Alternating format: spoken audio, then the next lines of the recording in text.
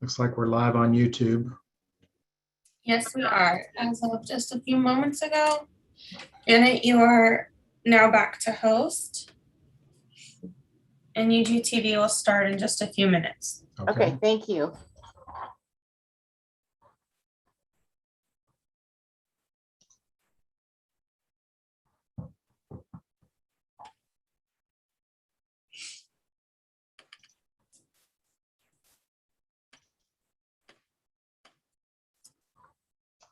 And you can go ahead and end for all this time, Janet. Okay, I will.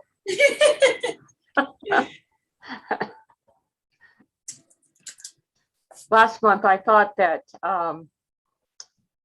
Mariah was still on here with us. So I sent her back as the host when the meeting was over with. Well, then I can't retrieve it once I've done that. And she had already gone home. So the meeting went on for 14 hours. Oh, wow. Which is like only 2 hours longer than they normally go. Yeah, that's what you feel like sometimes.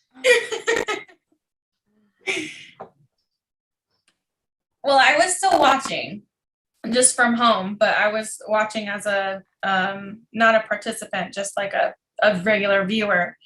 And so when Janet was like, Mariah, are you there? Hello. I was like, yes, I'm here, but you guys can't hear me. Well, I won't make that mistake tonight. I mean, it's fixable if you do, so not the worst mistake to be made.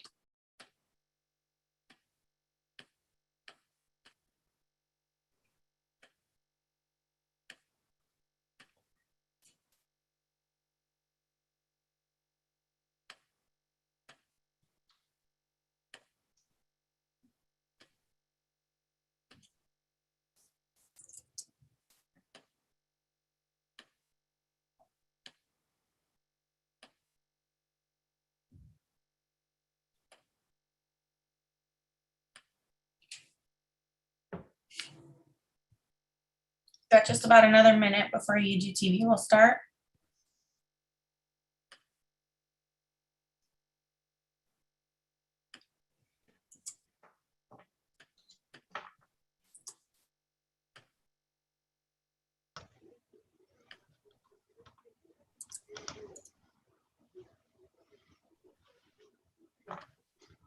I see Karen coming on. I see Mr. Ernst coming on.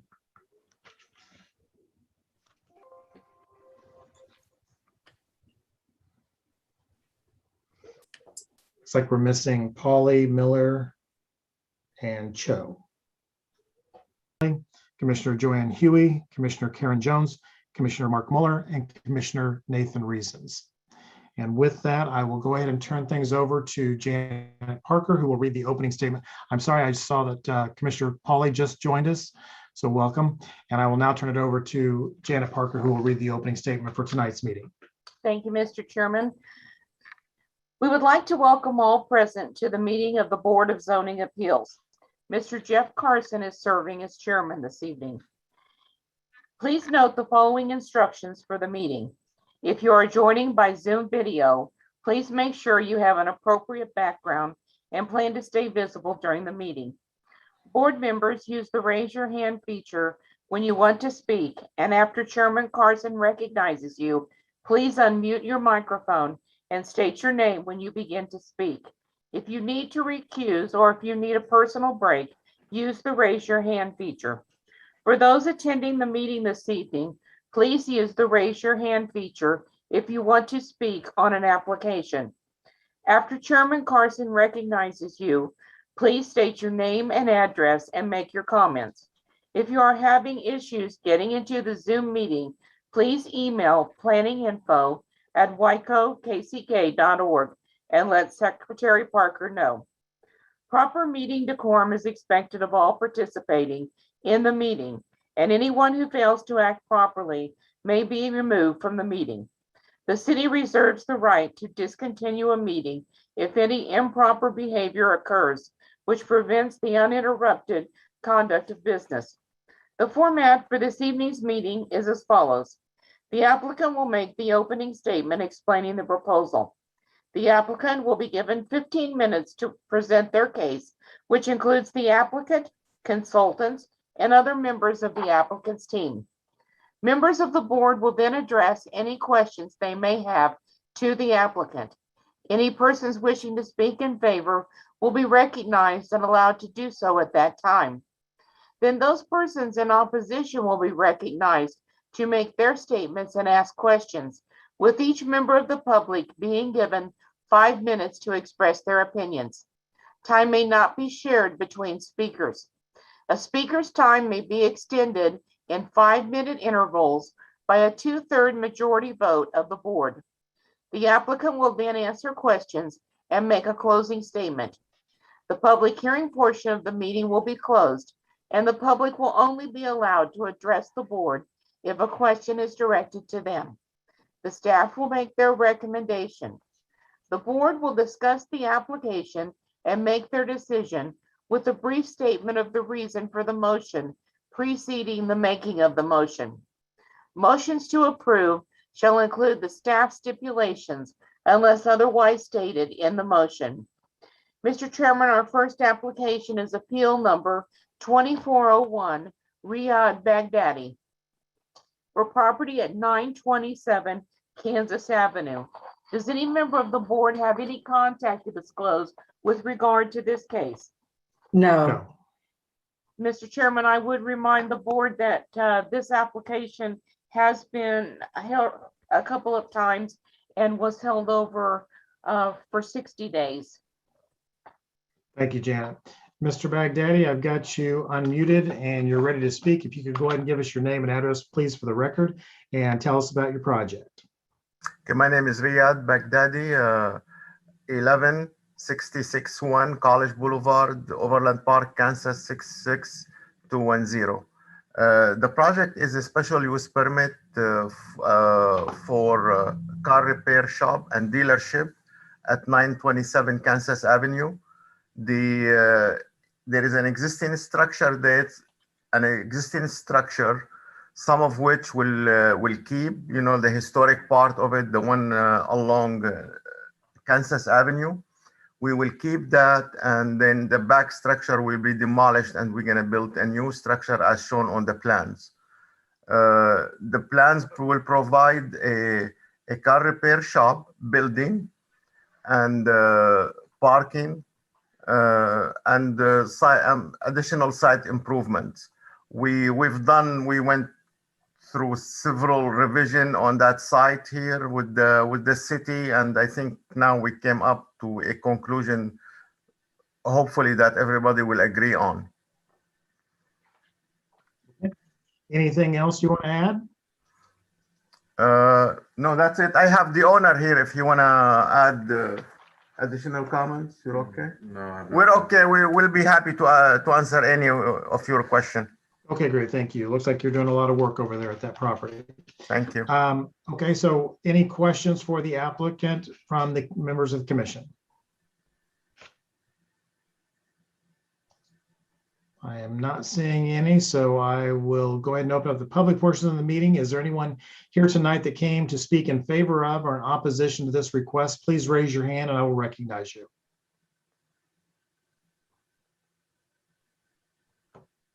And I'm not seeing anyone in the audience that wants to speak, so I'll go ahead and close the public portion of the meeting. We'll go to staff and get their comments. Director Hand. Thank you, Mr. Chair. This is Gunnar Hand, Director of Planning and Urban Design. Again, as the applicant mentioned, we've been working with them quite a bit. The last time that this carried over prior to the 60-day was a 30-day where we had met with the applicant directly after, I believe it was the January 2021 hearing to finalize the design. There was a bit of confusion on what the applicant submittal we should have reviewed as, and it was a good thing we got together because we did end up finding a couple other design solutions with them. So, and this plan reflects that.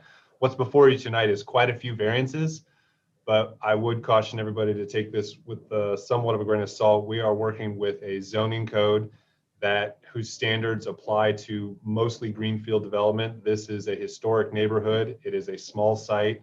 It is not asking for a change of zone. We are simply trying to fit all of the code standards as well as commercial design guidelines, as well as all the conditions, the standards applied to this type of use through our code And we believe that this plan reflects the intent of the code and the best way we could fit it into this site. Again, it's a very small site. It's 0.53 acres. So it's a tiny site and we're fitting a lot in there, but we were able to get everything I think we needed out of it. Specifically, I would point to a couple of things. Mr. Baghdadi mentioned that they're maintaining the existing building. There's an old kind of like 50s-ish structure, very similar to its neighbor just farther west on Kansas Avenue. And then what you see behind it and all of this is what's going to be added to it. So we worked through quite a few bit of the commercial design guidelines. We were happy that they maintained an existing facade, maintaining that existing street frontage along Kansas Avenue. We did add quite a few conditions of approval. There's a history of sort of overflow parking with these types of business in Armourdale and specifically on Kansas Avenue within Armourdale. So we had a lot of conditions about not all of the repairs have to occur inside the building.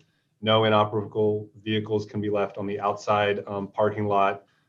We specifically note, although it's should go without saying, but they cannot use the public right of way to maneuver their vehicles around or park vehicles in a temporary nature as they move things around in and out of their facility. So we feel like we covered a lot of those requirements. But what's in front of you tonight as relates to this BOZA request, and we will hear SP 2020-97 at the Planning Commission later tonight. But specifically, we have a parking variance, a front, side, corner, and rear yard variance. So basically all four sides.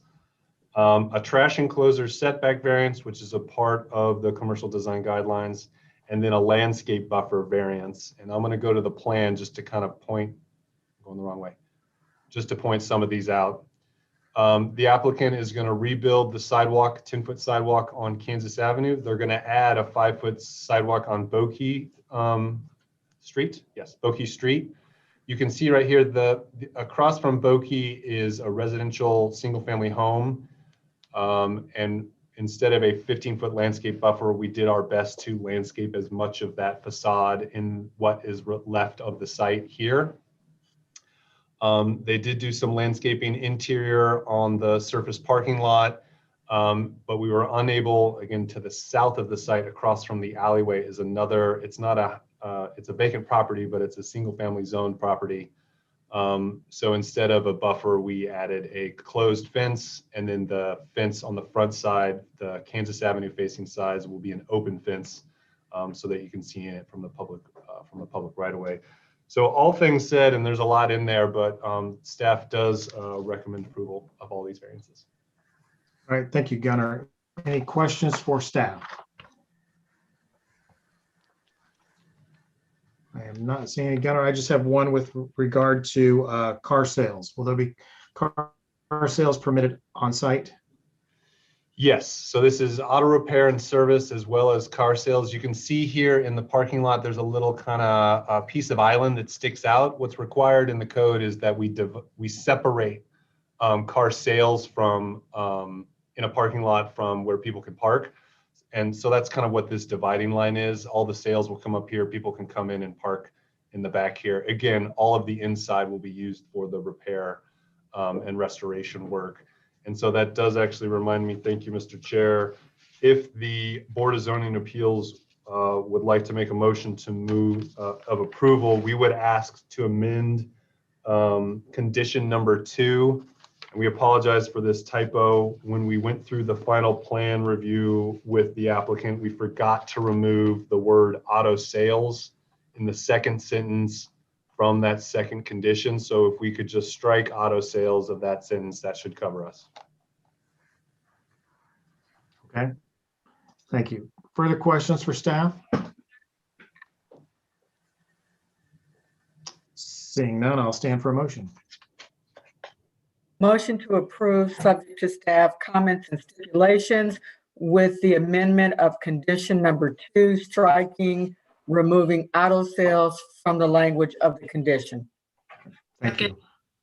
Motion to approve made by Commissioner Jones, seconded by Commissioner Huey. Any discussion? And I see, let's see, Commissioner Ernst. I just wanted to thank Gunnar and the applicant for going a long way to make this work at a location that would otherwise be sitting empty. It's what I'd like to see us do. And Gunnar has done a great job of. That was it. Very good. Thank you. Any Thank you. further? I would, if I may, all credits due to Sumi and his architect. They stuck with us through this whole thing, so much appreciative to them. Him and his family are local business owners and property owners. They're very invested in Armourdale. This is the kind of collaboration we hope with all of our applicants. So thank you to them. Thank you. Commissioner Connolly, did you have a comment? Okay, I'm guessing not. Okay. Any further discussion? Seeing none, roll call. Armstrong, Aye. Conley, We may have lost Commissioner Connolly. okay, It looks like he's locked up. Ernst, Aye. Yui, Aye. Jones, Aye. Miller. Oh, I'm sorry, Moeller, Aye. Pauly, Aye. Reasons. Aye. Mr. Chairman, that motion to approve this appeal, subject to the revised stipulations, passes 7 in favor and none opposed. Thank you. Mr. Baghdadi, we will see you at the City Planning Commission meeting here in just a little bit. Thank you. Mr. Chairman, our next item and also our last item on the Board of Zoning Appeals agenda is BOZA 2020-048, Alicia Ellingsworth with Casey Farm School at Gibbs Road for property at 4223 Gibbs Road. Does any member of the board have any contact to disclose with regard to this application? No. No. We Thank already you. approved everything Mhm. with the special use permit to. Get him muted there. Okay, Miss Ellingsworth, I've got you unmuted. If you would go ahead, please give us your name and address and tell us about your project. Okay, my name's Alicia Ellingsworth. I'm the co-founder and executive director at Casey Farm School at Gibbs Road. The address of the farm is 4223 Gibbs Road, Kansas City, Kansas, 66106. My home address is 5720 Lowell Street, Mission, Kansas. And the project, we are a 3.19 acre urban farm. We are into our 3rd year.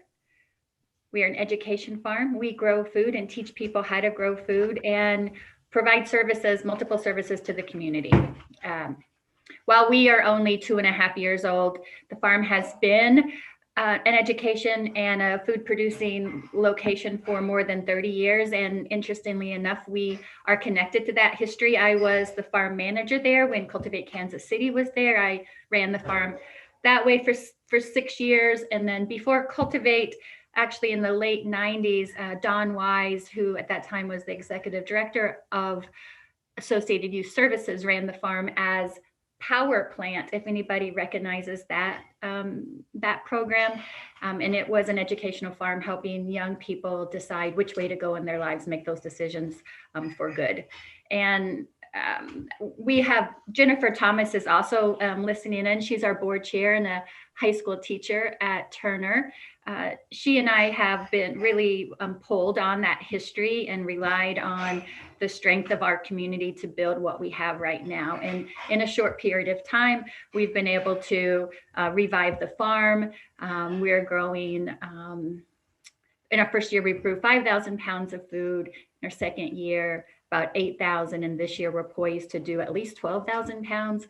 We have a small on-farm market on Wednesday evenings that accepts SNAP benefits, and we've just been approved to also use Double Up Food Bucks. So we will be providing food to a lot of people who have not a lot of financial means. In addition to SNAP and Double Up Food Bucks, the market and all of our programming, all of our educational programming is a pay what you please model, so that we really believe that we can offer everything that we do to people who have different means. Some people have a lot of money, some people have a lot of time, some people have talent. And so we like to normalize the idea of bringing many different talents and many different skills to one place and making something beautiful bloom. We provide education in many different ways to all different ages. So our mission being bringing the community of all ages, abilities, and ancestries on farm hands-on.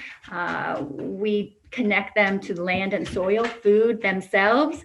We teach the little guys, 4 to 8 year olds, Saturday mornings in a program called Ag Explorers. We have summer camp for 9 to 14 year olds called Junior Growers. We are developing an ag apprenticeship program for that 15 to 18 year old range to help people make career choices that might involve agriculture, might involve growing food. And then a program that we're very proud of that we started last year in our first year, we had 85 people sign up for Let's Grow Wyandotte. It's a completely free program helping people in Wyandotte grow food in their backyards, in their front yards, in pots, on patios, climbing up fences. We knew we wanted to grow food and we knew we could do that. But what we were really surprised and beautifully excited about is the community that has been growing around these small backyard gardens, and the leaders that in the community that have risen up to recruit more neighbors.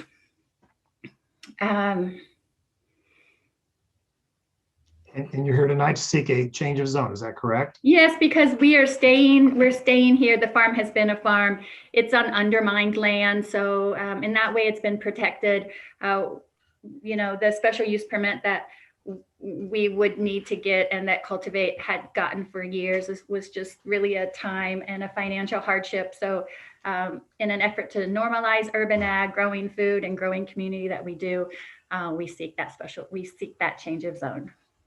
Ms. Thomas, did you want to speak tonight? Is there anything you wanted to add? Getting there. Can you hear me? Yes, we can. Hello. Alicia said everything I would say beautifully. I am the board chair and co-founder, teacher at Turner High School, and we would appreciate your attention to this matter and welcome any questions. Great, thank you. And thank you both for the good work you're doing. Any questions for the applicant? Commissioner Jones. I don't have a question, but I know she's the part of the petitioner, but I concur with what Ms. Thomas just said. I think that was a good presentation, and just want to say that I think your cause is noble and the mission is commendable, because if you feed the people, some other issues might go away. Thanks for what you Thank you. Well said, thank you. Other questions or comments for the applicant? Okay, I just have one, Ms. Ellingsworth. As far as relationship with your neighbors, everything going well with the neighboring property owners with regards to parking, people visiting, traffic, those kinds of things that we typically hear about when you have things like this going on? Yes, sir. We are friends with all of our neighbors. The neighbor to the south just stopped by over the weekend and asked for a tour of the land that we're purchasing just east of the farm. People to the north, I get phone calls whenever there's a strange light showing up after hours. So yeah, everyone is looking out for us.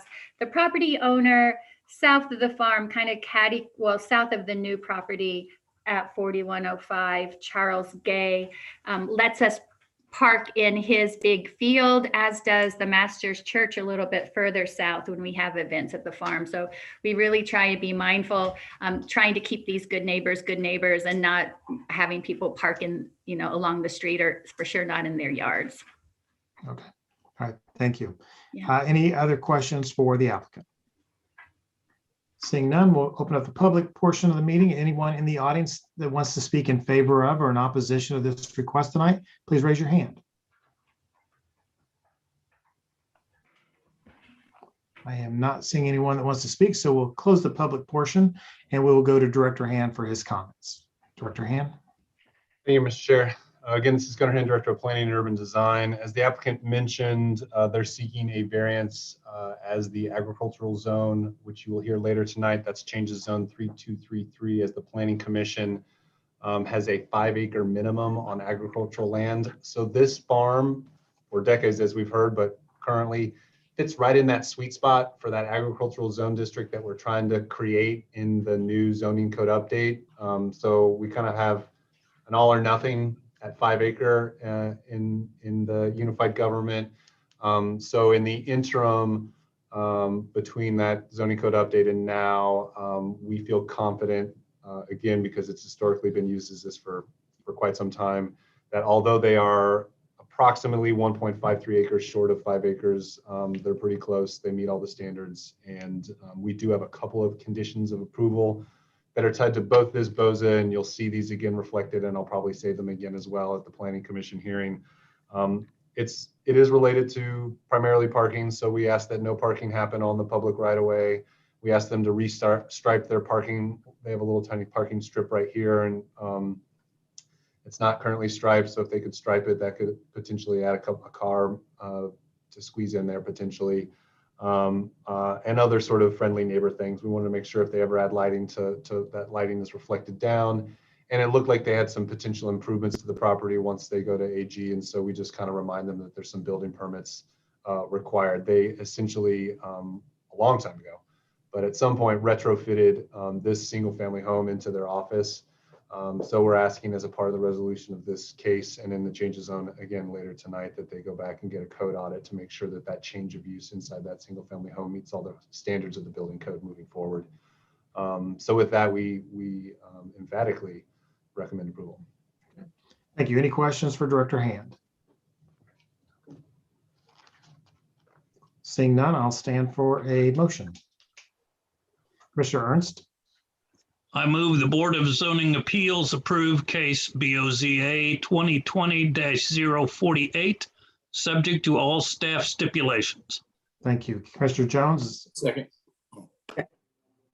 okay. Got a motion to approve made by Commissioner Ernst and a second by Commissioner Jones. Any discussion on motion for approval? Seeing none, roll call. Armstrong, Aye. Conley, Aye. Ernst, Aye. Yui, Aye. Jones, Aye. Moeller, Aye. Pauly, Aye. Reasons. Aye. Mr. Chairman, that motion to approve this appeal, subject to the staff's conditions, passes 8 in favor and none opposed. Great, thank you. Thank you both for being here. We will see you at the Planning Commission meeting here in just a few minutes. Okay, that concludes our agenda. Is that correct, Janet? That is correct, sir. Okay, we will take about a 5-minute break and we will convene the City Planning Commission meeting and we'll go from there. Thank you all. Members, before we take this break, would you all Mute. mute yourself, please? Yes. Thank you all.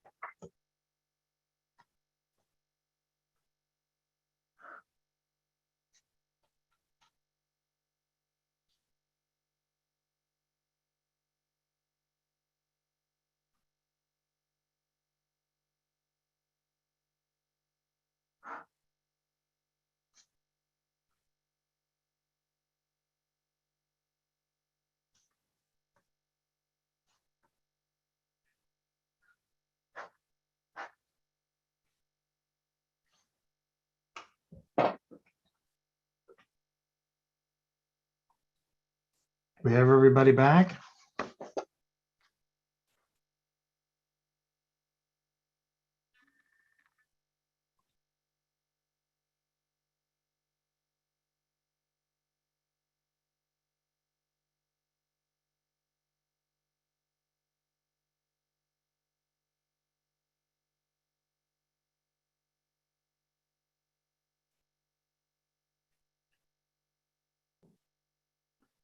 Commissioner Mueller and Commissioner Connolly, are you both with us?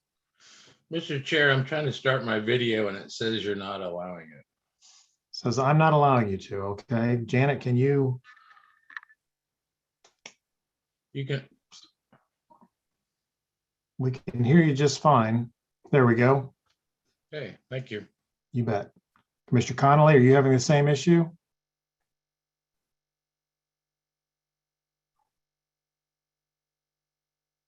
There we go. Janet, are we ready? Yes, I believe we're set to go, sir. All right, great. Thank you. I want to welcome you all to the City Planning Commission meeting tonight. My name is Jeff Carson. I'm the chairman of tonight's meeting. Also want to introduce Commissioner Karen Jones, who's serving as vice chair. A couple of introductions before we start this evening. Gunnar Hand is with us. He's the director of Land Use and Urban Planning. Janet Parker, who you will be hearing a lot of tonight, is the executive assistant to the Department of Land Use and Urban Planning. And we also have Byron Toy here, a member of the planning staff as well. Martin Tangira also joins us with the Unified Government Engineering staff. And I'm sorry, Martin, for not introducing you at the Board of Zoning Appeals, but you were here for that meeting as well, and I apologize for missing your introduction. We also have Patrick Waters with the Unified Government Legal Counsel, and the following planning and zoning commissioners are present tonight: Commissioner James Ernst, Commissioner James Connolly, Commissioner Susanna Pauly, Commissioner Nathan Reasons, Commissioner Joanne Huey, Commissioner Mark Mueller, and Commissioner Brandy Armstrong. I think I've got everybody. And with that, I'm going to go ahead and turn the meeting back over to Executive Assistant Parker, who will read the opening statement for tonight's meeting. Thank you, Mr. Chairman. We would like to welcome those participating to the meeting of the City Planning Commission. Due to the COVID-19, the members are participating remotely by Zoom webinar. Mr. Jeff Carson is serving as chairman this evening. Please note the following instructions for the meeting. If you are joining by Zoom video, please make sure you have an appropriate background and plan to stay visible during the meeting. Planning Commission members, please use the raise your hand feature to speak. After Chairman Carson recognizes you, unmute your microphone and please state your name when you begin to speak. If you need to recuse or if you need a personal break, use the raise your hand feature. For those in attendance, use the raise your hand feature when you want to speak on an issue. The chairman will recognize you when it is your time to speak. Unmute your microphone and state your name and address before giving your comments. If you have called in by telephone only, if you are having trouble logging into the Zoom meeting, please email planninginfo@wicokck.org, as Secretary Parker is monitoring that email. Proper meeting decorum is expected of all participating in the meeting, and anyone who fails to act properly may be removed from the meeting. The city reserves the right to discontinue a meeting if any improper behavior occurs, which prevents the uninterrupted conduct of business. The Planning Commission is a voluntary body of citizens which will review each zoning proposal. For all change of zones, special use permits, vacations, and preliminary plan reviews on tonight's agenda, the Planning Commission makes recommendations to the Unified Government Board of Commissioners, who will then make the final decisions on Thursday, April 29, 2021. For final plats and final plan reviews heard tonight, the Planning Commission's decision is final, and there will not be another hearing. The format for this meeting is as follows. The applicant will make the opening statement explaining the proposal. Please note that the applicant will be given 15 minutes to present their case. The 15 minutes includes the applicant, consultants, and other members of the applicant's team. Members of the Planning Commission will then address any questions they may have to the applicant. Any persons wishing to speak in favor will be called upon and allowed to do so at that time. Then those persons in opposition will be called upon and allowed to make their statements and ask questions. Please note that each member of the public who wishes to speak will be given 5 minutes to express their opinions. Time may not be shared between speakers. A speaker may request to extend their time, and the Planning Commission may, by 2/3 majority vote, extend any speaker's time in 5-minute increments. The applicant will then answer questions and make a closing statement. The public hearing portion of the meeting will be closed, and the public will only be allowed to address the commission if a question is directed to them by Chairman Carson. The Planning Commission will discuss the application and make their recommendation. If persons in opposition want to formally protest a change of zone or special use permit, a means is available by a legal protest petition, which can be obtained along with the necessary instructions by emailing the Urban Planning and Land Use Department at planninginfo@wicokck.org tomorrow morning.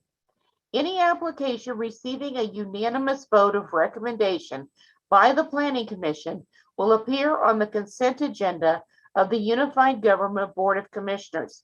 Unless there is a request to remove an item from the consent agenda by the applicant, a member of the Unified Government Commission, or other interested parties, the Planning Commission's recommendation will be adopted.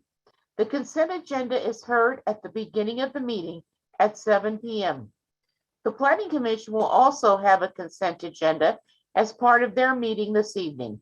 The consent agenda is the first part of the agenda, and items on the consent agenda are final plats, final plans, or special use permit renewals that have received a staff recommendation to approve.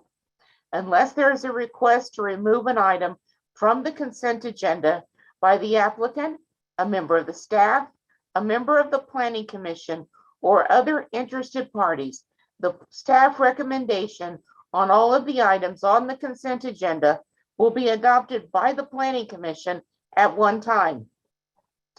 I will read a list of agenda items on the consent agenda, and when I have completed the list, the chairman will ask if there are any requests to remove items. This is your time to use the raise your hand feature, be recognized, and request that an item be removed from the consent agenda if you do not agree with the staff recommendation. The Planning Commission is required to disclose contacts about any item on the Planning Commission agenda. Before each item, I will ask if any contacts have been made, and members of the commission will be asked to disclose those contacts. Please note that your opinions will be forwarded to the governing body for their consideration in making a final decision. In addition, those who receive notices for this hearing will again receive them for the hearing on Thursday, April 29, 2021. I will now read the items on the consent agenda. Consideration of the March 8, 2021 and March 15, 2021 City Planning Commission minutes. Special use permit application SP 2021-012, Michael and Andrea Gigas.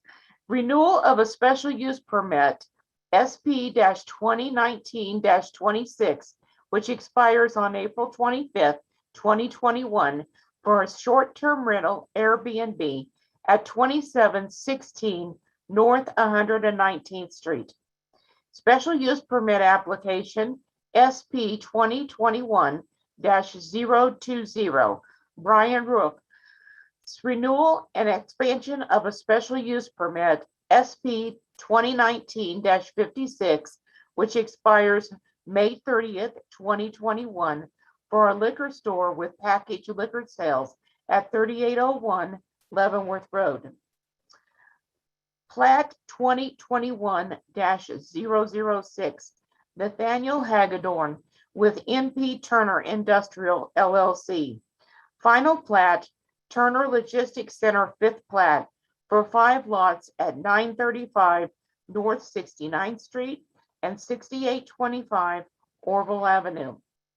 Plan review application PR 2021-008, Nathaniel Hagedorn with MP Turner Industrial LLC. Final plan review for Turner Logistics Building 4 at 935 North 69th Street and 6825 Orville Avenue. Plan review application PR 2021-006, Ben Stevens with Copart of Kansas. Final plan review to remove the stipulation from the previous approval that they could not utilize transport trucks at 8410 Gibbs Road. The items I have just read are on the consent agenda. At this time, does any member of the commission wish to disclose any contact on any of the items? No. No. Thank you. Please include the following items as part of the record for all of the items on the consent agenda: the city's currently adopted zoning and subdivision regulations, the official zoning map for the area in question, the city's currently adopted master plan for the area in question, the staff report and attachments dated April 12, 2021, the application and other documents, plans, pictures, and maps submitted by the applicant in furtherance of the case and contained in the official file, the publications in the Echo for the special use permits, and the notices to property owners. The commission will vote to approve in one vote these items unless someone requests that an item be removed from the consent agenda. Thank you, Janet. Anyone from the commission want to remove anything from the consent agenda? And I see Commissioner Connolly's hand up. Yeah. PR 2021-06. And you want that pulled? Yes. Okay. Plat 2021-006, Janet. Anything else? That's it. Okay. Anyone else on the commission want anything pulled? Okay. Is there anyone in the audience that would like to have anything removed from the consent agenda before we approve it? Please raise your hand. Okay. Seeing none, we'll go back to the commission. I will stand for a motion on the remaining items on the consent agenda.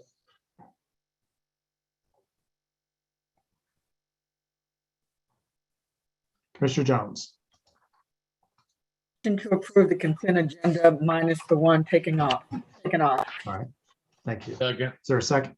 There's a Second. second by motion to approve by Commissioner Jones, seconded by Commissioner Mueller. Any discussion on the remaining items on the consent agenda? Seeing none, roll call, please. Armstrong, Aye. Conley, Got you muted, Commissioner Conley. Aye. Thank you. Ernst, Aye. Huey, Aye. Jones, Aye. Moeller, Aye. Pauly, Aye. Reasons. Aye. Mr. Chairman, that motion to approve the remaining items on the consent agenda, subject to the conditions in the staff report, passes 8 in favor and none opposed. Thank you. That will now take us back to the one item that was removed from the consent agenda. Real quick, Janet, I just want to make an announcement for those of you that are in the audience. If your case what appeared on the consent agenda and was not pulled off, you don't need to remain on the call other than if you want to. But if your case was on the consent agenda and it was approved, you're free to go this evening. Thank you. That takes us to the one item that was removed from the consent agenda, which is PR 2021-006, Ben Stevens with Copart of Kansas. Final plan review to remove the stipulation from the previous approval that they could not utilize transport trucks at 8410 Gibbs Road. I'm sorry. I think when I called that case, when I was repeating it back from Commissioner Connolly, I think I did report it wrong. So I hope that the minutes reflect the correct one. So Mr. Stevens, are you in the audience?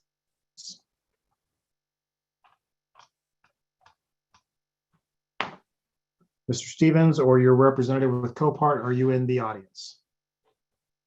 Need you to raise your hand, please.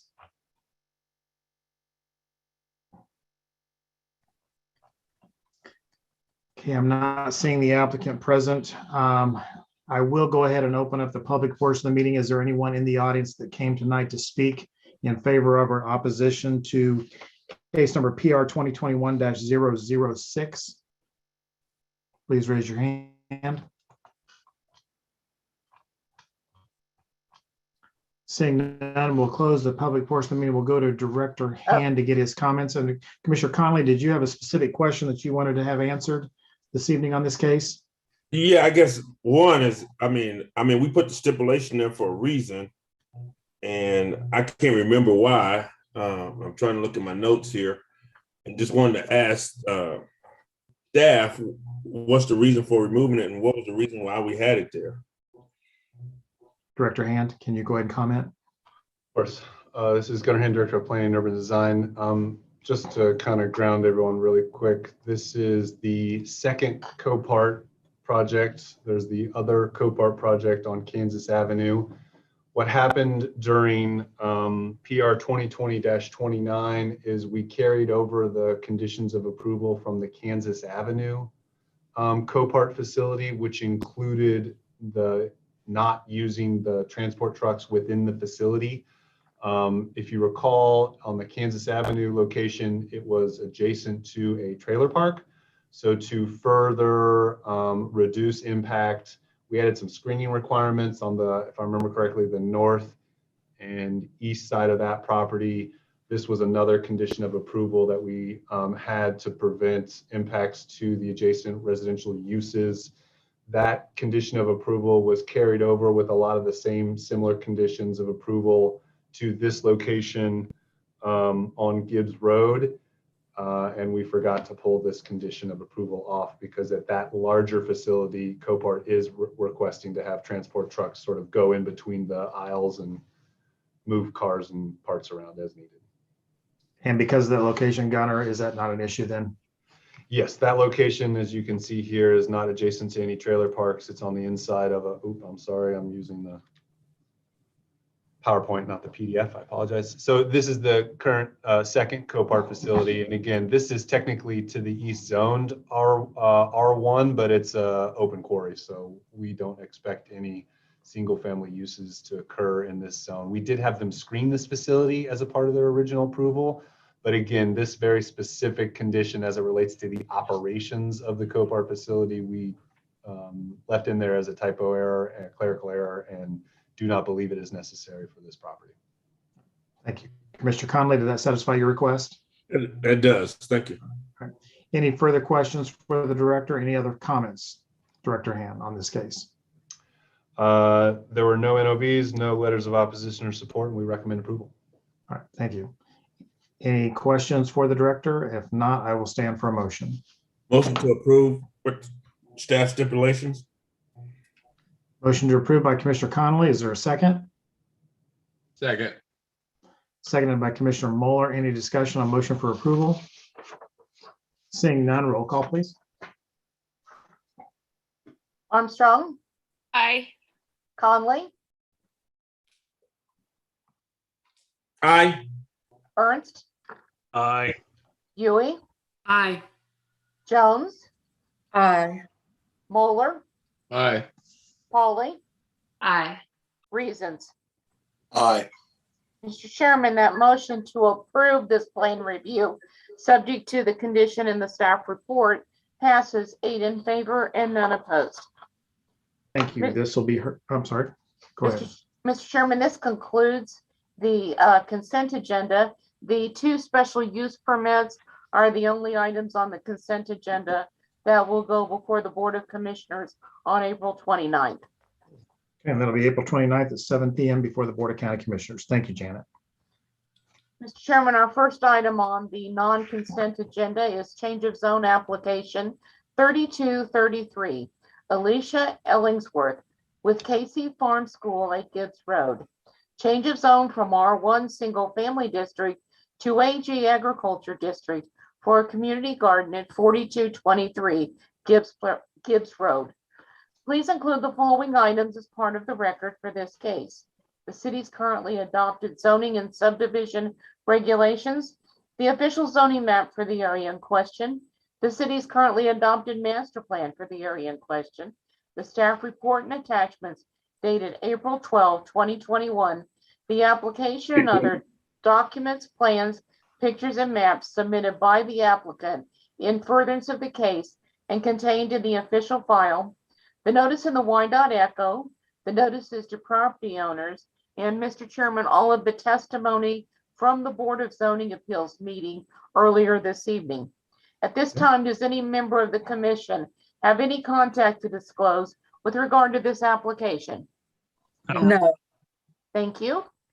Thank you. Ms. Ellingsworth, I've got you queued up to speak along with Ms. Thomas. If you would please just go ahead and give us your name and address, please, for the record, Ms. Ellingsworth. And if you want to go ahead and give maybe a briefer synopsis, if that's a word, of your project, we'll see if we have any questions.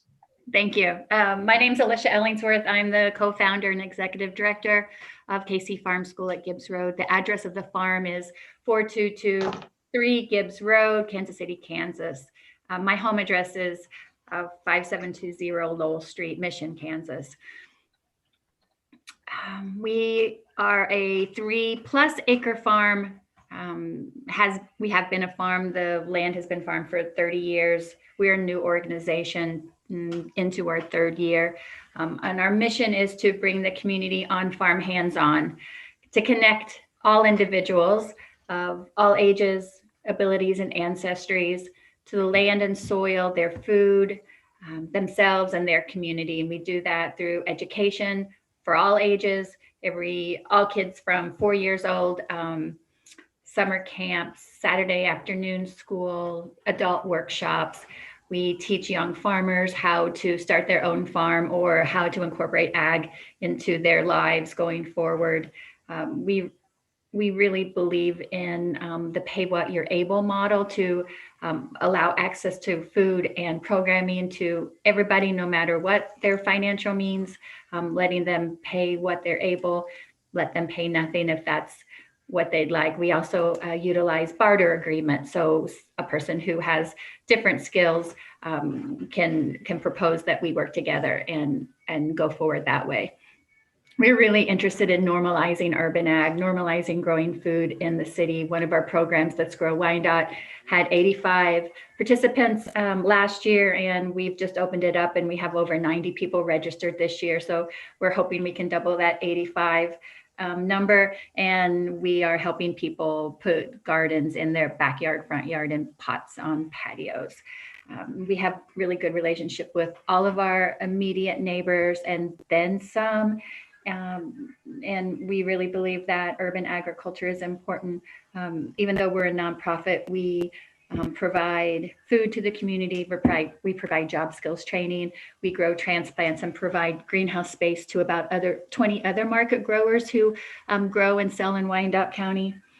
And we are here to stay. We're purchasing the 11 acres just east of this property. We intend to have that be community space as well. I need to say thank you to Ms. Parker for all the delays and her accommodating me being slow getting the information to her. So thank you. Thank you. And you're here tonight to seek a change of zone. Is that correct? Yes, sir. Okay, great. Ms. Thomas, did you want to add anything? Unfortunately, Ms. Ellingsworth kind of makes your job pretty easy with her detailed explanations, but I wanted to give you a moment to say something if you'd like. Alicia does make my job easy.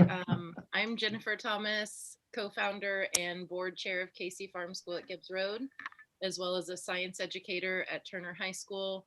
I live in the community just a couple blocks to the east of the farm, and I've been watching that land for years, and I love the way it's grown. And so we appreciate any questions that you have about our project and our request to change zoning. All right, great. Thank you very much. Any questions for the applicants? Seeing none, is there anyone in the audience that would like to speak in favor of or in opposition to this request tonight? Please raise your hand and I'll recognize you. I'm seeing none, so we'll close the public portion of the meeting. We'll go to Director Ham for his comment. Thank you, Mr. Chair. This is Gunnar Hand, Director of Planning and Urban Design. Again, this case was associated with BOZA case 2020-048, which was approved earlier this evening. Again, that was for allowing a change of zone less than the required minimum acreage of 5 acres. It's about approximately 1.5 acres below that. Again, that BOZA case was approved. I mentioned some of the conditions of approval earlier tonight, but just as a recap and maybe add on to a couple of those specific to this change of zone and this site plan that you see before you right now. We did ask the applicants to stripe the parking. You can kind of see it here. There's a place to pull off and park right here on the property. We'd ask, it looks like they may think about extending that in the future. We'd ask that those be striped to help maintain parking and make sure that they're good neighbors. Like the BOZA case, we also asked that the excuse me, that the no parking happen on within the public right-of-ways, either on 42nd or Gibbs Road or other residential streets in the approximate vicinity. We did note that if there is future signage, they do have to go through the sign permit process, and specifically. We are hoping that when the zoning code update occurs, we can work with the applicant as we believe the 1-for-1 from what it will be, if approved tonight, AG to the 1-for-1 AG in the new zoning code might not be an exact match. So we might work with them to as I mentioned earlier, to rezone. We're going to work with them specifically, I should say, when the updated zoning code happens, to pick the right zoning code for their specific use and what they want to do. Again, it's not commercial farming, it's something a little different that we're creating a new zoning code for. So we've talked through that with the applicant. We're happy to do that when the zoning code is ready for updating. Again, no NOVs, no letters of support, nor opposition, so we recommend approval. Thank you. Any questions for Director Hand? Commissioner Jones. Okay, so Director Hand, just for clarification, I know this covers 2 properties, 4223 and 4225, but on our report, it has 4225 in one place and 4223. So just want a clarification that the change of zone is covering both of those addresses. That is correct. Okay, thank you. I'm sorry, for my records, can you clarify which address is correct? Is it 4225? Or are they both? It's both. It's one of those parcels that has 2 addresses. 2 addresses. All right, thank you. Any further questions for the director? Commissioner Jones? Chairman Carson, I was just going to clarify. The reason I asked the question is because in some places it's shown in our reports as 4223 and 4225. And then in some places it's shown separately. That's why I asked the question. No, I appreciate the clarification for my own records as well. Thank you. Gotcha. I will now stand for a motion. Commissioner Ernst. You're muted, Commissioner Ernst.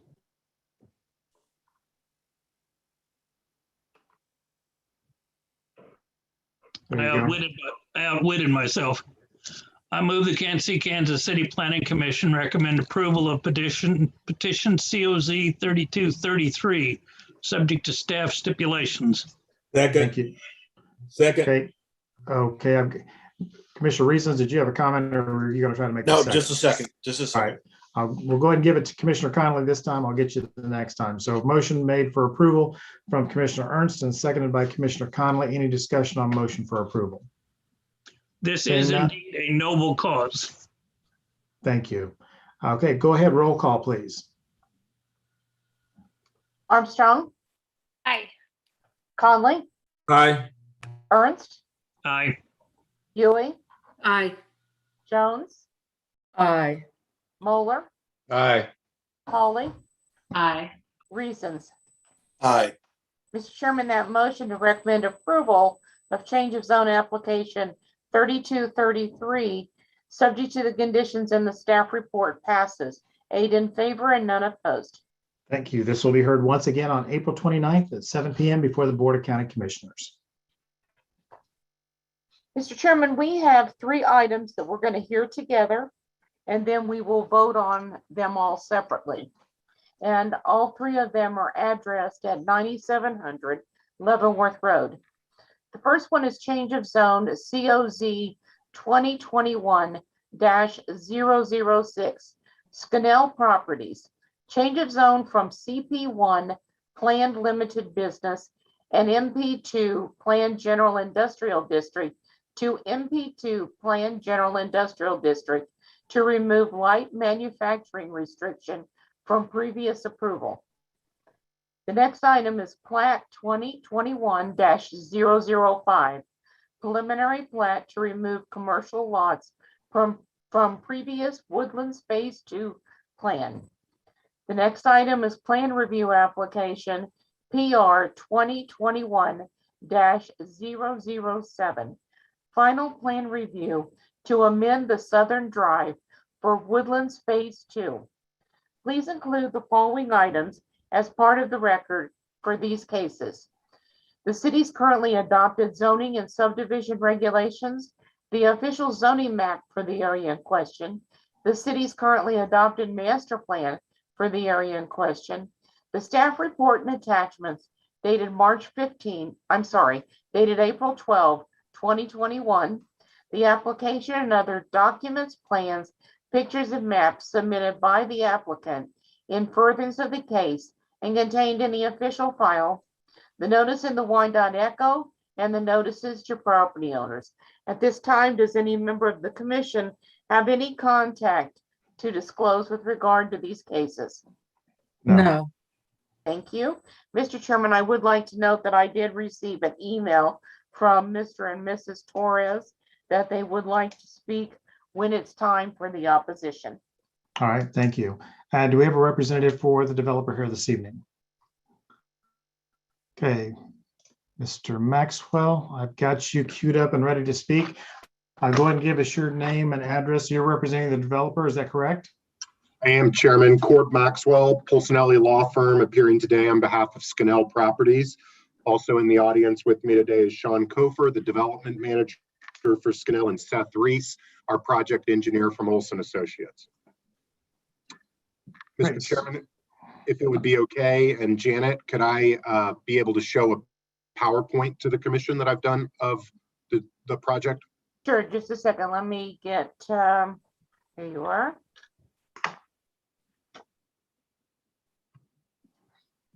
Okay.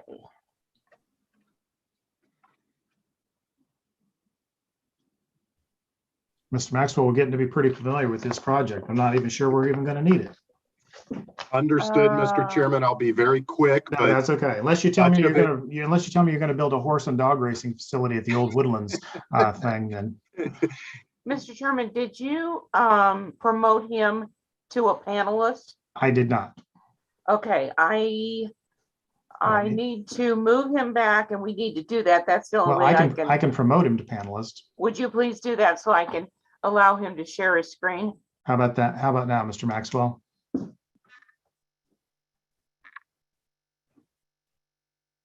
There we go. Thank you, sir. Okay, Corb, you should be fine now. Awesome.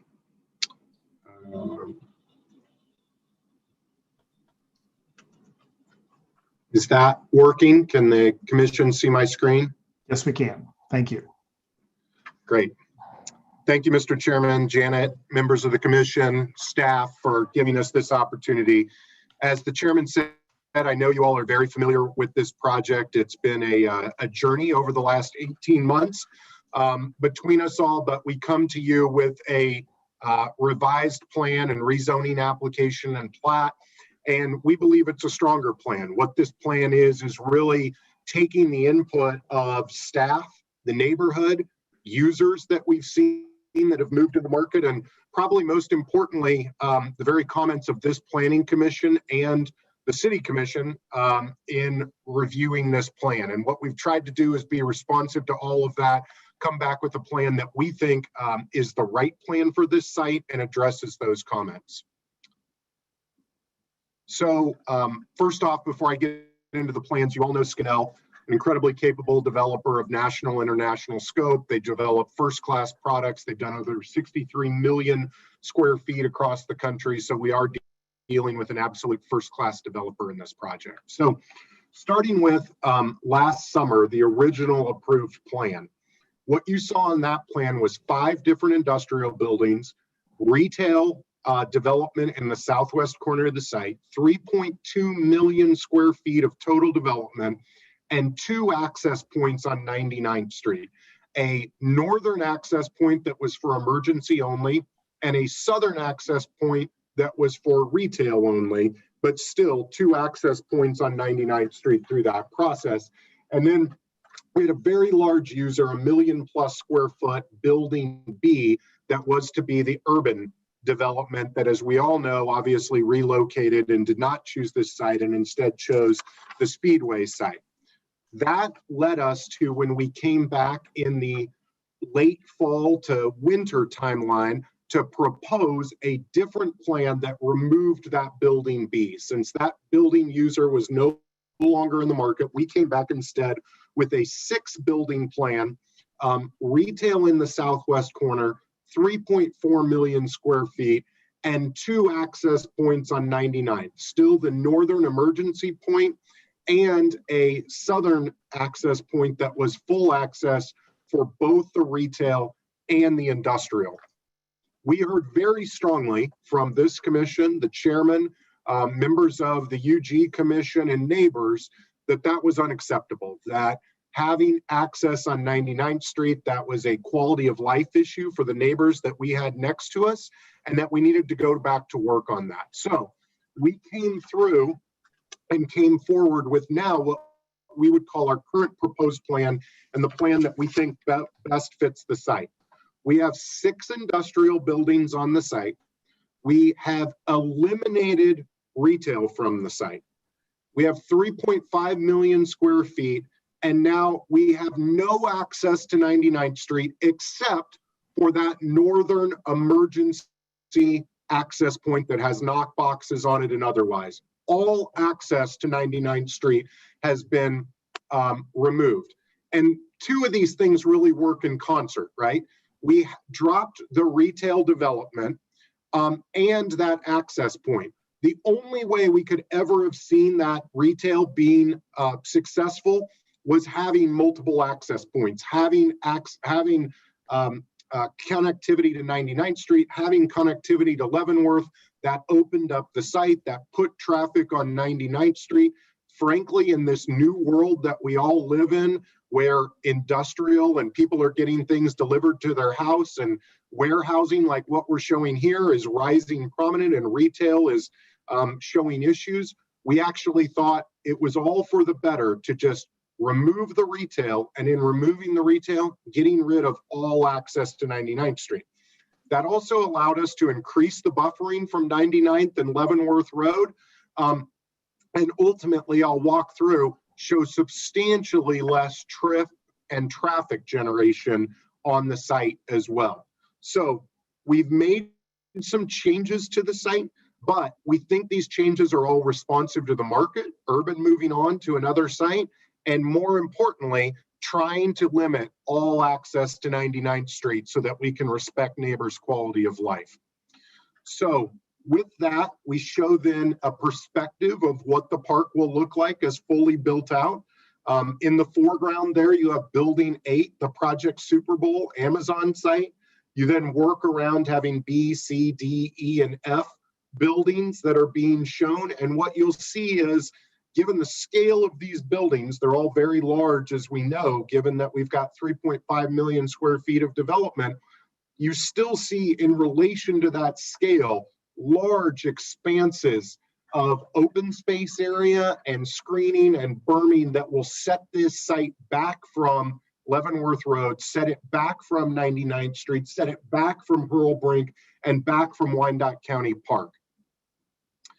We've tried to go into that with a little more detail, and Mr. Chairman and members of the commission, this may be hard to see. It is in your back of your staff report, and we've shared this all with staff, but these are various site sections we've taken, working around the site. The first one, looking at a site section from 99th Street or the sidewalk on our site.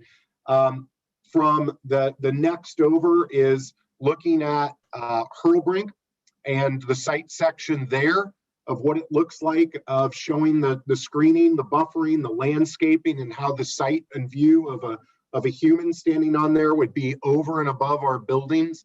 The middle piece is looking at Leavenworth Road and looking from through a cut site through that, showing the vast amount of distance we have from Leavenworth all the way over to the building, but also then showing the landscaping, the berming that hides that sight line. And lastly, showing from 91st Street what the view is through that. Again, vast expanse, quite a bit of distance, but then also showing the landscaping and berming that hides the building as well. Traffic has come up multiple times in this site. Our May 20th approved site had over 8,850 trips. Our August, September plan, that fall winter plan, went up to 9,222. This site and this plan has actually dropped the traffic. Even though we've added some warehousing square feet, we've removed that retail and we've removed those access points onto 99th, and we've substantially decreased the amount of daily trips that would happen at this site. Of course, all of these plans and those traffic studies, those will be updated as mandated in the stipulations as we bring in final plans. So as we know users that will move through the site and that will come to the site, we'll update that traffic and be able to present that to staff. Conditions of approval. Importantly, we've also been working collectively with staff and this commission and the UG Commission on our conditions of approval. Importantly, all of us have said that we do not want heavy manufacturing on this site. We do not want this to be Fairfax, right? We want this instead to be MP1. We want it to be light industrial uses. And that's what we've agreed to with this commission as well. We've zoned it MP2. That is for the height. We have to have that MP2 zoning for height, but we're willing to back off that and work with all towards light industrial classifications so that we're not having heavy industrial uses that mess with folks' quality of life. We'll update the traffic impact analysis with each phase. Again, no truck traffic and no direct access to 99th Street. We've had questions and comments about lighting, and we've tried to be very respectful of that, worked with Byron and Gunner to take even beyond your code, the best we can do to make sure that there's no reflection in the lighting. Construction, we understand, needs to be during daytime hours only. I think some stipulations have been added and we've agreed to that. We've told our contractors that fact, but we've heard that from neighbors, and we're willing to work with all to make sure that the construction schedule stays within daytime hours, and also that we make sure that we don't leave behind dust, dirt, trash, noise, glare. All of that will be minimized as we understand single-family residential is in and about the area. Moving from the full site where I showed some perspectives, we just then move to specific perspectives on certain buildings out there. Each one of them you'll see as a consistent theme, and most importantly, you'll see this is Class A industrial and warehouse buildings. These are not no smokestacks, not visible odor creating or nuisance creating uses. These are Class A, brand new industrial buildings of the highest form and order that we've seen rise in Wyandotte County over the last several years and rise so effectively. Building B showing one of our buildings in the back, Building D moving into about the middle of the park. And then this is Building F. This is the new building that we put that's on the far south of the site, that's closest to Leavenworth Road, but substantially still set back from Leavenworth Road. And what you'll also see is that large sidewalk that we're building through this process, and then the berming, the landscaping, the native grasses and trees that will go in to further obscure the view of drivers driving on Leavenworth and pedestrians walking on our trails. With that, Mr. Chairman, we would stand for any questions of the commission, of staff, of the neighbors. We would ask for the chance to be able to respond to anything that would come up in public comment, but we're very excited about this site. We like the approved plan we have for this site, but we feel very strongly that this plan we're bringing forward has taken in the community commentary, the planning commission's commentary, and the UG Commission's commentary to make an improved site for all of Wyandotte County and the neighbors around us. With that, I'd stand for any questions. Thank you, sir. Thank you, Mr. Maxwell, and I appreciate you taking those concerns to heart and coming back with a plan that does its best to meet those challenges and objectives. So I'll go ahead and open it up to the commission for questions. Any questions for the developer at this time? Okay, I'm not seeing any. The only one I will have for you, Mr. Maxwell, is on the berming that will now take place where the planned retail was. I know on the very first initial plan, we actually saw a video rendering of what we would see when we were driving down 99th Street because of the angles and things like that. So we could see maybe the tops of the buildings, but we really couldn't see them from a direct sight line because of the way the berms were set up. Is that going to be something that's similar along Leavenworth Road where the retail component is? Because I know now you'll be berming that area as well. Is that correct? Yes, Mr. And Chairman. I appreciate the fancy graphs, but I'm one of these. Some of you you're gonna have to explain it to me. Yeah, understood, Mr. Chairman. Yes, I believe that is the case. If anything, actually, I think we're further set back from Leavenworth Road. Now, when we had the retail previously, we were right up on Leavenworth Road. Now that it's building F and that retail has been removed, we're actually further set back from Leavenworth Road. The berming has been increased, and I believe it will actually make our sight line even more improved, meaning that it will be further obscured from view of those that will be driving on Leavenworth Road. This one that I don't know if my cursor shows up on the screen, but it's alignment 6 there, also shows what that perspective would look like. And I understand, Mr. Chairman, as you said, that fancy graph, it is a little bit hard to see in this perspective, but what it's trying to show is that for that person or that car that is on Leavenworth Road, we then have berming, we have expanses that go through, we have landscaping through the site, and then we have the buildings in back. It's not perfectly responsive to your question, but it's helpful to show in an engineering perspective that you will still be getting the benefit of your bargain that you saw in those earlier videos. If anything, it should be improved as we've now removed that retail out of the site. Thank you. Any other questions for the applicant before I open up the public portion of the meeting?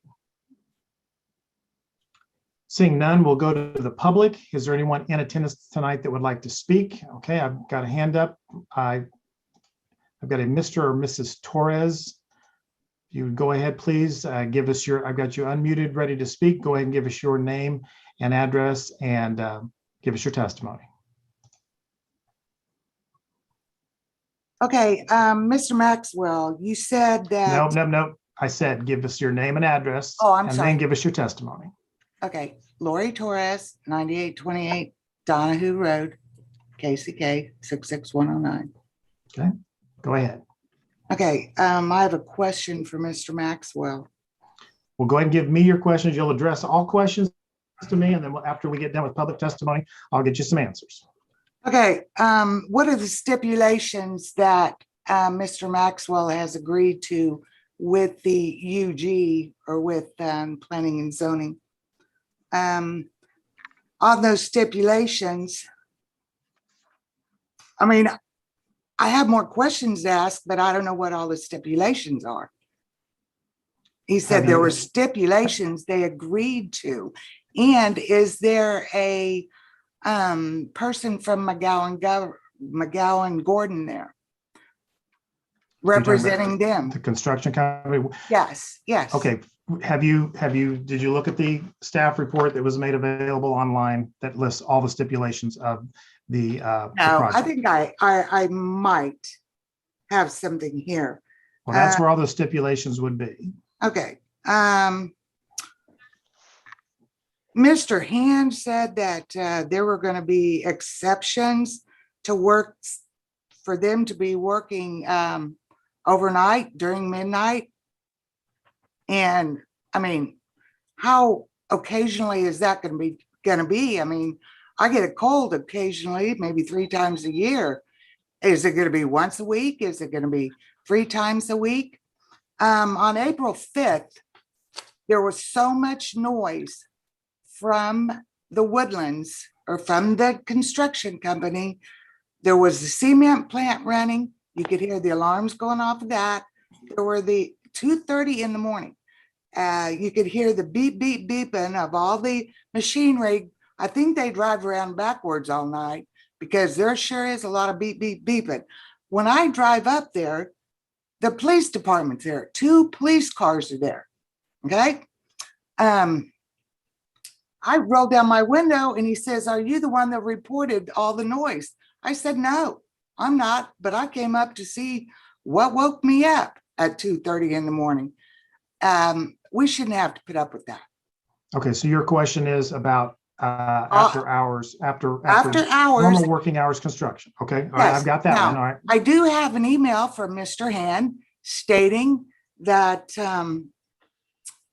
they were going to have no, or typically they only allow night construction on roadway projects. This isn't a roadway project. This is not.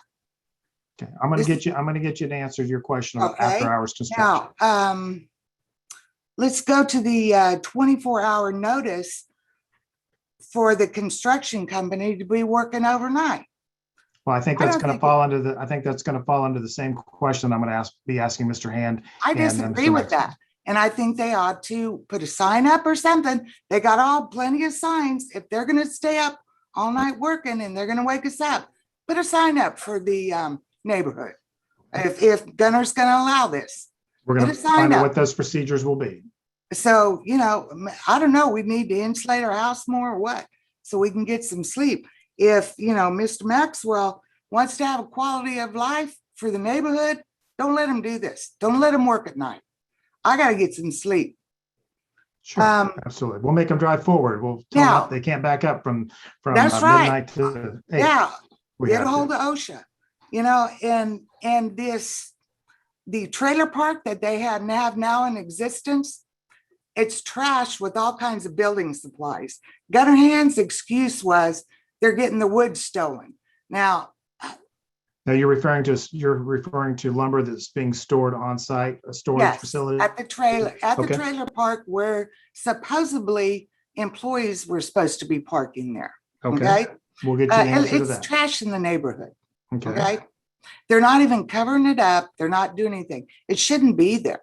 okay, It shouldn't be there. As Gunner Hand said, it's parking for the employees. we're gonna find out about material storage. The batch plant's not hidden by a berm. It's not hidden. There's a street and you can see the batch plant from the street. Okay, It's help not me out hidden with by that. a berm. Help me out with that, Ms. Torres. What is a batch plant? It's a cement plant. Okay, It's Sorry. a portable, big, huge cement plant. okay, That also runs at night, that has alarms on it, that goes off besides the cement, it's the cement maker.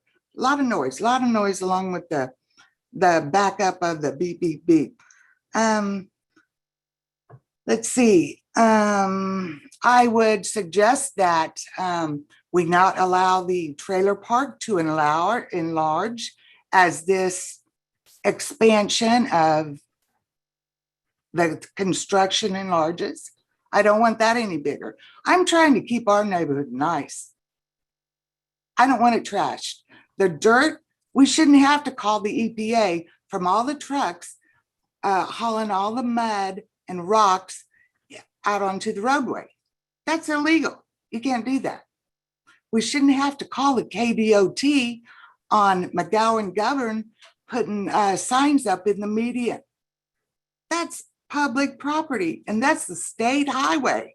I shouldn't have to call the EPA, the KDOT. I don't know who called the police. And Mr. Gunner Hand's response to the police being called was that's what's protocol. That's protocol. If there's noise, it's protocol to call the police. You know what? There is no control over this construction company. They're doing what they want, when they want, however they want.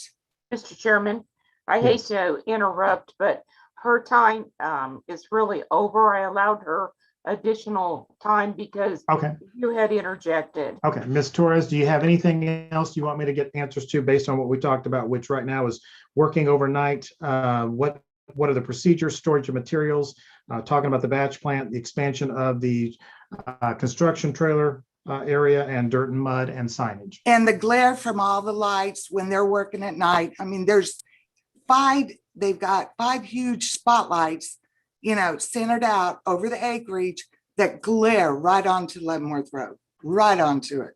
Okay, but you live on Donahue, is that correct? Right. But when you got to drive up Leavenworth Road, and I feel sorry for the people that live on the south side of Leavenworth Road. Okay. It I just doesn't wanna matter. It's clarify still though, but you live on shining Donahue, so those lights lights. aren't impeding what? on you though, right? Do what? Those lights aren't impeding on you though, living on Not Donahue. when is that I'm correct? asleep. No, Okay. not at my house. But are you supposed to have lights glaring onto the roadway? No. No. And they're not supposed to. We'll talk about lighting when we get to that. But is there anything else? Because I do have to cut you off because you have exceeded your time. No, it's just they shouldn't be working at night. Okay. No. That's the big one, and we're going to get you some answers to that. So I appreciate your testimony. Thank you. Mr. Greg Kendall. Can you hear me? Yes, I can. Commissioner Carson, commissioners and staff, thank you for giving me just a couple minutes. My name is Greg Kendall. I'm president of the Wyandotte Economic Development Council, 727 Minnesota Avenue, Kansas City, Kansas, and a resident of Kansas City, Kansas. I appreciate the time that's been spent by the client and the UG planning staff, administration. Frankly, a lot of folks have spent many hours over the last several weeks going over the various iterations that we've been reviewing. I think it's definitely been an evolution of a project. I don't know that I've seen a site of this size go through the evolution that it has. Part of that's been driven by the clientele that was looking originally at the site, driven, as Corb Maxwell noted, Urban was looking at that location, which was a much taller building, as you all may recall.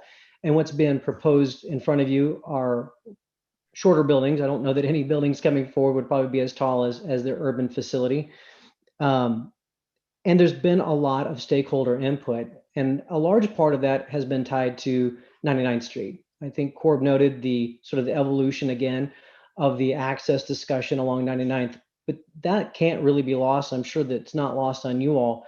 The iterations and the discussion around access to cars, employees only, no employees, emergency access onto 99th Street.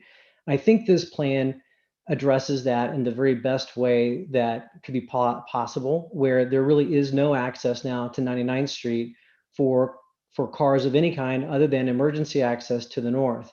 And I think this has been a large part of conversations with the client to help them understand the challenges and the issues with the neighborhood.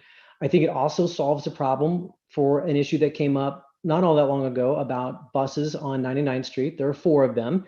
So we did go back and do some additional due diligence. And I think we all agreed, client included, that nobody wants to create a situation in which there's additional safety hazards or concerns where it's not necessary.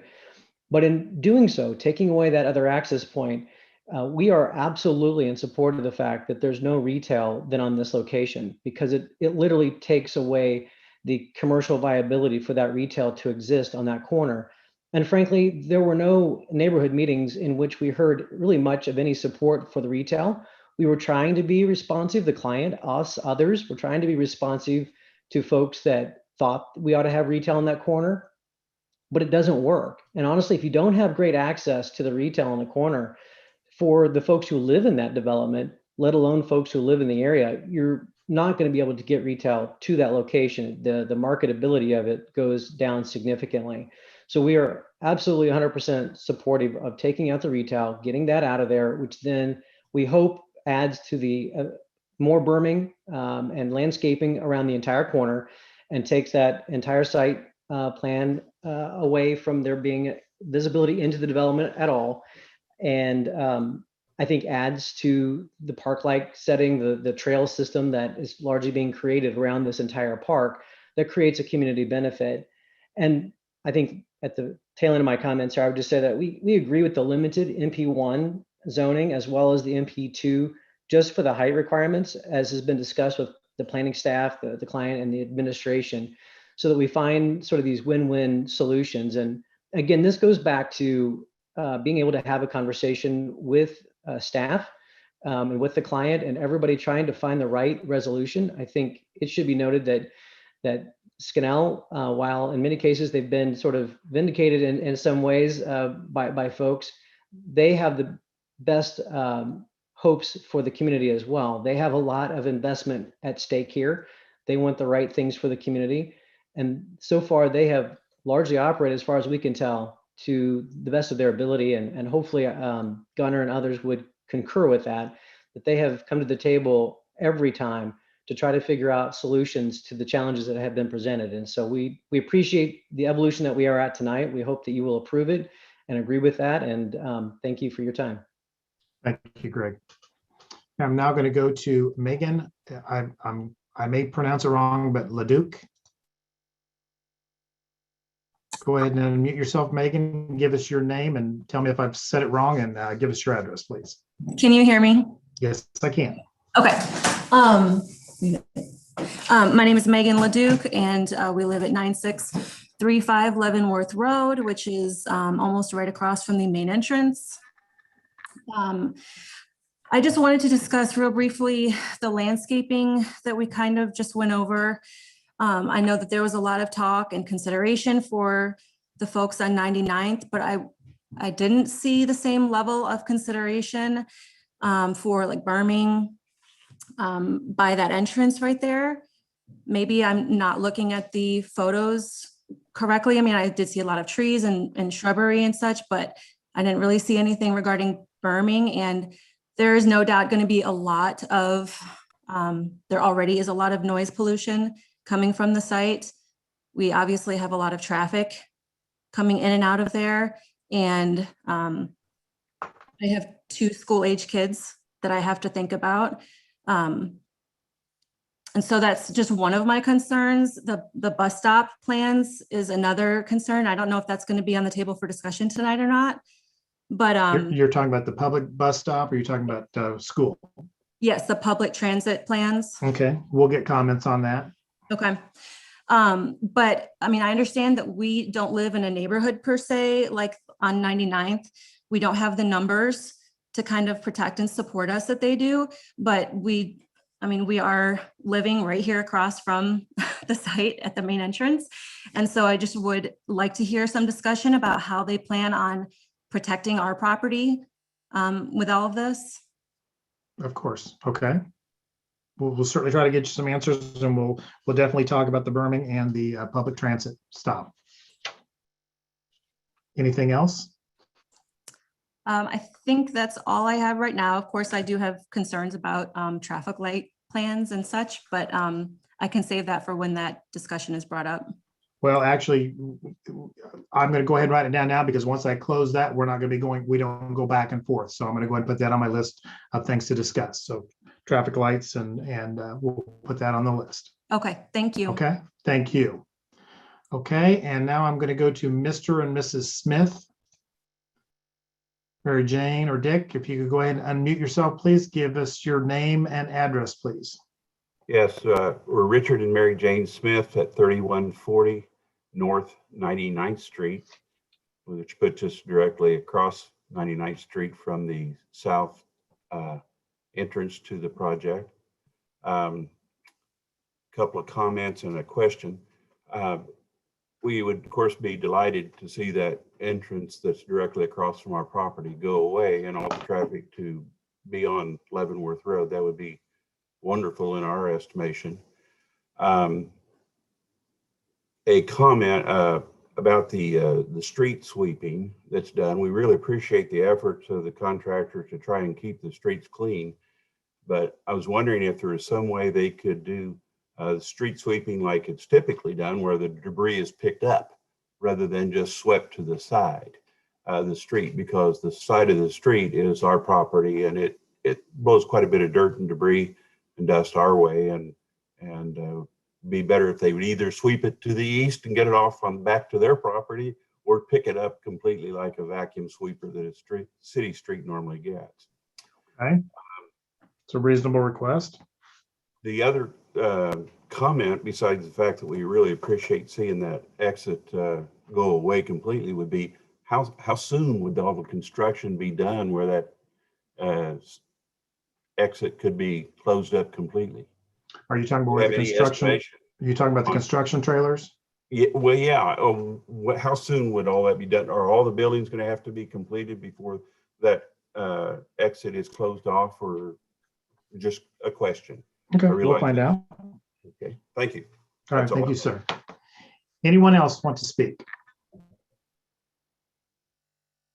Okay, seeing no one else, we'll go ahead and close the public portion of the meeting. We'll go back to Mr. Maxwell. And have you been keeping track of some of the questions and concerns of the neighbors, or do you want to go through those, or you want me to lead you through them? How do you want to handle that, Corbin? I'm happy, Chairman, to make my best stab at it. And if you think I miss anything, I feel free. And okay. Gunnar and Byron, feel free to jump in as well. So for Mrs. Torres, I think almost all of the questions were really related to construction items, right? And the first point I would make about that is, one, I absolutely understand her concerns and I empathize with her concerns. As you all know, we're building a 1 million+ square foot building. We're building it for a tenant that has us on a very, very short leash for delivery. That was one of the ways that the UG and Scanel and all of us were able to win that large employment site, was the fact that we were able to get it done in time. And as all of us know, through this pandemic, we have seen massive uptick in online shopping, massive uptick in online fulfillment. And so that tenant is incredibly stern with us of getting this project done and done quickly and done on time. And that is approximately September of 2021 that we are delivering that building. All of that being said, just because a tenant needs something quickly and we all need to do something quickly, doesn't mean that we can look past code sections, look past requirements, do whatever we want.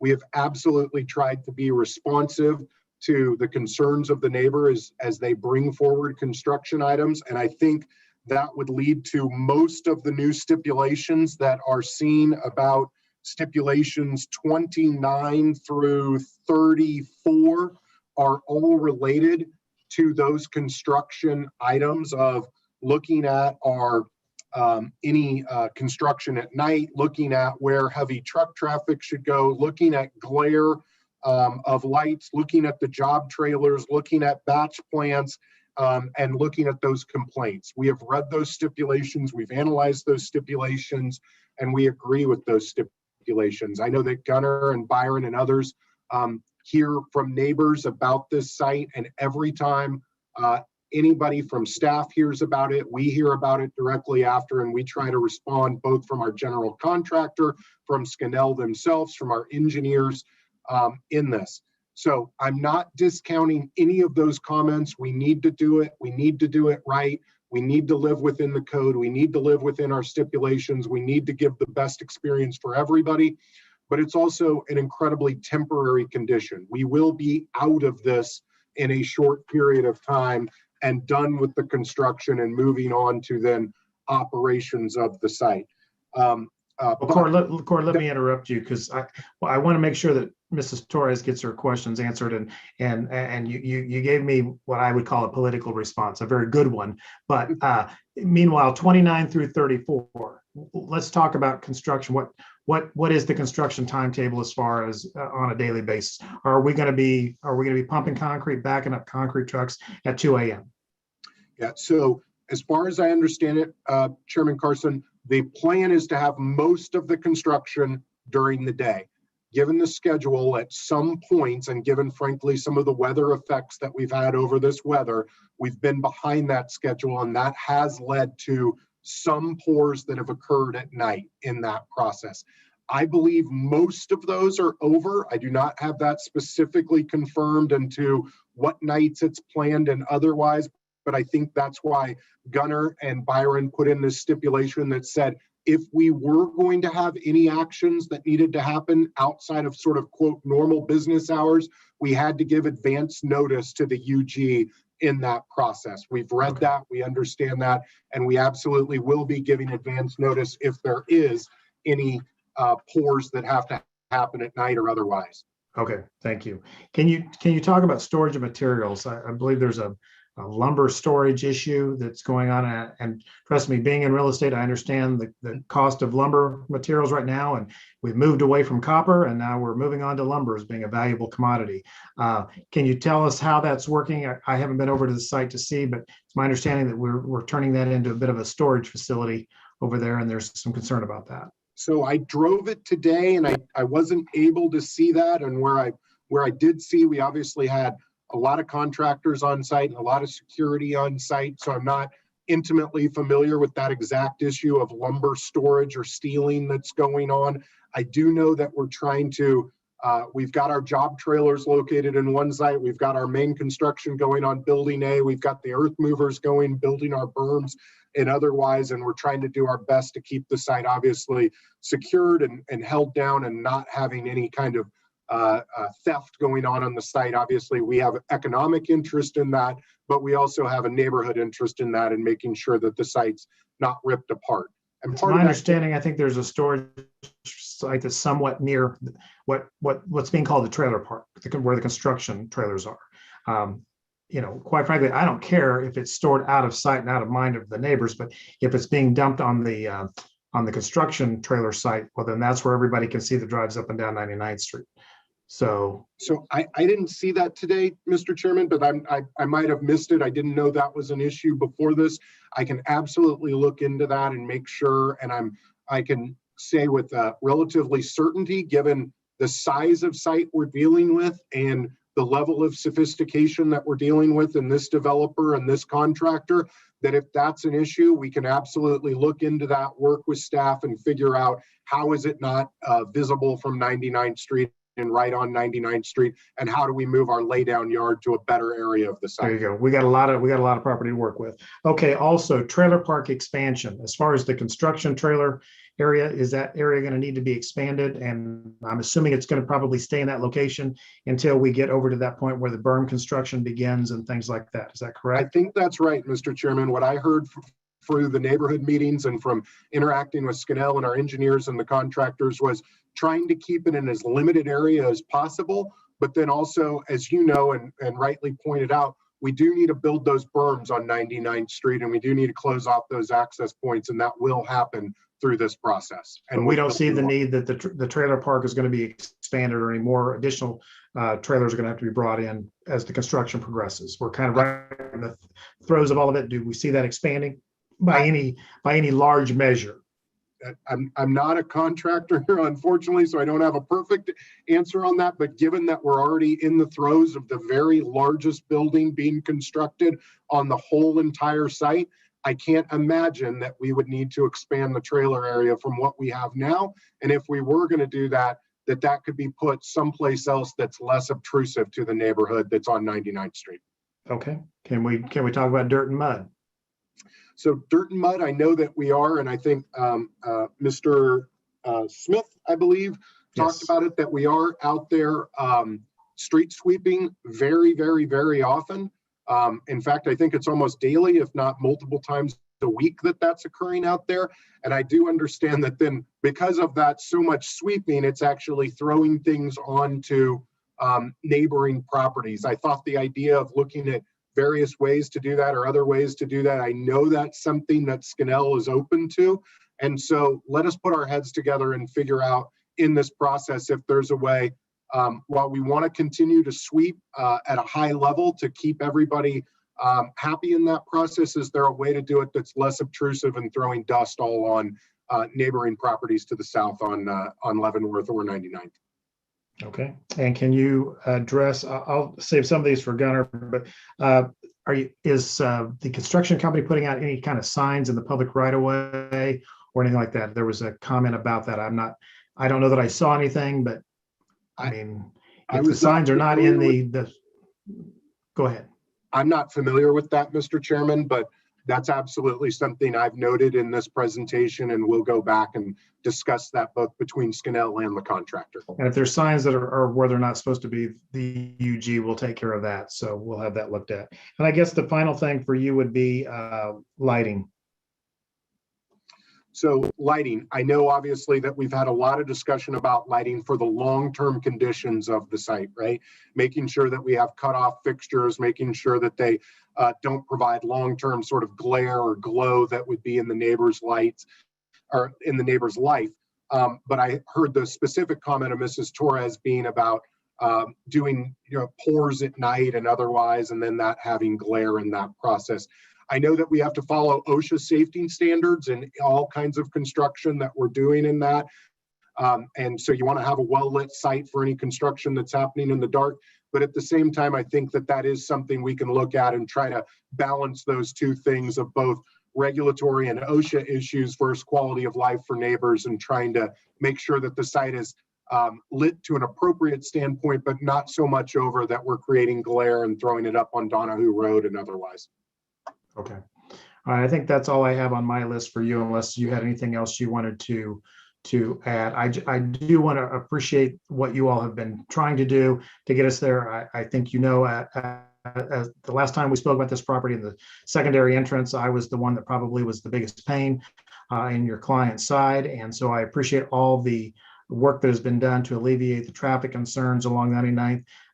I know we have somewhat of an unpopular plan because we don't have dog and horse racing still going on at the Woodlands. At the same time, I also know that it's only going to be for a short time and it's going to be over with, and we're going to get there. But anything else you want to add before? And I'm going to open it up to the commissioners to see if they have any questions from you or anything that I might have missed.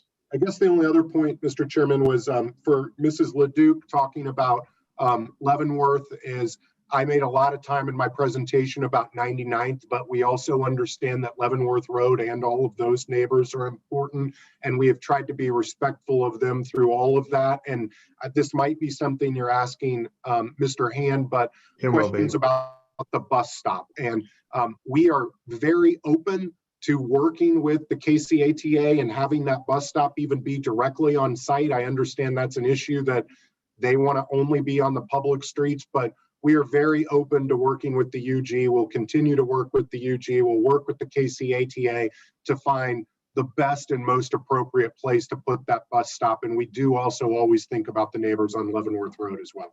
Okay, and I appreciate those comments, and I was saving that for Gunner, as well as some discussion about the berm, which we may come back to you.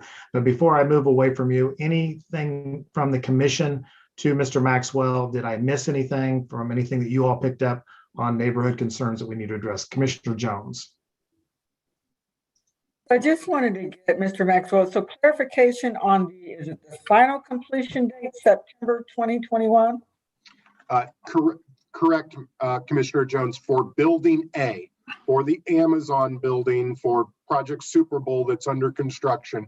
Our target date right now is handing over the site to them in September of 2021. We're hoping for weather cooperation that we haven't had for a while, but everything is pointing towards that September 2021 turnover date. Okay.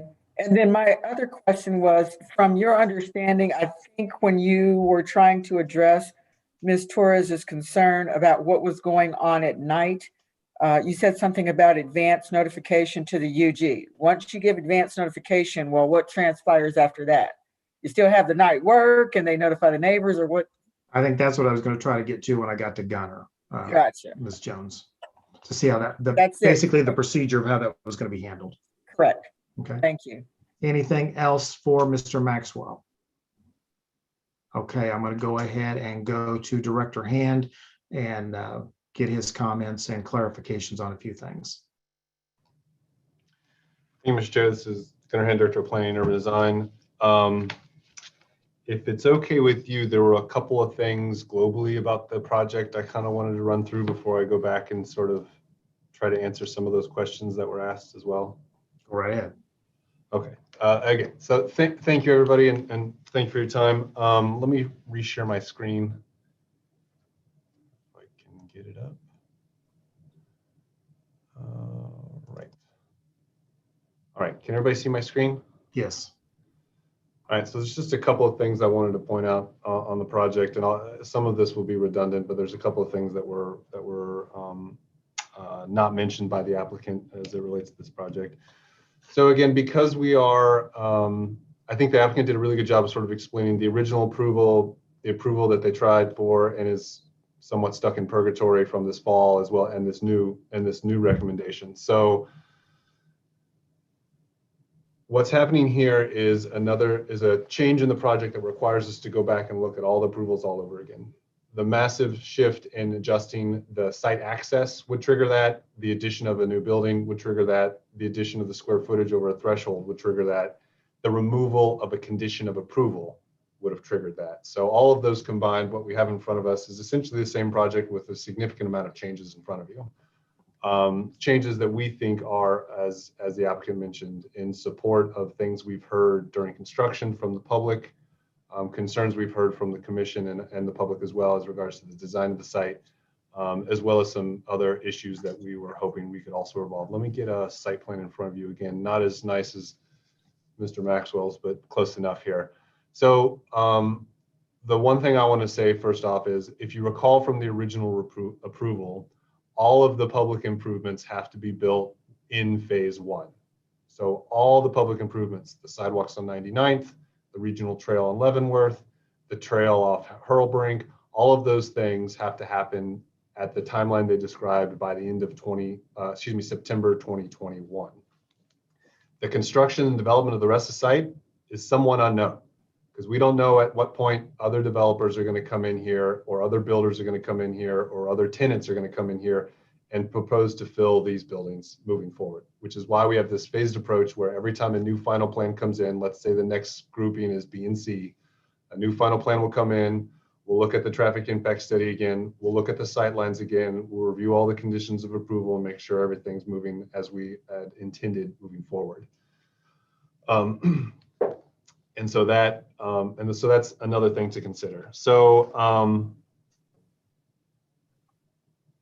we were able to adjust the access from 99th to Leavenworth Road here. If you are familiar with the site, there's an existing curb cut on Leavenworth that they're planning to match up to, so that they already essentially have a driveway permit from Public Works to this. They're going to now build a road to that curb cut that's been there for quite some time. That's the curb cut that you see right now that they're using as a secondary construction entrance. There's a lot of activity going on the main drive here. So they've had to close what was the primary construction entrance and make what is going to be, if approved, the second entrance, their primary construction entrance, while they improve the road and the entrance and everything going on right here. There is berming that will come all the way down 99th Street to the corner of Leavenworth and over to the main entrance.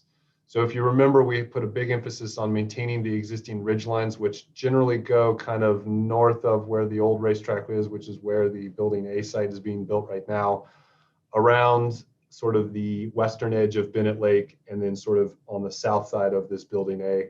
Maintaining those existing ridge lines, maintaining those existing trees were a part of the screening we were trying to build in. Again, we're using the existing topography. That will essentially now continue across the main road and all the way up to Hurlbrink. So that screening will be developed there.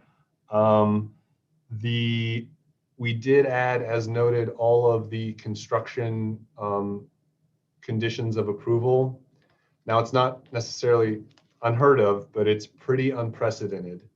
Generally speaking, outside of erosion control, building code, things of that nature, the UG leaves the construction of a project approved in entitlement to the means and methods of that developer. This is a unique case because it's so large and it's within an existing, the type of development that it is within an existing single-family suburban/rural neighborhood.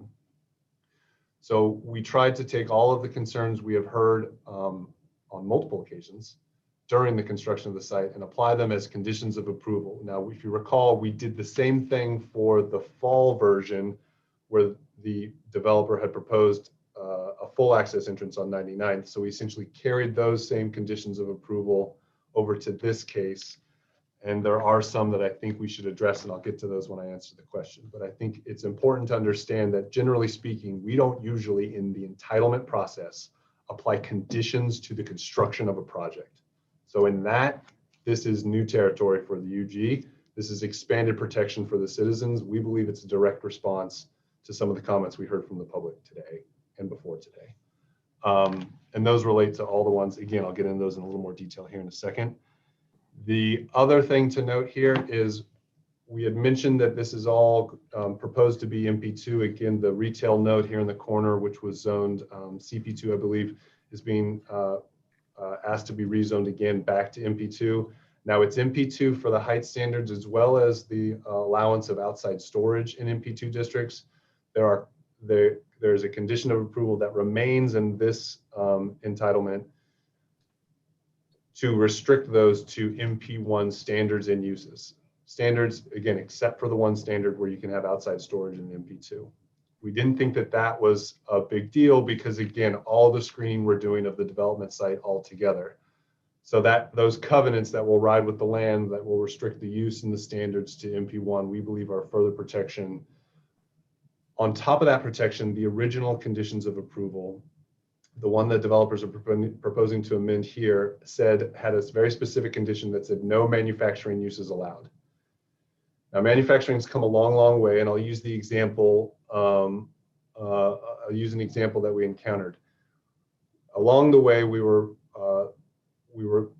developer was courting a manufacturer, a water bottling plant, which technically is manufacturing, but had less impact in terms of traffic, in terms of size, in terms of anything in compared to the distribution center that was already approved. But because we had that condition of approval that said no manufacturing uses by the letter of the law, they didn't pursue that project. That's all fine and good. What we've done to amend that to allow more flexibility for future pursuits to get tenants to get tenants for this site is to change that condition of approval, instead to say we don't want to see, hear, or smell any future uses inside the building. So again, thinking about this as keeping it sort of fully screened from public view in all ways, shapes, and forms. We believe, and we worked with legal counsel and others, we believe that condition of approval meets the intent of the original, combined with the covenants for M1, should keep all the dirty industrial uses out of here we see fit. So again, we don't want to see it, we don't want to hear it, we don't want to smell it. And that goes for even, it's not just smokestacks or vents, but even like steam, right, in the future. And so those are all kind of tied in and built into that condition of approval. We think we cover the original intent of the approval as we move forward, but that is part of this request, is to remove that no manufacturing uses allowed. So that's one thing to note. The other thing that was mentioned here, or wasn't mentioned here, is if you recall, there was a 7th lot over here for Bennett Lake that was rezoned to MP2. I just wanted to let the commission know, because that's already been deeded over to the unified government, it's our responsibility to potentially rezone that. And what we have talked to Parks and Recreation about is when we do the zoning code update, we'll go back and change the map for that parcel to reflect the appropriate classification for a park. So it's MP2 now, it will be MP2 until we update the zoning code and the zoning code map, but we will go back administratively and make sure in perpetuity that is parkland and not zoned MP2. That's something that's happening across the board at the UG. If you've ever looked at a zoning map, all of our parks are zoned something for use. We're creating a park category for our zoning code moving forward. So we'll knock that out. That is a part of that that condition to try to rezone it away from MP2 is in this approval. But I just wanted to let you know, because it's already been deeded over, the onus is on the UG, and we'll solve that one. Now, as it relates specifically to these issues, I want to kind of go through them the best that I can. So it was mentioned that conditions 29 through 34 were the construction related conditions that we added. The first one is in regards to hours of operation. That does allow some leniency. Some of these big buildings require 24, sometimes even longer hour concrete pours that just will not fit within daytime working hours. If you're pouring a slab of a building that's that big, you're pouring concrete for days, literally. And so that was one allowance that we worked specifically with the builders, with Scanella and the construction company on. There's some site grading issues that might occur that require to work after hours. And those are the two sort of areas where we wanted to give them some flexibility to complete the job. And so that we can all sort of move forward and get to this end state as soon as possible. It does mention notification within 24 hours to the UG. We have obviously we have multiple ways that we can communicate that to the public, whether it's next door or a newsletter or our Facebook page or what have you. If based on the comments I've heard tonight and some of the questions I'm feeling coming down the pike about this one, there is a Woodlands redevelopment. They have a listserv and sort of notification. They do a weekly update for folks if you sign up.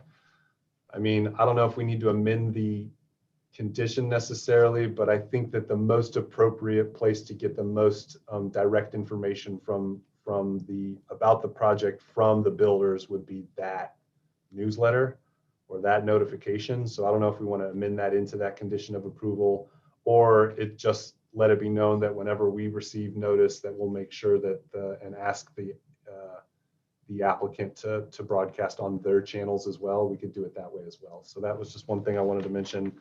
The number 30 was about no construction traffic on 99th Street. Now, obviously we have some errant drivers every once in a while, but we've been on the applicant to do the best they can with their subcontractors to keep them off 99th and Donahue altogether. We've heard a lot of issues around glare of lights. So we did add a condition of no glare off lights on adjacent houses or towards the public right of way. I think you heard Mr. Maxwell mentioning that there's some work that they could do to both meet OSHA standards when they're working when the sun is down, but also to prevent glare moving forward. Now, the number 32 is the job trailer laydown areas. We worked with them to site that specifically in that location so they don't have to move it all the time for the different buildings and sites. So it's located in a place where they could develop most of the site without moving it. If we wanted to, I would recommend that we add to that condition of approval, no storage of materials is allowed in the job trailer site, and then just let McCown Gordon or whatever future builder of that site is figure out their own storage to keep it safe. They can erect a temporary fence for their materials if they're getting stolen. It doesn't have to be at this site. But we did want to keep this site close to the road. We have been working to keep all the glare from those buildings down. So that job trailer site will be there certainly through the end of September, potentially even longer. We wanted to keep it at that location for a reason, so that they could expedite construction as well as not have to move around every time they want to build another building. So that's something I think we could think about amending. And then the batch plant is hidden from view. We've heard conflicting sites. I haven't seen it when I've driven by. Others may see it from different angles that I'm not seeing when we go by, but specifically we wanted that batch plant hidden from view. If it's not currently with this condition of approval, it needs to be moved, even if it's ever so slightly so it's not seen. So I think we're covered on that one. And then 34 is related to some of the more recent ones. As it's been dry before the last rain, there was a dust flare up and a dust issue that we tried to address with the applicant. And so we've added that one so that we have, again, these conditions of approval that we can lean back on and keep them accountable for keeping an orderly work site as best as we possibly can. So those are those questions. I hope I answered all of those. Again, I think we can think about amending one or two of them. Before I move on, did you have any questions about any of that stuff? I thought the Bennett Lake and the MP1, MP2 were important notes. I don't, unless any of the members of the commission do. I want to get to transit and Leavenworth Road and signaling at some point. Okay, we will get to that. So the transit stops, Ms. Leduc, as well as Ms. Gardner. If you remember in the original approval, Ms. Gardner and Ms. Leduc, I believe, share the same driveway to access Leavenworth Road. And so the existing condition of approval from the original entitlement included a condition that noted that we would work with the designers and the builders to develop a mitigation measure for Ms. Gardner's screening from the primary entrance. That is this primary entrance, not what is being proposed as their second primary entrance, if you will. So we believe that that mitigation measure will also support the screening of Ms. Leduc and her access way. If that's not accurate, I'm not sure, but Ms. Leduc's property is essentially kind of like right here. Ms. Gardner is square on with the main entrance. So if they both use this little driveway to access, that should be blocked. Again, this will be a retention pond and berming here. This will berm up to create this retention pond. We believe all of that should screen from view from the public right of way. There's no berming to the east of the main entrance at all? No, this is where the existing ridgeline picks up. And So it's already bermed, Mhm. a natural. Correct. Okay. What we have done is Ms. Gardner reached out to us a week or two ago, and we've been working with her and the applicant. The design where, again, the mitigation measure for Ms. Gardner, again, is a part of the improvements that have to be completed by the September 2021 deadline in congruence with all the other improvements for Building A. We're currently working through the design of that intersection. If you remember, the UG had hoped to build a signal now at that location. KDOT determined a signal was not warranted. And so as final plans come in, whether it's for buildings B, C, D, E, or F, moving forward, as those new final plans come in and those traffic impact studies are adjusted, at some point, one of those developments is going to trigger the need for a signal at that location. And so what we've tried to do is develop a design that's kind of like a phase 1, phase 2. Phase 1 are the bus stop improvements at that location, plus a crosswalk for pedestrians or people who are taking the bus and need to cross Leavenworth Road at that location. When the development occurs that triggers a signal at that location, the intent is that that signal can be built within that existing improvement, and that hawk signal for pedestrians to cross will just become the crosswalk at that point. We've worked with Ms. Gardner to move the transit stop from the west side of, so the west side of the main entrance to the east side of the main entrance, pushing it farther away from both properties within reason, because we don't want to make it to the point where it's inconvenient to use transit and we're causing more traffic, right? So we're working through that redesign right now. We don't know exactly what it looks like until we get through that process, but we're working through that, and we think that we can meet all of those conditions of approval. Now, the other thing that's not mentioned here, or wasn't mentioned by Mr. Maxwell, that is mentioned in this conditions of approval, is we've also asked, now that there's a new entrance at this location, and let me get to a better picture. You can kind of, But Gunnar, you all are committed to working with Leduc and Gardner as far as the best that we can with the location of that transit. That's correct. Station. Martin is intricately, Mr. Tangira is intricately involved with Olson, as well as Mr. Toy.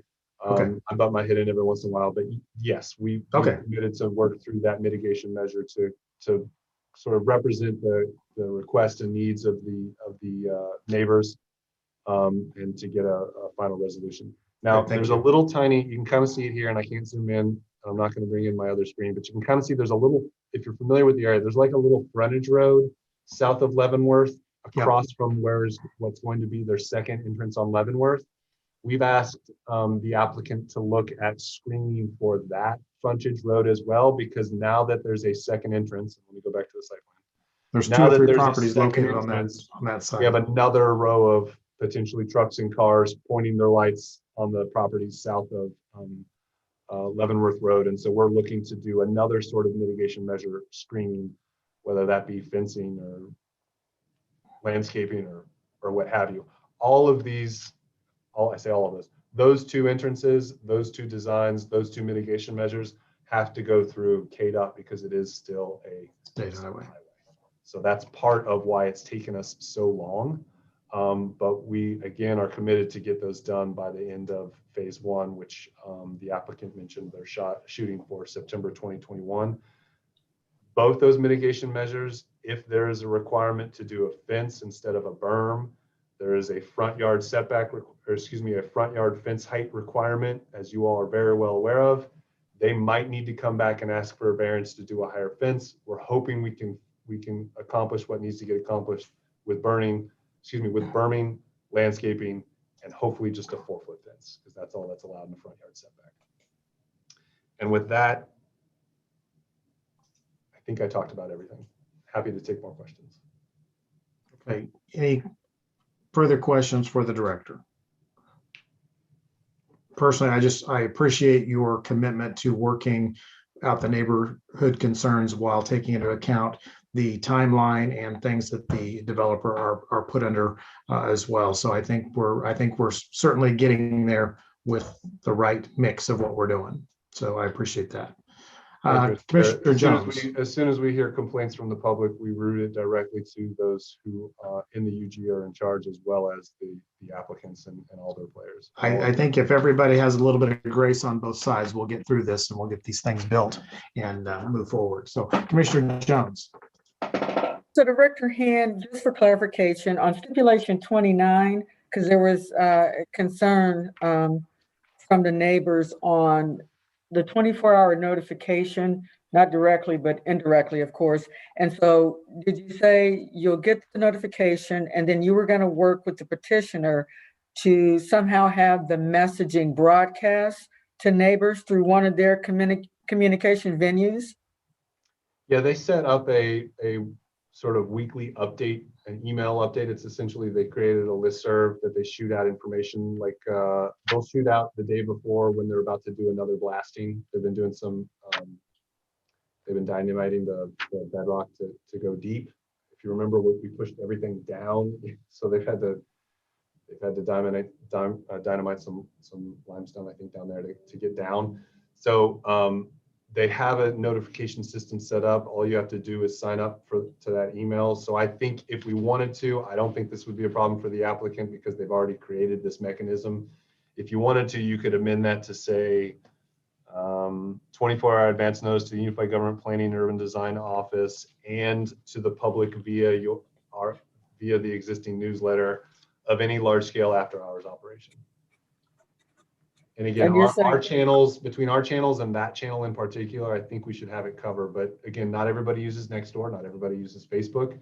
We're limited on, if it's a 24-hour notice, we're limited on how much reach we can. It's not like you can issue a press release and expect that to get news coverage that day or at all for that matter. And so I think that in reality, we're limited to Facebook, Nextdoor, Twitter potentially. But if we identify what those sources will be, then at least we've given the neighbors multiple options to get the information. That's about the best we can do. We cannot go door to door every time there's going to be something. So there has to be, there has to be some workability on both sides. So yeah, and every time that we've responded to a neighborhood issue, we've made sure to mention that they have a newsletter and they can get regular updates as the best way to get information. And that's straight from the source. That's straight from the builder, McCown Gordon. So I would encourage, if you haven't already, to sign up for that. Other questions for the director? Sorry, Commissioner Jones. Other questions for the director? Seeing none, I will stand for a motion. I will need 3. The first one will be on the change of zone. Commissioner Jones. Motion to approve change of zone case 2021-006.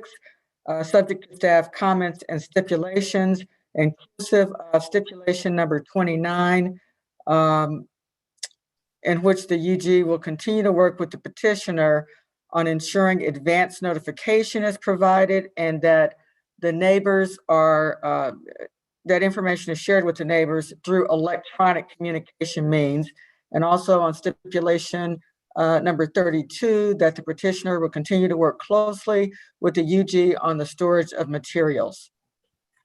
All right, Commissioner Reasons? No, I'm withdrawing my second to that. All right, Commissioner Connolly.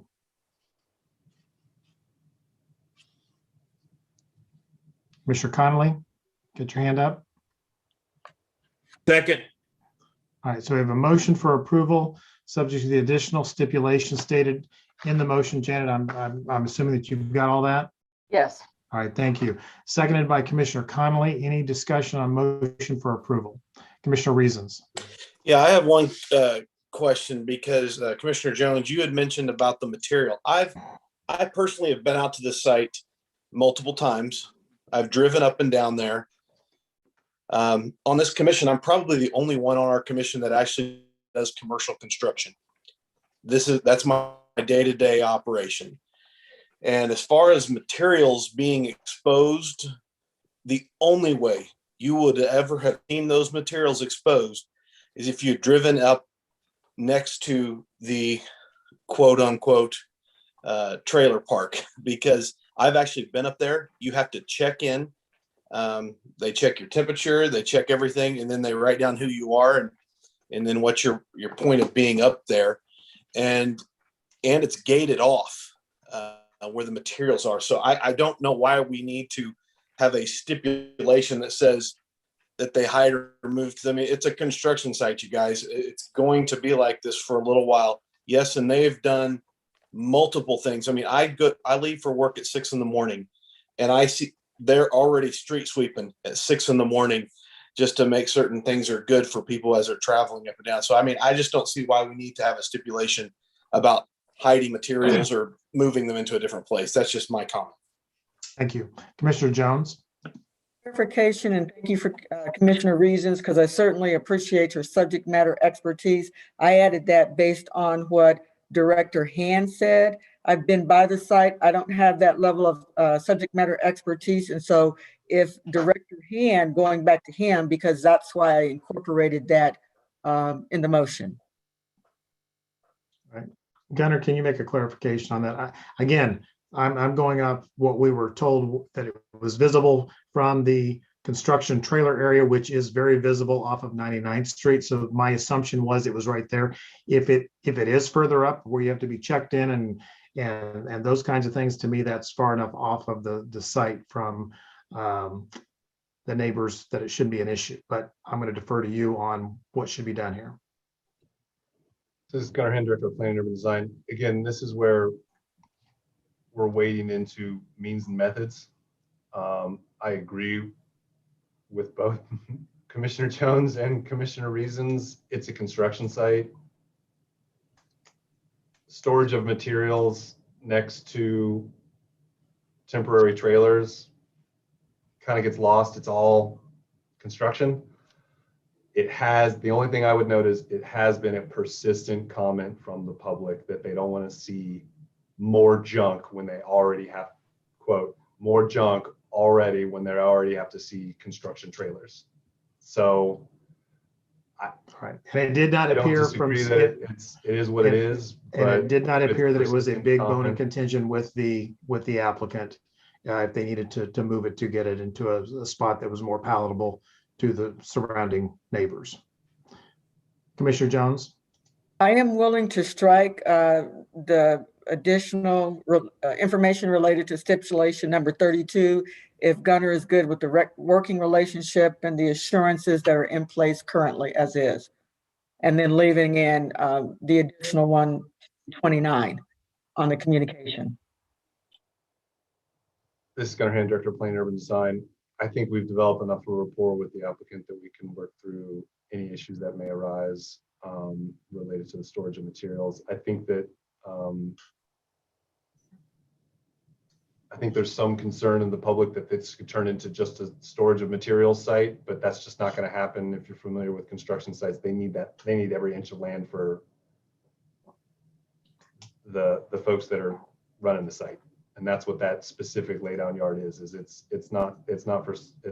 specifically to get all the subcontractors' offices together so that they can all collaborate on a daily basis, because things change and shift every minute on a construction site.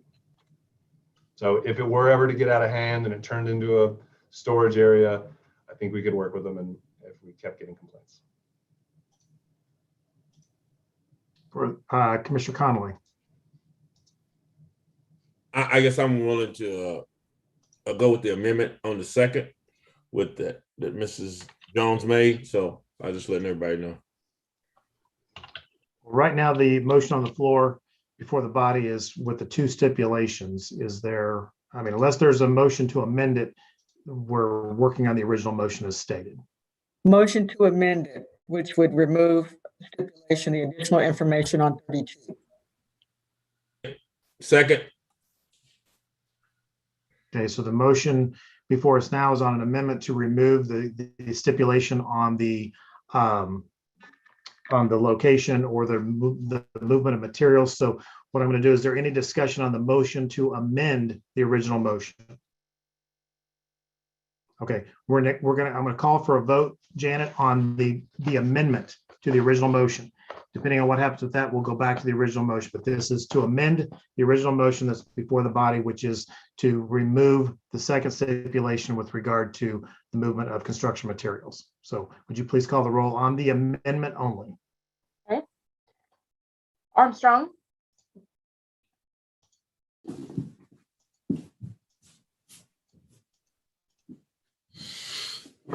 Armstrong? I'm not even seeing her on the screen. Do we lose her? okay. Well, let's move on. Conley, Aye. Ernst, Aye. Huey, Aye. Jones, Aye. Moeller, Aye. Polly, Aye. Reasons. Aye. Mr. Chairman, that motion to pass the amendment to the original motion passes 7 in favor and none opposed. Thank you. Okay, the original motion for approval on change of zone is on the floor with the one additional stipulation stated by Commissioner Reasons, or excuse me, Commissioner Jones. Any discussion on the original motion as stated with removal of the material? Seeing none, roll call on that motion for change of zone approval. Conley, Ernst, Aye. Huey, Aye. Jones, Aye. Moeller, Aye. Polly, Aye. Reasons. Aye. Mr. Chairman, that motion to recommend approval of change of zone application COZ 2021-006, subject to the revised conditions as stated by Commissioner Jones, passes 7 in favor and none opposed. Okay, thank you. And then I will need a motion on the plat. Motion to approve the preliminary plat, case number 2021-005. Commissioner Reasons. Okay, motion to approve made by Commissioner Jones, seconded by Commissioner Reasons on the plat. Any discussion on plat approval? Seeing none, roll call. Conley, Aye. Ernst, Aye. Huey, Aye. Jones, Aye.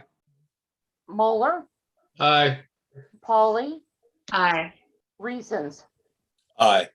Mr. Chairman, that motion to approve the plat passes 7 in favor and none opposed. Okay, I'll entertain a motion now on the plan review. Last but not least, motion to approve the final plan review, case number PR 2021-007. Thank you. Second. Motion to approve made, plan review made by Commissioner Jones, seconded by Commissioner Reasons. Discussion on motion for approval. Seeing none, roll call. Conley, Aye. Ernst, Aye. Huey, Aye. Jones, Aye. Moeller, Aye. Polly, Aye. Reasons. Aye. Mr. Chairman, that motion to approve the final plat, subject to the conditions, passes 7 in favor and none opposed. And Mr. Chairman, I would note that the only one of these applications that will move forward to the Board of Commissioners is the change of zone. That motion will come before the Board of Commissioners on April 29th at 7 p.m. Again, before the Board of County Commissioners. Thank you all for your attendance tonight and your comments, and we'll continue to monitor this project as it moves forward. But again, thank you all. And Mr. Chairman, is Commissioner Armstrong, there she is, okay. I see her back. All right, we're going to move on to the special use permit applications now. The first one is SU 20-0097, Cabron Mills, special use permit for a transitional group home at 933 Quindaro Boulevard. Please include the following items as part of the record for this case. The city's currently adopted zoning and subdivision regulations, the official zoning map for the area in question, the city's currently adopted master plan for the area in question, the staff report and attachments dated April 12, 2021, the application and other documents, plans, pictures, and maps submitted by the applicant in furtherance of the case and contained in the official file, the notice in the Wyandotte Echo, and the notices to property owners. Does any member of the commission have any contact to disclose with regard to this application? No. Mr. Okay, Chairman, go ahead. Excuse me. I will note that this application was held over from last month's meeting as the applicant was not present. Thank you. Okay, I have a Mr. TJ Jones. I've got your hand up. Are you representing the applicant this evening? TJ Jones, I've got your hand up. Are you representing the applicant in this case? No, Mr. Chairman, I am not. Okay, then hold on. I'll come back to you in just a moment. Is the petitioner Cabron Mills in the audience tonight? Okay, I have a Dennis Mills. Folks, you'll help me out greatly if when you hear your case called, if you'll raise your hand so I know who you are. I have no idea looking at these if I don't have the right person's name matching up to the applicant on who to call for. So help me to help you by putting your hand up so I can call on you. Mr. Mills, are you representing the applicant tonight? Mr. Dennis Mills. Yes, can you hear me? Yes, are you representing the applicant tonight? Yeah. Okay, Yes, great. sir. Go ahead and give us your name and address, please, for the record, and tell us about your project. I am Dennis E. Mills. I am presently in Raytown, Missouri, 6140 Raytown Road. Concerning this program, I am a lifelong resident of Wyandotte County, and we just want to create a HELPS. The transition home consists of maybe housing for residents, young males that may be struggling. It is a 21-month program, and basically it is a safe haven as they try to stay focused on education, employment, and whatever they need. We are in partnership with several churches. I am an associate elder at Mason Temple, 554 Washington Boulevard in Kansas City, Kansas. The founder is also part of the same ministerial work.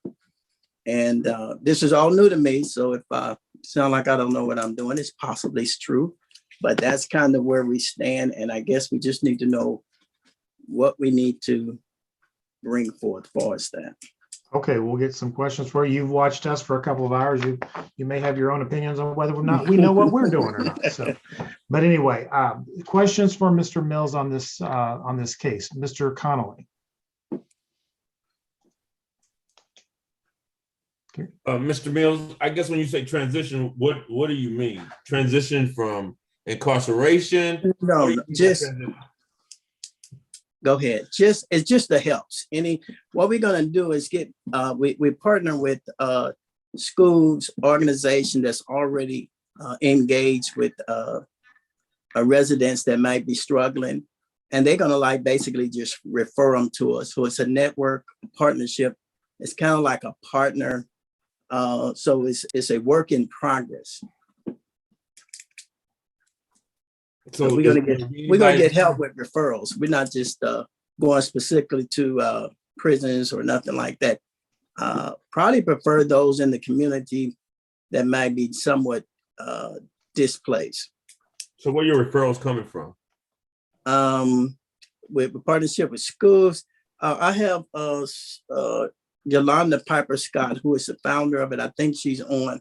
Yolanda, if you on, would you wave your hand and give input as to some of the contacts we made? There you go. Ms. Scott, you're eligible to talk, go ahead and give us your name and address, please. Hi, I'm Yolanda Scott. I presently live in Kansas City, Missouri. My Ms. Scott, address is- I'm sorry, do you have two devices on by any chance? I was I'm trying to turn. Was it off? Okay, I apologize for that. That's all right, go ahead. I Go ahead and get currently started off with live- your name and address, please. My name is Yolanda Piper Scott, and I currently live in Kansas City, Missouri, but Kansas City, Missouri, 411 Lawn Avenue. I am a lifelong resident of Kansas City, Kansas as well. I was born and raised over there. I went to grade school, junior high, and high school as well. I just want to give back to my community by helping some young boys that are struggling, trying to stay clean from drugs, verbal and mental abuse in their homes, and just maybe just looking for some place safe to continue to live and be a productive citizen in our community by going to school, helping them with their education, helping them. We have some of our members in our community and in our churches. They are homeowners. They are construction. They work for construction companies. I know a tow truck driver, people like that are willing to take some of these young boys under their wings and give them some skills, teach them how to work with their hands. Instead of tear down our community, we want to put those young boys in our community to work that are in our community. So Ms. Scott, I guess I still feel like my question hadn't been answered, but so what is the age group for the participants that's going to participate in these homes? Is it a family or is it a certain age group? What's the? It sounds like I just keep hearing the helping people. Okay, the age group, the young boys that we're targeting are the ones that are out here between the ages of 13 to 24. Those are the impressionable years of some of these young men. You know, they may have some family members that they're looking to, and they're doing things the wrong way. And these boys have been misguided. So all we want to do is set them. I guess so. You think ages 13 to 24 is a good age group? How many people you plan on housing at one time? We're planning on housing, the maximum would be 5 guys at one time. And so you think 13 to 24 is a good age group? And is there any females going to be there too? Or It's going to be, it will be women, you know, like I have, one of my board members is a teacher. She's been talking about teaching. as far as participants. No, won't be no women and no young girls in there for participant. These are just boys, young boys. So that's a big gap between age 13 and age 24. Well, 13 to 24, that's just a rough group, you know, because some of these young boys may not even live in our facility. They may be just coming in to just maybe get some tutoring, you know, and that's what our goal is to get some of these young men that are selling drugs and causing crimes and doing different things in our urban area. Our main goal is to give them something productive to do in our community. So you're gonna get referrals from the court? We will get referrals from, I have reached out to Kim Edwards at KVC, and she said that she would put Casey Healing Hands on her referral list. I reached out to a lady named Altha Wallace.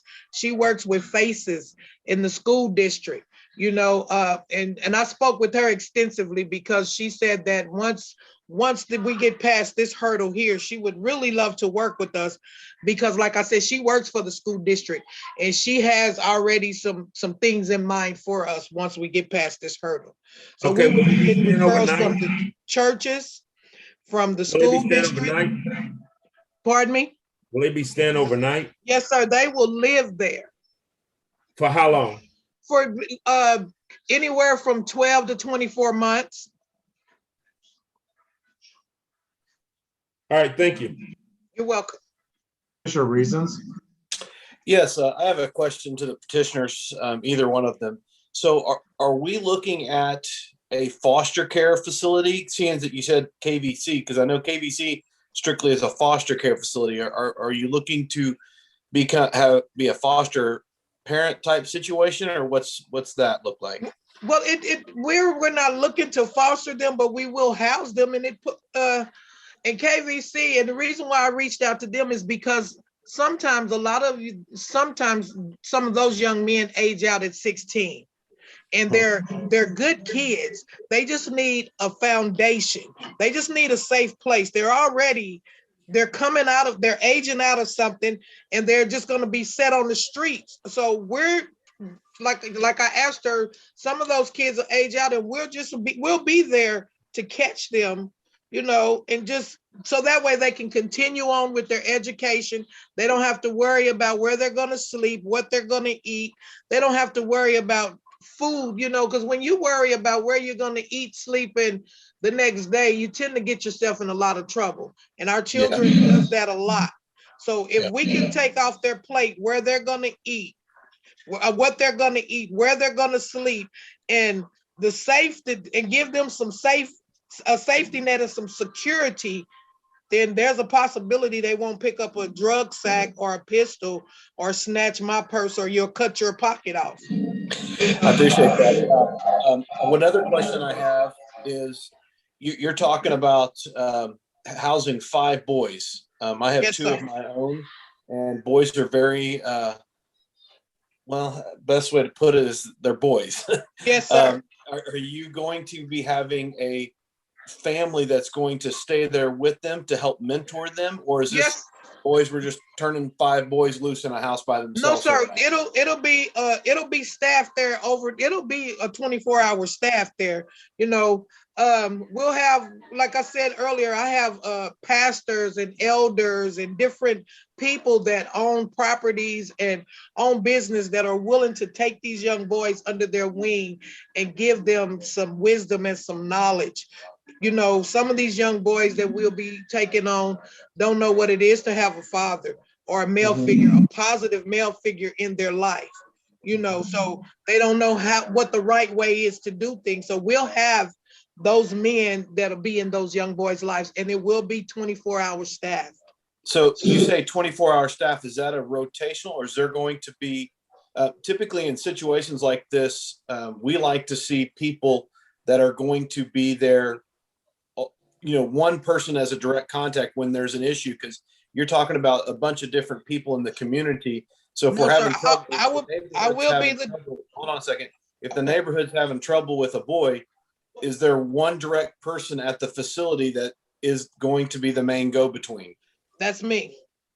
And are you going to live at the facility? I will be there, yes, sir. Are you living at the facility, or are you just going to be? Yes, I will live there. Okay, thank you. Okay, I'm going to go to Mr. Mills. Did you have something you want to add? Then I'm going to go to Commissioner Conway after that. I was just wanted to say that we have a network of clergy and social help that's really looking for an opportunity to be engaged with what we're doing. So it'll be pretty much monitored closely through counsel and through help, through expertise. So it's a network of a lot of folks' hands coming together as we just try to protect the young men. Okay, thank you. Commissioner Connolly. I guess my real concern is, one, is the age group gap.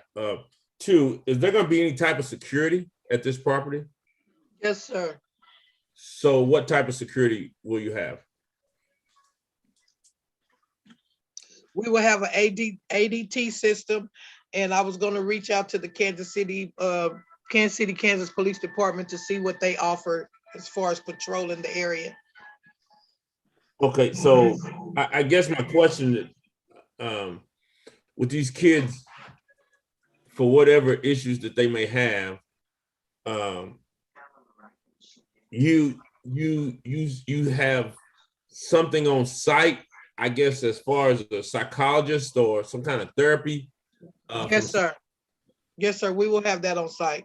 Okay, so who is that professional name? Do you have that person's name, or you just saying, yes, sir, we'll have that on site?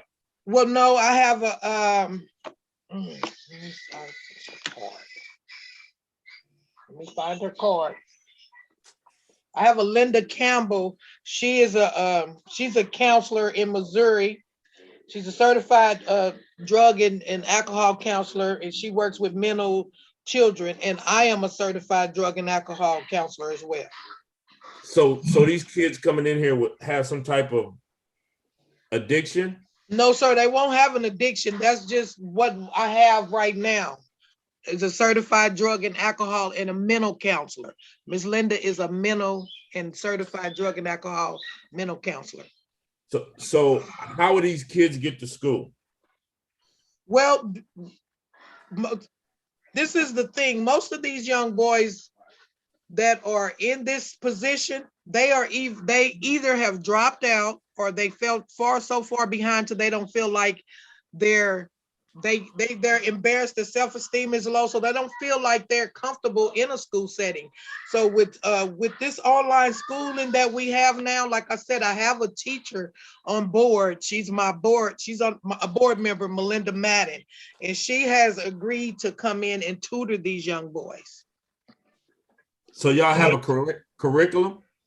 We will have a curriculum, yes, sir. Because I mean, age 13, I can't remember. Well, I mean, and that's just reaching, because if it's 5 children, if KVC or the school system, the school, Miss Faces may send me 5 boys between the ages of 13 and 16 soon as I open up. Like I said, I have reached out to her, and we have a verbal agreement right now. We're just waiting on to pass this part of it till I get my facility, but she's agreed to refer me some children. So it may not be 13 to 24. It may be 13 to 16. It just depends on the zoning and where I go from here. Okay, my other question is, you keep saying KVC and the schools. Well, I mean, those are the where's the parents at? Most of these children, I don't know, they're lost. I'm reaching out for the ones that are lost, that are looking for somebody to catch them. So I just want to be a safety net for these children. I mean, some of these children don't even know, I mean, their parents, they're not even a part of their parents' life now, you know? So I'm trying to be a safety net too. I'm trying to see if we can build a scope to where I feel that these kids will be safe, and also that they won't be out in the community doing things in that area without being supervised. And that's why I was asking you about school. That's why I was asking you about security. Okay. I mean, I'm just being honest. I think you need to put a better plan together. For me anyway, to where I feel like it's safe. Now, will all your employees have a background check? Yes, sir. Of course. You said of course? Yes, sir. Okay. Mr. Chair, may I ask? I have no more questions. Okay, I want to go to, I don't want to get too far off topic. I want to get back to a codes and a planning portion of this, but go ahead. Well, well, hold up for a minute. I guess you interfering. I have a lot of questions because we've had this question. What are you talking about interfering? You said you were done. No, I'm coming back because you said something to me. We had the same question with Leavenworth Road. Okay, I didn't come back to you. I'm going to Gunner right now. So I'll come back to you if you want to. Put your hand up if you want to speak again, but I'm going to go to Gunner and let him speak.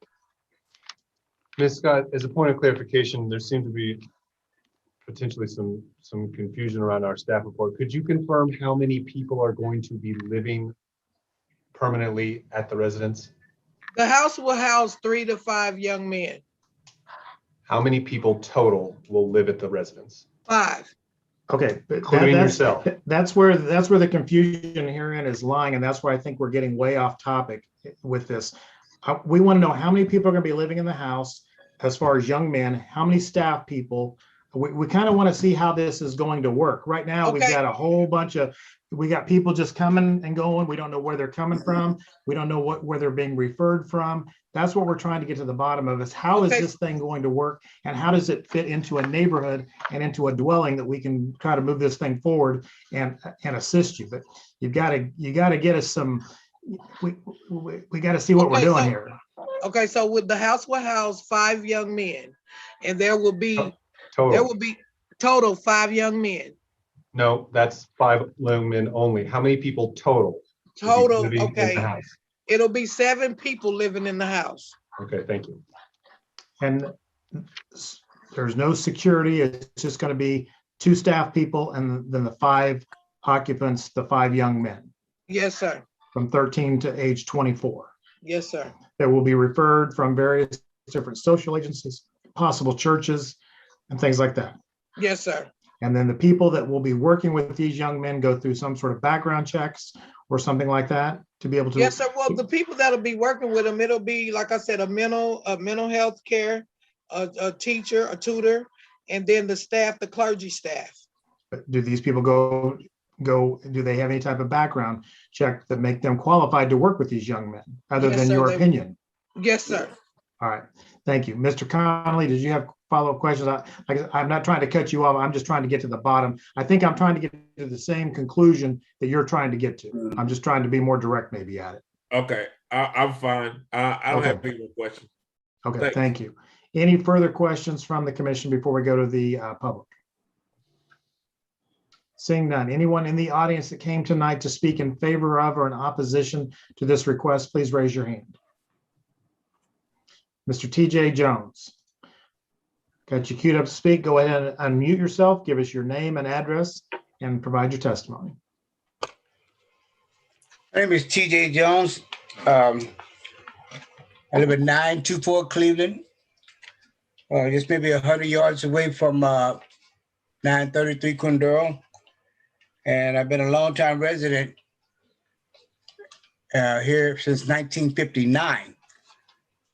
And this question is, I want to commend Ms. Yolanda and Mr. Mills for the effort to do something for our kids here in Wyandotte.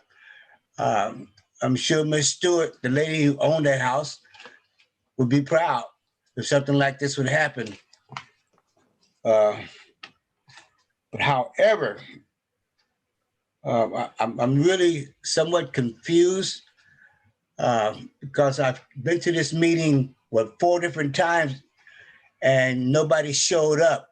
I spent about 12 hours listening to interesting stuff, which is an education thing for me, learning what goes on in this urban contract. However, Ms. Yolanda and Mr. Mills, I'm not quite convinced. I think you need to put some more work in on this. As you say, you're new to this. Well, it's going to be new to me having something like this in my neighborhood. So I think some more work has to be going into this on your part, because I am not convinced. As a matter of fact, I was ready to, if you didn't show up tonight, I was ready to permit, do a request, should say, to just stop the permit. But I'm glad you showed up. Like I said, I commend what you want to do for our youth, because I'm all about that too. But I'm not convinced, you know, I'm hearing innuendos, you know, after listening to the presentation, I'm really not convinced that you and your staff are ready to take on something like this. With that, I close. All right, thank you, sir. Is there anyone else in the audience that wants to speak in favor of or in opposition to this request? Okay, seeing none, I'm going to close the public portion of the meeting. And Mr. Mills, you have your hand up. So do you want to address Mr. Jones's comments? Yeah, we do understand that we're not presenting a lot of information. We're yet working on our brochure, and we do have a curriculum. Everything is timed and very much orchestrated. We're both, it just has some major losses Sister Yolanda had daughter was in an accident, lost her legs at the age of 20, in her 20s. I just lost my mother over the weekend. So we're just kind of been going through a turbulent, but we do understand the seriousness of having proper document, brochures, Facebook, email, all those things are in the work. So hopefully we can present something a little bit more convincible, but there is a need and we know our men are struggling and we just want to do something to help. And nothing is not an option for us. Okay, Commissioner Connolly. Yes, this is for Mr. Mills and Miss Yolanda. Yeah, I mean, would you have a problem with if we kind of have this laid over to another time to where you could present a better thing? I think we would definitely like to see the age group. I would anyway, broke down from where adults is not staying with kids, and also to have a better plan put together for us. Would y'all have a problem with having this laid over to for 30 to 60 days? The only challenge, can you hear me? Okay, the only challenge we're gonna run in is the property may not be available. My son, Cabron, actually owned the property. And actually he wanted to sell. That's what his business is. He's in real estate. And so the longer we sit and we can't put any money into the building, he's taking a loss. So yeah, we can put a program together and maybe this may not be the best building or the best location, but maybe after we get our package together. But that's the hurdle, was trying to get the building up the port under the name of Kansas City Healing Hands. So that was the issue with the building. But the program, we can get that together at a later date if that would help. All right, thank you. Commissioner Jones. So Mr. Mills or Ms. Scott, and did I just understand you to say that because the property may not be available, you're not set on this particular development? Yeah, what I'm saying is he's losing money on the property as long as it's set. See, if we wasn't holding up the property as long as we have, he probably would have went on and fixed it and made money off of it. Well, as long as he's sitting on it, he's paying on everything, trying to hold it together. And that's money out of his pocket. He's just waiting on us to see if we can do anything. So for your plan, you're not stuck on this location. Is that what I'm hearing? If we can't get this, no. And the program we need a program. Okay. We want this location. It's ideal, but we need the program. Okay. And so I know you said you're new to the process because I saw in the report, you realize that there's an entity that you would have to work with, even if you purchase this property, for any modifications or improvements. Absolutely. Okay, Absolutely. so I work with professional. Yeah, we work with professional zone and people. I got to know people who build houses, construction, local residential. And so we do have a network of professionals that can assist with that. Okay, so my last question is, what is your target date you would like if you get your We plan? would like to, I think the latest we would want to have it open is in October. That's the latest. If we get approval before then, we probably can expedite it much faster because we got people waiting, wanting to support financially and even come in and go to work. Okay, and I said, I'm sorry, maybe that wasn't my last one. One more. I can appreciate Commissioner Connolly's concern because I've worked with adolescents and pre-adolescents in the past before, and that big age range, even if you just have 5 people, if 2 of them are 13, and let's say, I hate to say it, but worst case scenario, you got 2 13-year-olds and then 3 20-something-year-olds, that's a dangerous mix. So we realize there's some fine tuning that has to be made. Basically what we're doing, we're trying to tailor the program to their needs. So we're going to assign each person to a network of people that minister to their basic need. So though we'll have the staff person there, they will be assigned to clergy and different helps, hands-on as much as they want to reach out. Well, So I'm gonna it's say, just- go ahead, I'm sorry. So we do realize that is a balancing act for sure. We are truly aware of that. Well, I'm going to say something to you similar to what I said to another petitioner earlier, except I don't think you're there yet. And I have to agree with the other comments that have been made. This, I think, is a very noble cause and a worthwhile mission, but the lack of clarity and substance in your plan. And I hear you saying that you and Ms. Scott both had some challenges that we can empathize with, certainly, but I think that it sounds like the collective concern, especially from Mr. Jones. That's all. Thank you. I guess I would just have to echo the same concerns, Mr. Mills and Ms. Scott, is that, you know, we're here and we certainly want to help folks move their projects along and especially the type of work that you'll want to do. But for us, you know, we need to see a plan that's well thought out and well put together. And I mean, with all due respect, this looks like something you threw together right before I called on you tonight. And you know, for us to give it the consideration that if you've got a landlord with a building that needs to have something that kind of puts the pressure on you all to really make sure that you came in tonight with a very polished case. And we've got big age gaps. We don't have answers on security that I think are, I think the answer on the security question was very questionable at best to put this all on ADT.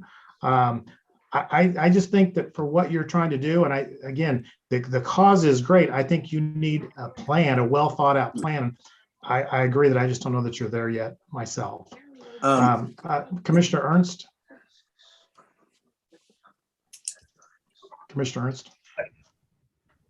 From everything I hear, this will not pass tonight, no matter how long we discuss it. I think the real question is 30 days, 60 days, what do they need to come back with something that I think all of us are looking for? And I'd kind of like to leave that up to the petitioner. I know there's a time they're trying to get it done, but on the other hand, if 30 days isn't enough, we may not be open to doing it again. So I'd like to ask them. Mr. Mills, Ms. Scott, how much time do you all think that you need that we can give you to put together a well-executed plan that you can come back to us and make a case for getting your project moved forward? I would say probably 30 days. If we can't get it in 30 days, we may need to, I have no doubt, get our program together. Ms. Scott, do you feel like 30 days is enough time, or do you, Yes, we don't want to cut you short. I mean, if you need 60 days. We can do it in 30 days. Okay, but we're talking about something completely different than what you Right. presented us with tonight. Complete, Okay. a complete package. Yeah, we Is want there- to want to see a program that we can get behind and we can push forward for you with confidence. Okay. Okay, Ms. Jones, excuse me, Commissioner Jones. I just offer also one other quick recommendation, because Mr. TJ Jones, I remember him from being here before, and I would highly recommend, one of the things that we look at is establishing good neighborhood relationships. He was there before, and I think you heard him say that you all weren't here, so I would strongly recommend that you work with him offline as well. Okay. Thank you, so Ms. much. Jones. Like you said, he's been there since 1959. He will be a great resource for you, and I think he's somebody you certainly want on your side. Commissioner Reasons. Yeah, I was just going to say the exact same thing. Reach out to those neighbors first, because we've seen so many of these type of transitional homes come up that if you get your neighborhood behind you, it helps us get behind you. But if you don't get those neighborhoods behind you, you know, of course, we're going to listen to the neighbors as well, because they're living there right now. So. Okay. And please reach out to the staff. And we're going to have a motion here in a minute, but please reach out to the staff. Staff, I think, knows what we're looking for, and they'll help you get there. So, any other questions for the applicant? No. Okay, we're going to go back to Director Hand for his final comments, and I think based on what we've heard, Gunnar. Yes, thank you, Mr. Chair, Commissioners. Gunnar Hand, Director of Planning and Urban Design. I think based on the conversation would be amenable to a 30-day holdover. There's just a couple of things that we would like to correct based on the information we gathered tonight. We were under the assumption that this would be a group home for up to 12. We're going to amend that to say up to 7 based on what the applicant answered tonight. And so with that, I think 4 vehicles maximum, and then just a notification, as you saw in some of the photos, it will require a building permit to finish this house off to make it livable. To get that building permit, because this house in particular is in the buffer zone of 2 historic landmarks, 1 landmark, 1 Parkwood Historic District, you will not get a building permit from our building inspections department until you do an environs review with us. Those things can happen now. You can start your environs review now if you want to move this faster and along with that 30 days. So I would recommend that you complete a landmarks application as well to get that process started and moving forward. If approved, you can run straight into a building permit to finish this job and get you guys going again if it moves forward. So with that, we defer to the commission. Thank you. Questions for the director? Seeing none, I will stand for a motion. Motion to hold over for 30 days. Motion to hold over for 30 days made by Commissioner Reason, seconded by Commissioner Jones. Any discussion on motion to hold over? Seeing none, roll call, please. Armstrong, Aye. Conley, Aye. Ernst, Aye. Huey, Aye. Jones, Aye. Moeller, Aye. Pauly, Aye. Reasons. Aye. Mr. Chairman, that motion to hold over this application until the May 10, 2021 meeting passes 8 in favor and none opposed. Okay, we'll see you back next month, Mr. right. Mills and Ms. Scott, and we hope that you'll get things together and we'll have a much better outcome for you next month. All right. Thank you All so right, much thank for you your both. time. Thank you. Okay, Janet, before you call the next case, I've had a request for a 5-minute break. So we're going to take a 5-minute break and we will reconvene the meeting. I appreciate everyone's patience, but we need to take a small break and we'll be right back. Thank you.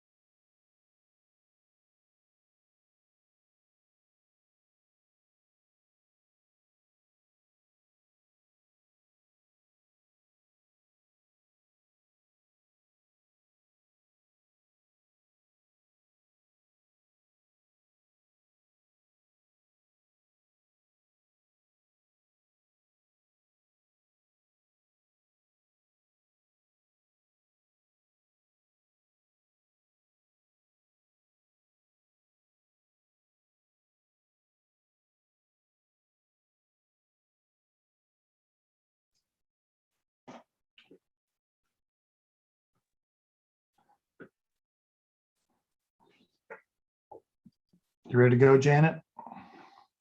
Can we wait just 1 minute? Director Hand is on his way back right now. Sure. And I violated your rule by not muting myself before I left, so. Well, it's okay. I didn't hear anything coming from you.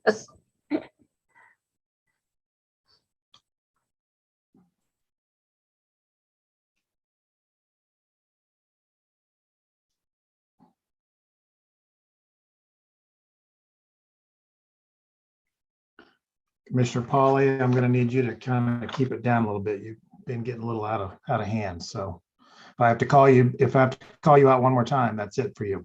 I will do my best. All right, I'm serious. This is like college student classes right there.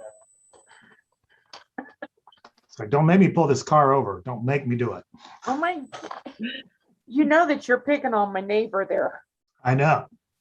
I know, Janet, you're supposed to stand up for me. Right. And she will. That's why I know if I said something, she'd be right to your defense. Okay, Mr. Chairman, I believe Mr. Hand is back at his desk. If you would like to go Yes, on to the next application. Let's keep rolling. Okay, our next application is special use permit SP 2021-001, Timothy Paxton. Special use permit for a storage container for storage of tools at 3319 North 59th Street. Please include the following items as part of the record for this case: the city's currently adopted zoning and subdivision regulations, the official zoning map for the area in question, the city's currently adopted master plan for the area in question, the application and other documents, plans, pictures, and maps submitted by the applicant in furtherance of the case and contained in the official file, the notice in the Wyandotte Echo, and the notices to property owners. Does any member of the commission have any contact to disclose with regard to this application? No. Yes. Yes, I have spoken with Tim Paxton about this project. And Mr. Reasons, could you state your name for the record, please? Yes, Nathan Reasons. Thank you very much. Okay. Mr. Paxton, I see that you've got your hand up, so got you queued up to speak. So why don't you give us your name and address, please, and tell us what you'd like to do here. And again, thank you for your patience. Oh, yeah, it's been a interesting evening, learning a whole lot. My first ever attendance at such a thing. So, well, you can come back anytime you like. Well, hopefully we'll get on the other side of this thing anyway. My name is Tim Paxton. I live at 3319 North 59th Street, Kansas City, Kansas, 66104. I'm here to try to keep my storage container that I house my tools in so that I'm not in violation of your ordinance, code violation of your of the zoning ordinance. Which when I purchased it and said it, I didn't realize that I was. So ignorance is no excuse, but I'm learning as we go. So I've tried to provide you with everything that you asked for so that I can keep this thing. And yeah, that's kind of where we're at. Okay. Now, is this just a temporary solution to a problem for storage, or is there a long-term, more long-term approach down the road? Well, when I bought it, I was intending for it to be long-term because, again, I did not understand that I needed to get permission to set it wasn't something that even crossed my mind that I would be in violation when I purchased the thing. What crossed my mind was that, okay, it will be a place that I can secure my tools. They won't have to be in my basement, which every time I go into my basement, if it's hot outside, it gets hot in the house. If it's cold outside, it gets cold in the house. So it was just going to be a much better use, in theory, for our household, that I could unload my truck and not have to disturb the household either with noise pollution and or heat or cold, as the case may be, because that was the only place that I had other than my truck itself to house tools was the base, and keep them secure, was the basement or my truck, which is just a pickup truck. So understanding that this is not a long-term option, I am open to looking at one of the things I talked with Nathan about was how big of a building can I build back here? And he said that it was determined, there's a lot of research that I need to do concerning that. How large of a area will you allow me to build? We've got approximately 2 acres. There used to be a barn on the property. Unfortunately, they tore it down right before we bought the house. That would have been perfect for me had it still been there. They said it was falling down. I didn't care. I would have gladly refurbished it and used it. But it's been gone for 17 years because we've been here 16 years. Yeah, so I guess I'm open to long-term solutions. If this is not one, from what I understand and talking with y'all, it's not an option for it to be a long-term solution. If it was, that would be ideal for me. But I'd love to hear what y'all had to say. Okay, we'll find out. We'll try to get you some answers. Any other questions for the applicant? Commissioner Jones? Well, Mr. Paxton, I think looking at the report that I saw somewhere, isn't there a shed, but something about it had 3 sides? And I'm just curious why you didn't go with the shed as an accessory structure versus this shipping container. And is that still a possibility when you talk about options in terms of making improvements to that and you don't need a special use permit? There would need to be quite a bit of money and time put into the shed to make it where I could secure tools. Yes, it is enclosed on 3 sides. That is correct. And but it is not really waterproof. I used I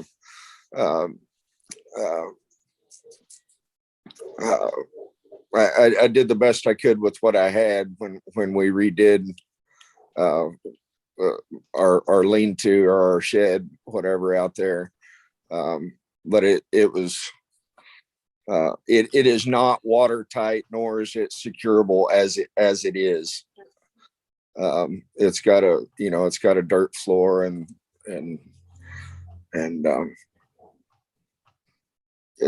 it's better than not being totally out in the weather, but as it stands right now, it would not, there is no way to secure anything. So, sir, do you own the shipping container, or when you talk about you didn't realize that it wasn't supposed to be long-term, is this something that you own and you were planning to have there for? Okay. Yes, ma'am. We purchased it and had it set in place by the company that we bought it from, and it was in some discussions with Nathan later on, and then code enforcement later on that we learned that I was in violation. We had it for a little over a year at that point already. So I'm sorry, if you could work with staff on a structure that's permanent and long-term, because to be honest, I have had not concerns about your shipping container, but I've started to hear concerns elsewhere in the community with regard to persons having temporary situations like this. But if you could work with staff, how long would you need to get a permanent, more suitable structure for your tools? I mean, I ideally, I mean,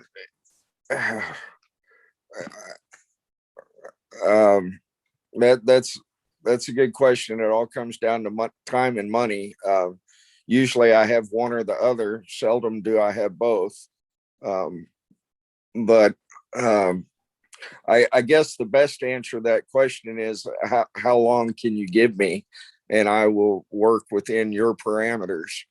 The more time that you could give me, the less of a strain it's going to be on our household. But we do plan on, we've been here in this house for 16 years. We don't plan on going anywhere. We're in the process of refinancing the house right now to take advantage of the lower interest rates. We've got a large family. And it is a larger home, but I definitely don't want to be battling. I'll just be transparent. I didn't know I was doing something wrong when I did it, and I feel like I'm begging for permission to make our property better than it was by having some place that will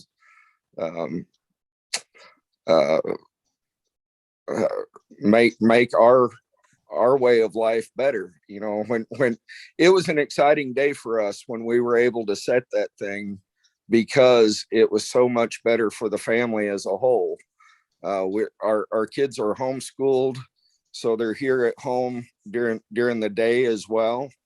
And me not having to be in and out of the basement and such, I mean, that was a huge blessing for us, not realizing that we were in violation.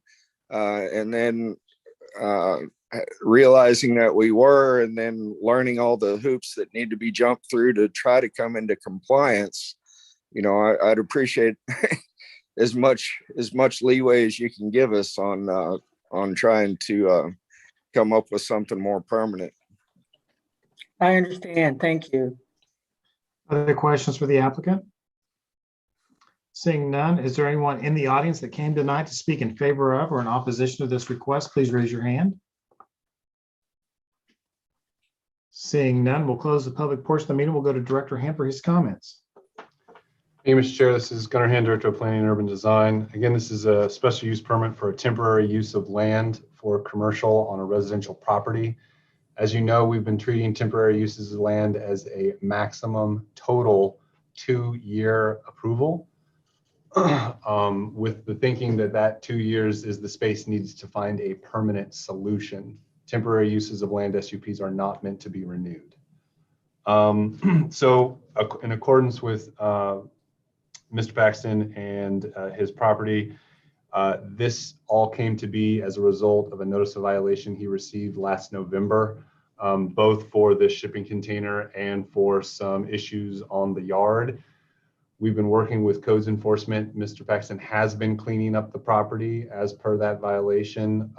He still has a little bit of work to do, as we understand it in our most recent drive-by, but he's working on that code violation, and he's coming to us, to you, the Planning Commission, for approval to address this other issue. It is, again, a temporary use of land SUP. We're recommending for up to 2 years to buy him the time he needs to create an accessory structure. Again, on this zoned property, he can only have one accessory structure, maximum of 1,000 square feet. If he wants to seek a variance to have a larger structure than that, he can do so. But technically, that lean-to shed is an accessory structure. So it's one or the other, or fixing that one, or creating a new one, or one way, shape, or form. To answer his question from earlier on, the only condition of approval of note to mention tonight is we'd asked him in that 2-year span to fence in and screen not just the, and I'll go to the site plan because it's not just the shipping container location, but potentially this entire sort of backyard area where he is storing some other materials, and it looks like he's doing a lot of his cleanup and kind of using this as space to go around. You can see it in some of the aerials as well. Again, all those are older, and he has cleaned up the site. So he's making progress. We'd like to work with him, we believe, and are recommending approval of the SUP for 2 years maximum. Questions for the director? I did forget to mention, Mr. Chair, he did receive a letter of support from his neighbor, but we've received no letters in opposition. Okay, thank you. Questions for the director? Okay, seeing none, I'll stand for a motion.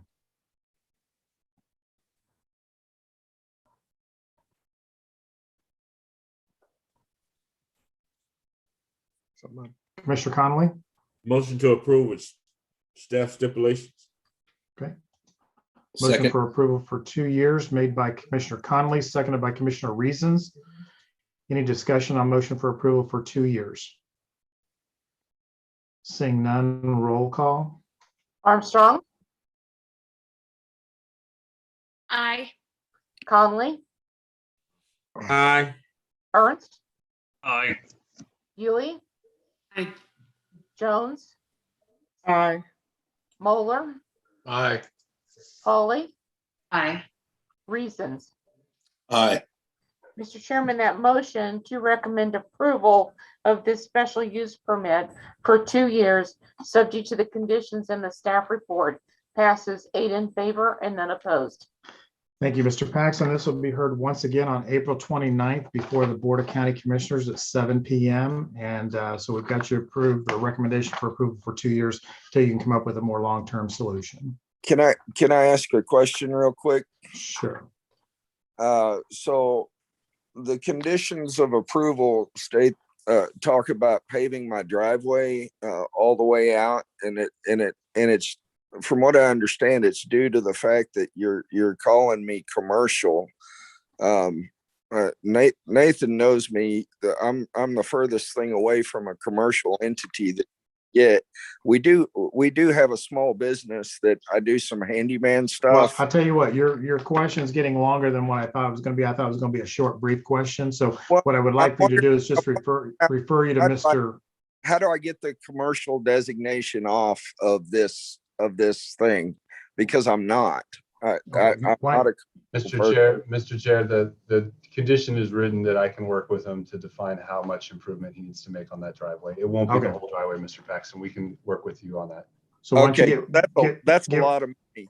Yeah, get with Director Hand tomorrow and he'll work something out with you. He's not as tough as he looks. Okay, thank you. All right. Thank you. Our next application is special use permit SP 2021-003, Sheila Orenberg. Special use permit for a beer hall at 101 Central Avenue. Please include the following items as part of the record for this case. The city's currently adopted zoning and subdivision regulations, the official zoning map for the area in question, the city's currently adopted master plan for the area in question, the staff report and attachments dated April 12, 2021, the application and other documents, plans, pictures, and maps submitted by the applicant in furtherance of the case and contained in the official file, the notice in the Wyandotte Echo, and the notices to property owners. Does any member of the commission have any contact to disclose with regard to this case? No. Okay, Thank Ms. you. Orenberg, I've got you queued up to speak, so go ahead and give us your name and address, please, and tell us about your project. Yeah.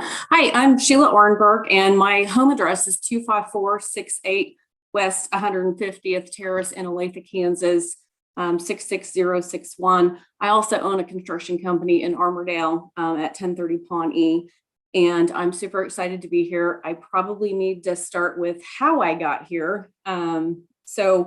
My husband and I travel around and go to a lot of areas with, and go to breweries and beer halls throughout the United States and a couple in Europe. And what we're seeing in a lot of communities are older industrial buildings that are converted into beer halls. And I was in this part of town, saw this building, and was just convinced that it really would serve well as a beer hall. It's a unique area for Kansas City. And the piece of property, I'm super, everybody calls it my passion project. And actually reached out to the owner and purchased it with the intentions of something going in here, preferably a beer hall. And I know it's industrial and it's not something that we're seeing a whole lot in the area, but we are seeing them in a lot of other parts. So I would love to turn it into a craft beer hall, which not a nightclub, not a late night club or anything, just basically a day craft beer inside, and then, you know, attract some folks from the West Bottoms area. There's a lot of apartments in the area and a lot of bicycling communities with some dog areas and things like that. So that's, you know, small. I believe we have our occupancy at about 85, which we would have enough parking that would serve 85. Okay, questions for the applicant? Seeing none, we'll open up the public portion of the meeting. Anyone in the audience want to speak in favor of or in opposition to this request? Seeing no one queued up to speak, I'll close the public portion of the meeting. We will go to the very top director, Gunnar Hand, for his comments. Thank you, Mr. Chair. Gunnar Hand, Director of Planning and Urban Design.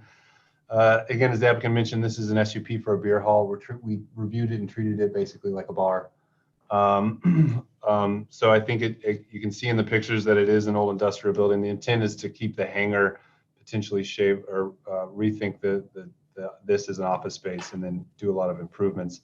This is in that very weird part of the historic West Bottoms, the Kansas portion of the historic West Bottoms, that's basically under the now closed Central Avenue Viaduct. If you're going west on 9th and you hit James, most people turn left or right on James. You can keep going straight and go to the under bridge of the Central Avenue Bridge, which again has recently been closed due to structural issues. If you look down and it doesn't really look like a road. If you look left after you go, you know, First Street dead ends just past the property line. At least the dead ends, I should say. The actual street has been vacated just after this property line. There's still kind of a driveway to get back to it's a concrete batch plant, I believe, back in this corner. So it's kind of straight out there. It's in a weird location, but I think it's in an location that's not going to have any neighbors that are really going to mind this type of use. It would certainly be a destination. We've reviewed the site plan, and there's one thing that I would like to add. If the Planning Commission wants to make a motion of approval, I would ask that in that motion, you add a condition that they need a right-of-way agreement with Public Works to add the type of street parking they are recommending on First Street. But with that, they noted their own hours of operation, and we set those as conditions. And so long as they meet the landscape plan, we believe that they can meet the requirements of the code. So we do recommend approval for 2 years. Questions for the director? Saying none, stand for a motion.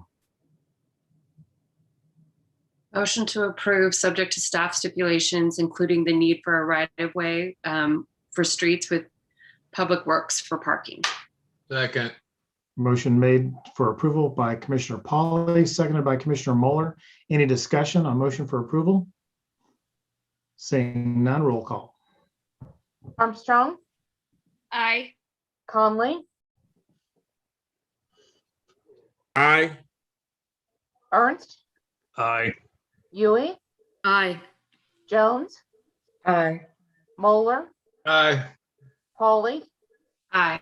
Reasons. Aye.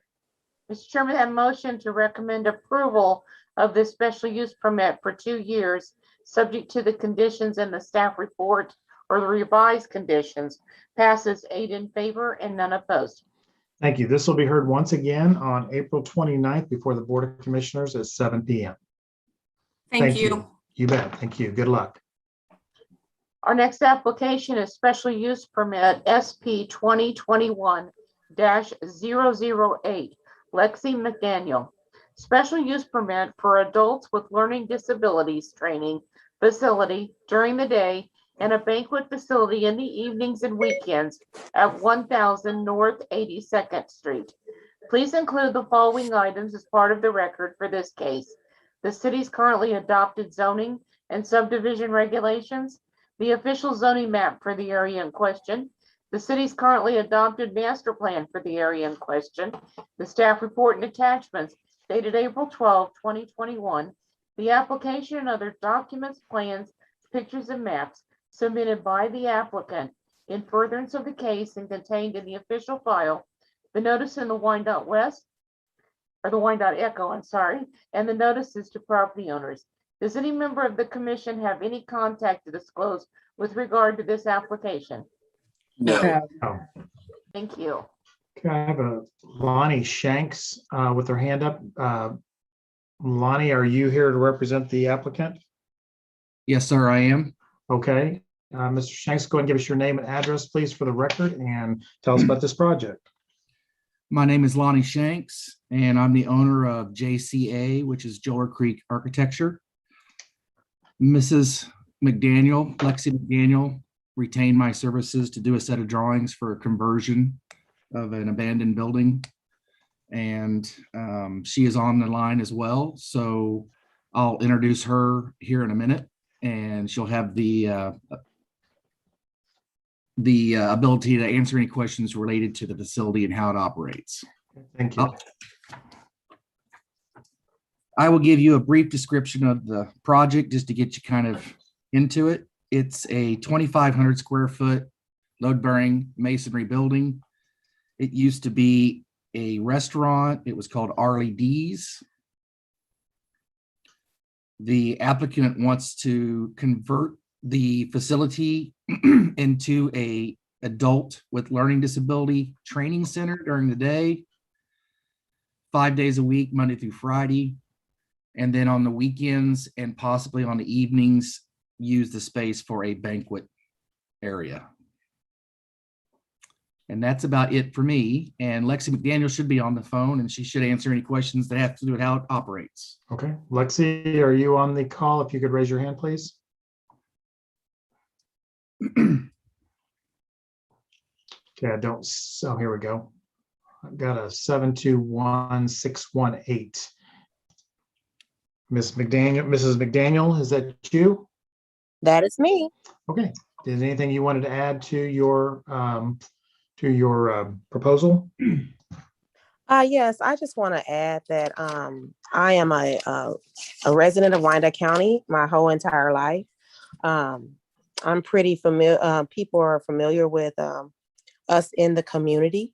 We have had our salon next door to the Charlie D's facilities.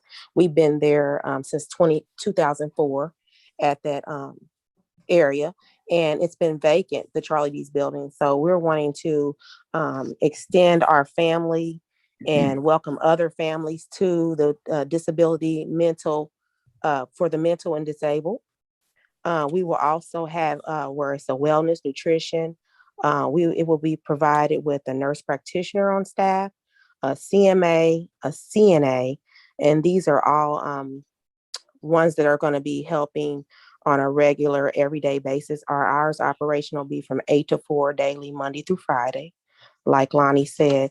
And then we're just wanting to help the working class family people in the community that don't have, there are only 6 facilities in the Wyandotte County area, and the demographic of people here, there's not enough facilities like this. So we're wanting to extend and open up for people to drop their loved ones off so they can try to get on and have a normal life. They go to work every day, and there are just not enough facilities like this. I have a handicapped loved one, and she's my aunt. My aunt has a son, and she's very, she has a hard time finding somewhere safe, clean for my little cousin to go because he has autism. So we're going to kind of fit that demographic population of people where they can come and drop their loved ones off and be safe and have good meals and teach them how to be skillful in life at our facility. Thank you very much. Questions for the applicant? Seeing none, is there anyone in the audience that came tonight to speak in favor of or in opposition to this request? Please raise your hand. Seeing none, we'll close the public portion of the meeting. We'll go to Director Hand for his comments. Thank you, Mr. Chair. This is Gunnar Hand, Director of Planning and Urban Design. Just as a point of clarification, this is an SUP for the event space only.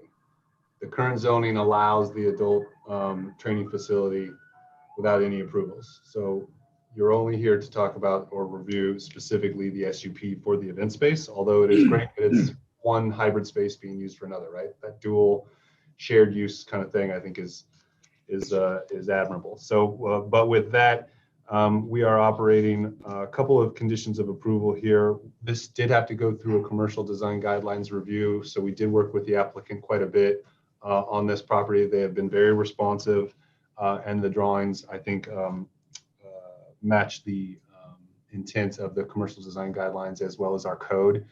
We based the parking requirement on the most onerous standard, and that is for the event space, not for commercial 4 per 1,000 square feet. The event space is based on the number of seats. So we took it at face value. There's 40 seats. There are therefore 10 required parking spaces. 6 of those are provided on site. And you can see in a better picture here, 4 of them are being provided by Ms. McDaniel's adjacent property to the north. So the salon's open during the day. The adult facility, training facility will be open during the day. At night, essentially, she's saying they can use all of that parking accordingly. So there's more than 4 on this adjacent property to meet that parking standard. You can see in the design of the parking lot here for the ADA parking, they made a very generous shaded off area so that people can park here and use that as walk space. The ramp's right there, the ADA ramp's right there, and you get into the space here. So with that, That sounds okay too. She did really good. I'm trying to hear him. Sorry. With that, I think we would just say that there were quite a few NOVs on this property. They're reflective of when it was vacant. There's just a bunch of graffiti and weeds and things of that nature. Those have all been rectified by the applicant. They've received no letters of support nor opposition.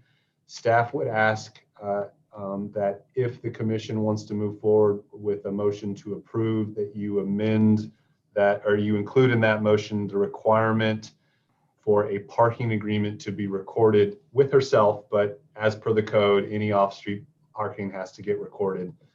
So we would ask you that this property record that parking agreement with the property to the south as a part of your motion for approval. And with that, staff does recommend approval for 2 years. Thank you. Questions for the director? Seeing none, I'll stand for a motion. Commissioner Jones? Motion to approve subject to staff comments and stipulations with the addition of the recording of a parking agreement. Is there a second? Commissioner Connolly? Second. Thank you. Any discussion on motion for approval made by Commissioner Jones? Seeing none, roll call. Armstrong, Aye. Conley, Aye. Ernst, Aye. Huey, Aye. Jones, Aye. Moeller, Aye. Pauly, Aye. Reasons. Aye.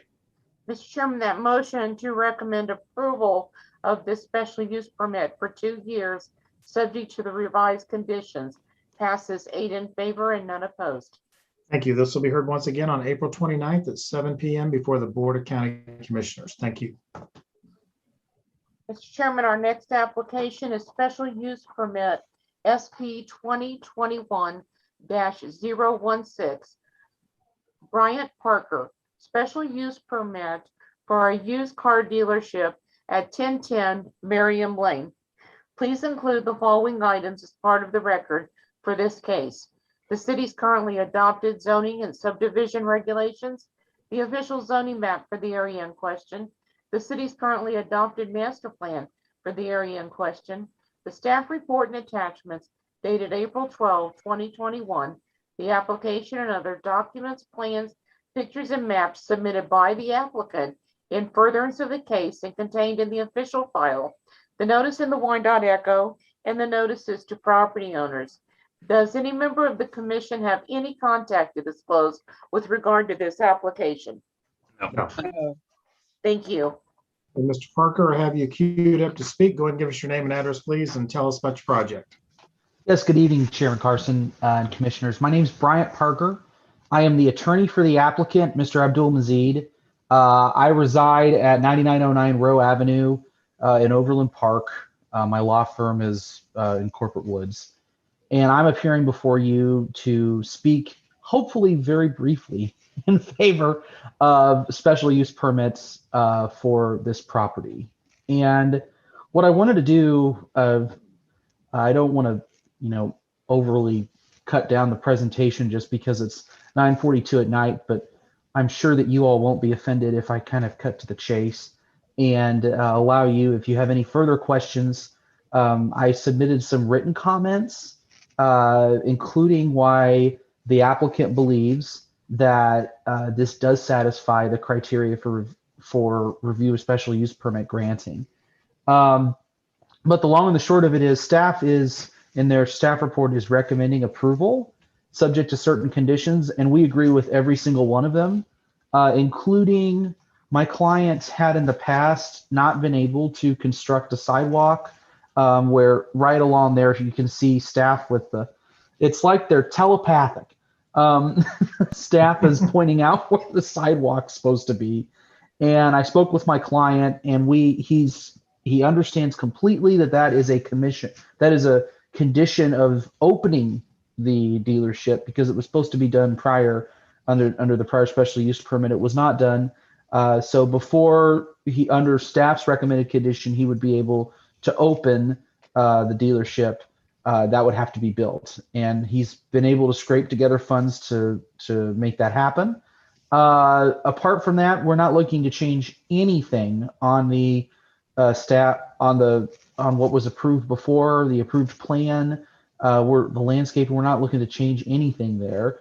There was a variance that was approved to allow to reduce the number of on-site parking spots, because this really isn't a parking intense use. It's just parking cars, and there's only really one or two people that come to the dealership at a time. The thing I did want to share with you, I don't want to presume to put words into staff's mouths why there's a recommendation of approval, but I do think it's helpful context to know that this property is actually laid vacant for about a year, right at a year, or not vacant, but unused for a year. It still had the inventory of the former car lot on it, but no sales were going on because my client was very well aware that that's in violation of the zoning code. And so the cars just sat there.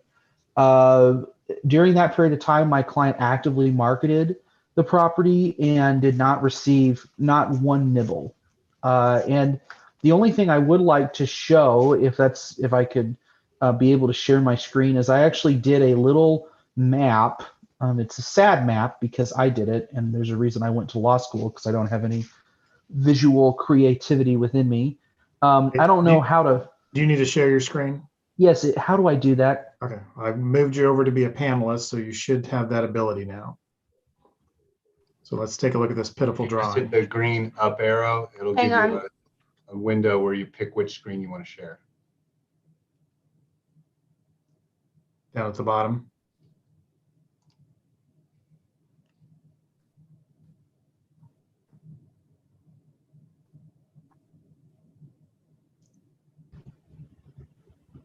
There you go.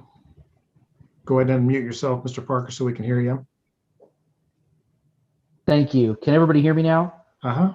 Okay, perfect. I thought this might cut through some of the, some of the headwinds that we're facing in seeing this location converted to something besides a used car sales lot.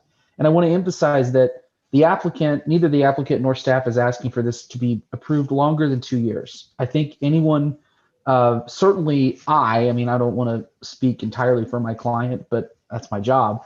I don't see this as more than a transitional use that gets renewed on a 2-year basis, but that gives you the opportunity to look each 2 years to see, is there a more appropriate use now given the trends in the neighborhood.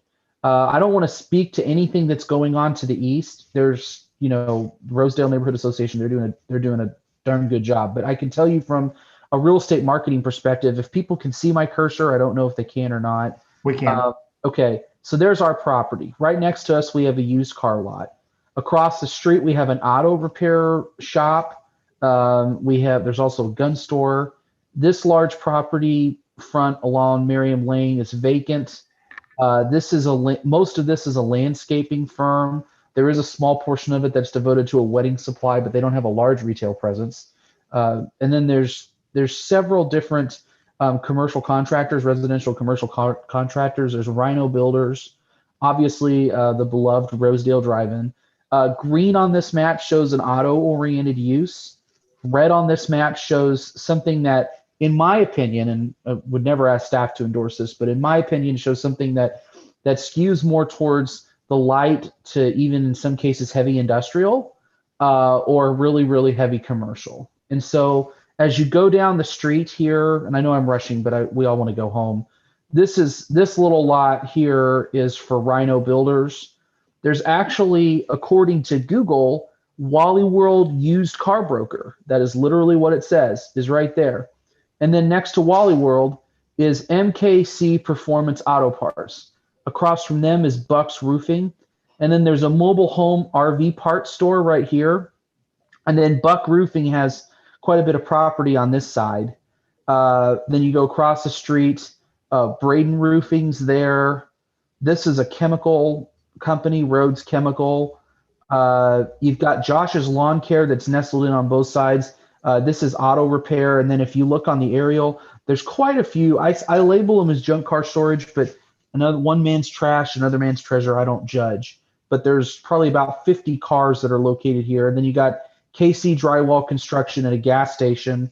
And then this is more or less vacant down here. So I only went through this exercise to show that I don't think that a used car lot for 2 years in this specific location is really out of character at all with the neighborhood. In fact, I would think that would be that would reflect most of the predominant uses along the Merriam corridor.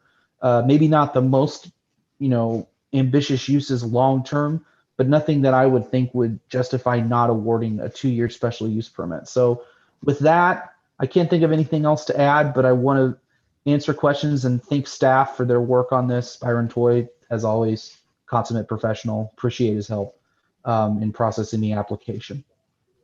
Thank you. Questions for the applicant? Seeing none. Anyone in the... I did have one thing and I know Aaron's going to talk as well. I'm so sorry. I didn't mean to rest too early. I have current pictures of the site. They were supposed to send off my email. For some reason that didn't happen, and I very much apologize. If you want me to, I can show you pictures of the current site if that's desired. It's pretty much looks the same as it looked 2 years ago. It's in good shape. All right, why don't you hold on to that, and if we get a request, we'll do that. Okay.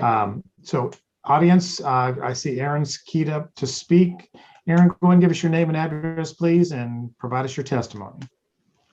Good evening. My name is Erin Straka. I'm here representing Rosedale Development Association, which is at 1403 Southwest Boulevard. We're here opposing this permit this evening. I don't believe that a used car lot is the best use for the site. The UG has invested an enormous amount in improving this corridor over the past several years with improved stormwater control, sidewalks, bike lanes. As the corridor has improved, we've seen increased interest from developers in this area.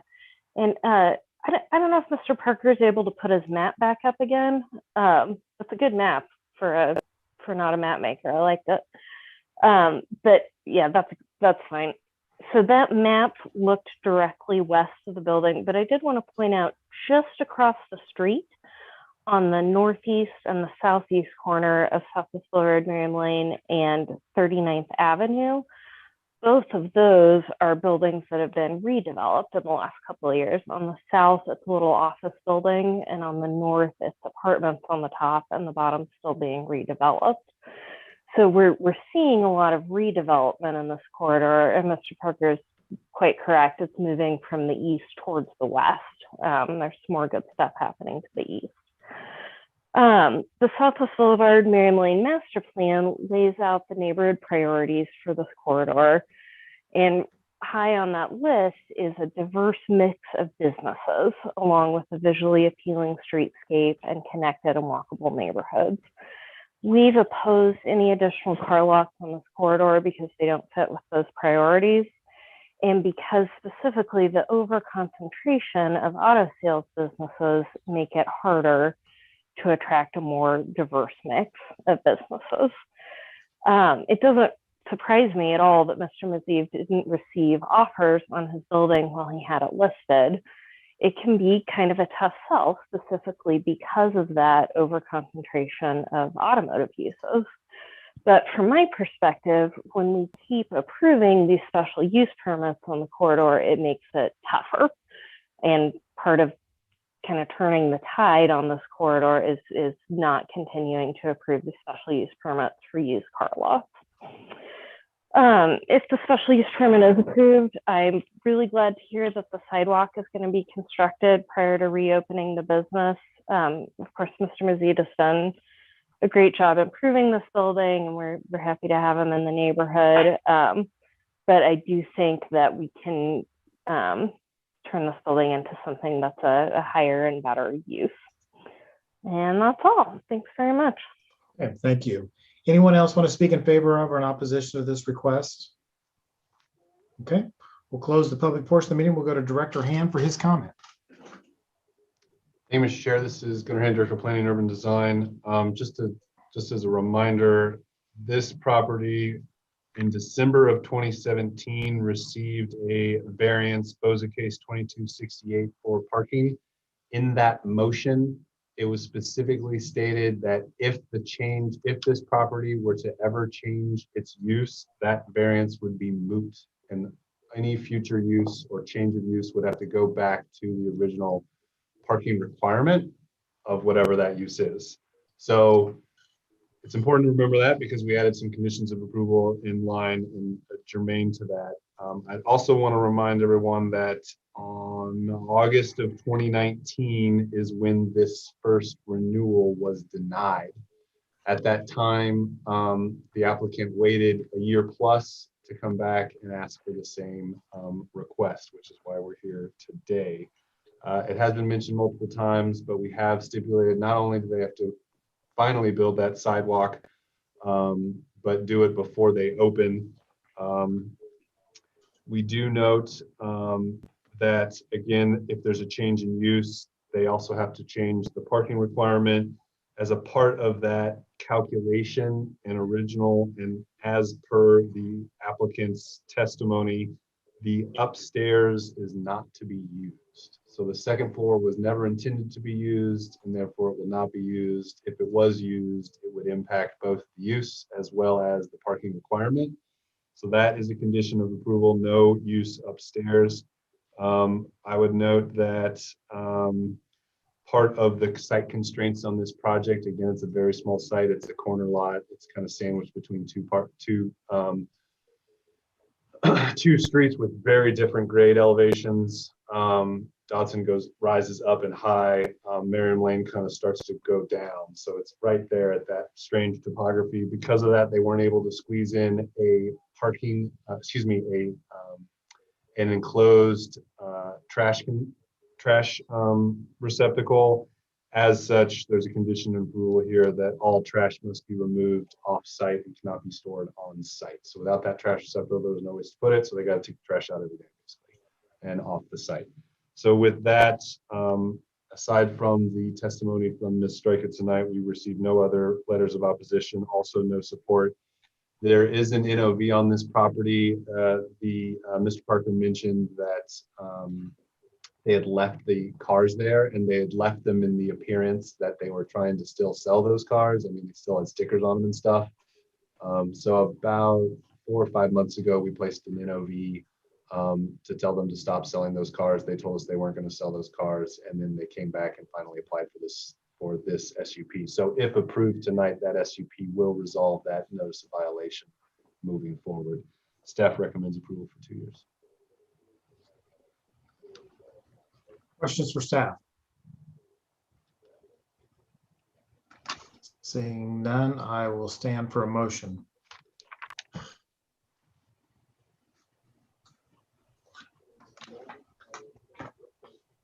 I'm sorry, I didn't catch that. Commissioner Ernst. with all due respect to Aaron, this has over a long period of time at a great deal of expense. This particular gentleman dragged on and on and on. And it's probably not going to be anything other than a car lot with a sidewalk to nowhere. I move the Kansas City Planning Commission recommend approval of petition SP 2021-016, subject to staff stipulations. Thank you. Is there a second? I'll second it. Nathan Reasons. Motion to approve made by Commissioner Ernst, subject to staff stipulations, seconded by Commissioner Reasons. Discussion on motion for approval. I will Seeing none- only, Yes, go ahead. yeah, I know it's late and I talk a lot. I will only mention one thing that Gunnar said earlier this evening, and I'm going to use his quote against him. We're trying to use the intent of the code and see how we could fit this business into the existing site. We did that on Kansas Avenue. I'd like to think we've been above and beyond on this one and that we would cut this guy some slack.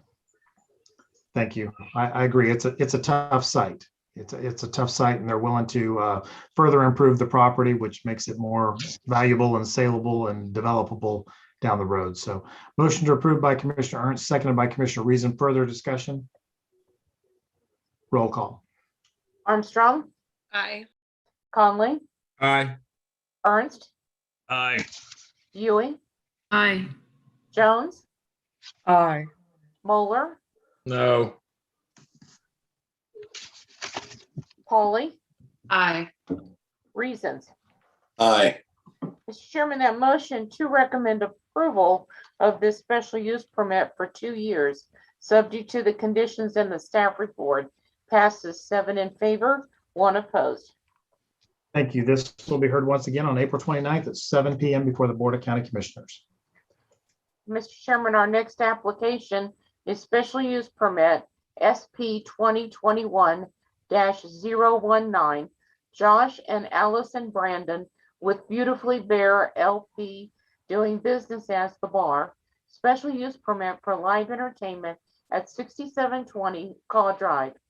Please include the following items as part of the record for this case: the city's currently adopted zoning and subdivision regulations, the official zoning map for the area in question, the city's currently adopted master plan for the area in question, the staff report and attachments dated April 12, 2021, the application and other documents, plans, pictures, and maps submitted by the applicant in furtherance of the case and contained in the official file, the notice in the Wyandotte Echo, and the notices to property owners. Does any member of the commission have any contact to disclose with regard to this case? No. No. No. Thank you. Okay, Mr. Brandon, I've got you queued up to speak. Give us your name and address, please. Yes, my name is Joshua Brandon. Address is 22160 West 97th Terrace, Lenexa, Kansas, 66220. Okay, why don't you tell us about your project? All right, so what we'd like to do is allow live entertainment to be provided at the drinking establishment that we're currently operating. We currently have a jukebox system that's in place with speakers and sound system. And we've never had any sound or noise complaints that we're aware of. We took over the property on the 15th of January, but have been operating basically the same way previously for the last 7+ years under single ownership, and then another 15 years or so before that as a bar. During that time, they've had live bands, they've had karaoke, DJs, all that kind of thing, and have never had any kind of complaints from local neighbors. We submitted a request and sent out emails letters to all of the local neighbors asking for any comments or concerns. Didn't receive any. We have, however, submitted, I believe, around 60 signatures for people who come into the bar and would like to be able to be provided with live entertainment. So that's what we're pursuing. Thank you. Questions for the applicant? Seeing none, anyone in the audience, seeing none, anyone in the audience that wants to speak in favor of or in opposition to this request, please raise your hand. I'm not seeing any, so I will close public portion of the meeting. We'll go to Director Hand for his comment. Thank you, Mr. Chair. Again, this is Gunnar Hand, Director of Planning and Urban Design. So this SUP is for live entertainment only. The business has been in operation since before we required SUPs for bars. Whether the previous owner did it or not is kind of neither here nor there. It's understood as a bar, not a bar with live entertainment in our records, so that's why he's here for live entertainment. We've added a couple of conditions of approval related to this case. We're limiting the number of events as per feedback from the client. They were thinking they would do 3 a week, so we put it at 3 a week as a maximum. We are asking that they supply us with a parking and security plan if this moves forward before the Board of Commissioners hearing, which are two standard conditions that we ask for this type of use specifically. There was an old NOV related to signage. In fact, you can kind of see it right here. They shouldn't have these up on their fence. So that's technically a violation also. But that one has been closed and resolved. There's, again, no letters of opposition or support received by staff. We recommend approval for 1 year. I'm sorry, for 1 year? 1 year. All right. Questions for the director? Yes, I actually do have a question. Okay, I'm gonna let you ask one because we've kind of closed that portion of the meeting, but go ahead. Okay, the security plan that's requested, I can't find any documentation regarding what that needs to be, because since our occupancy limit is only 63, I'm not finding any kind of codes or anything like that that are enforcing that. So I'm just trying to figure out what I need to provide in that context. Okay, Gunnar, can you? As a special use permit, we can apply any conditions we see fit for any proposed use. So you're probably not going to necessarily find it in whatever code that you're looking for. You can reach out to staff tomorrow and we can tell you exactly what you need. Okay, thank you. Questions from the commission to the director? Seeing none, recommendation is for 1 year approval. I'll stand for a motion. Motion to approve, subject to staff stipulations and comments. Commissioner Conley? Second. Motion to approve for 1 year, subject to staff stipulation made by Commissioner Jones, seconded by Commissioner Conley. Any discussion? Seeing none, roll call. Armstrong, Aye. Conley, Aye. Ernst, Aye. Huey, Aye. Jones, Aye. Moeller, Aye. Pauly, Aye. Reasons. Aye. Mr. Chairman, that motion to recommend approval of this special use permit for 1 year, subject to the conditions in the staff report, passes 8 in favor and none opposed. All right, thank you. This will be heard once again on April 29th at 7 p.m. before the Board of County Commissioners. Like the director said, reach out to staff tomorrow and they'll discuss with you a security plan. Thank you. Mr. Chairman, our next application is special use permit SP-2020-97, Riyadh Baghdadi, special use permit for auto sales, repair, and body work at 927 Kansas Avenue. Please include the following items as part of the record for this case. The city's currently adopted zoning and subdivision regulations, the official zoning map for the area in question, the city's currently adopted master plan for the area in question, the staff report and attachments dated April 12, 2021, the application and other documents, plans, pictures, and maps submitted by the applicant in furtherance of the case and contained in the official file, the notice in the Wyandotte Echo, the notices to property owners, and the testimony from the Board of Zoning Appeals meeting earlier this evening. Does any member of the commission have any contact to disclose with regard to this application? No. No. Thank you. Hey, Mr. Baghdadi, I've got you queued up to speak. Thank you for your patience. You kind of started us off tonight and you're going to pretty much end us tonight, or almost. Yes, we're go lucky ahead today. You're a patient man, so go give us your name, address, and then tell us about your project, keeping in mind that we heard from you earlier tonight. All right. My name is Riyadh Baghdadi. I am with RB Architecture Engineering, located at 11661 College Boulevard, Overland Park, Kansas 66210. And today we're applying for a special use permit for a car sale and car repair at 927 Kansas Avenue. As you mentioned, we went through the plans today, so I'm not gonna repeat the information, and I think you're familiar with it.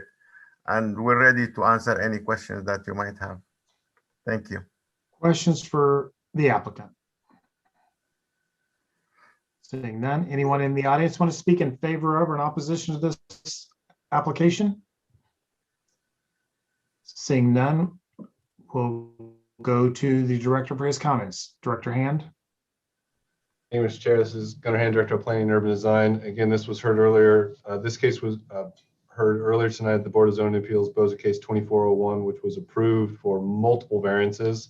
Again, we're working on a constrained site, trying to get all the SUPs for this type of use standards met, as well as the commercial design guidelines in a historic neighborhood, old historic neighborhood. We've gone over the site plan before.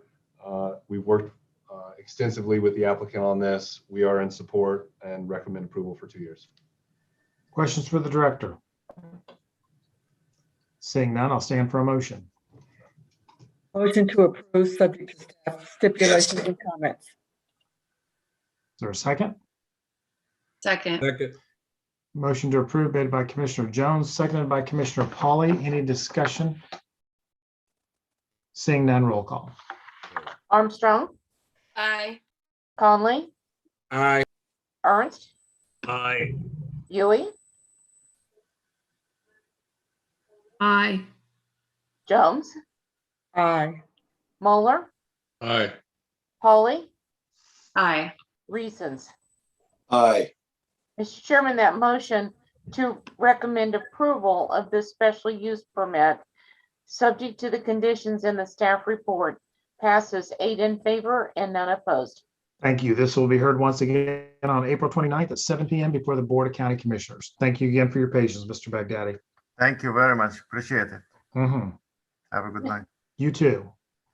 Mr. Chairman, we have 2 applications we're going to hear together, and then we vote on them separately. Special use permit application SP-2020-100, Mark Murdick with Sullivan Palmer Architects.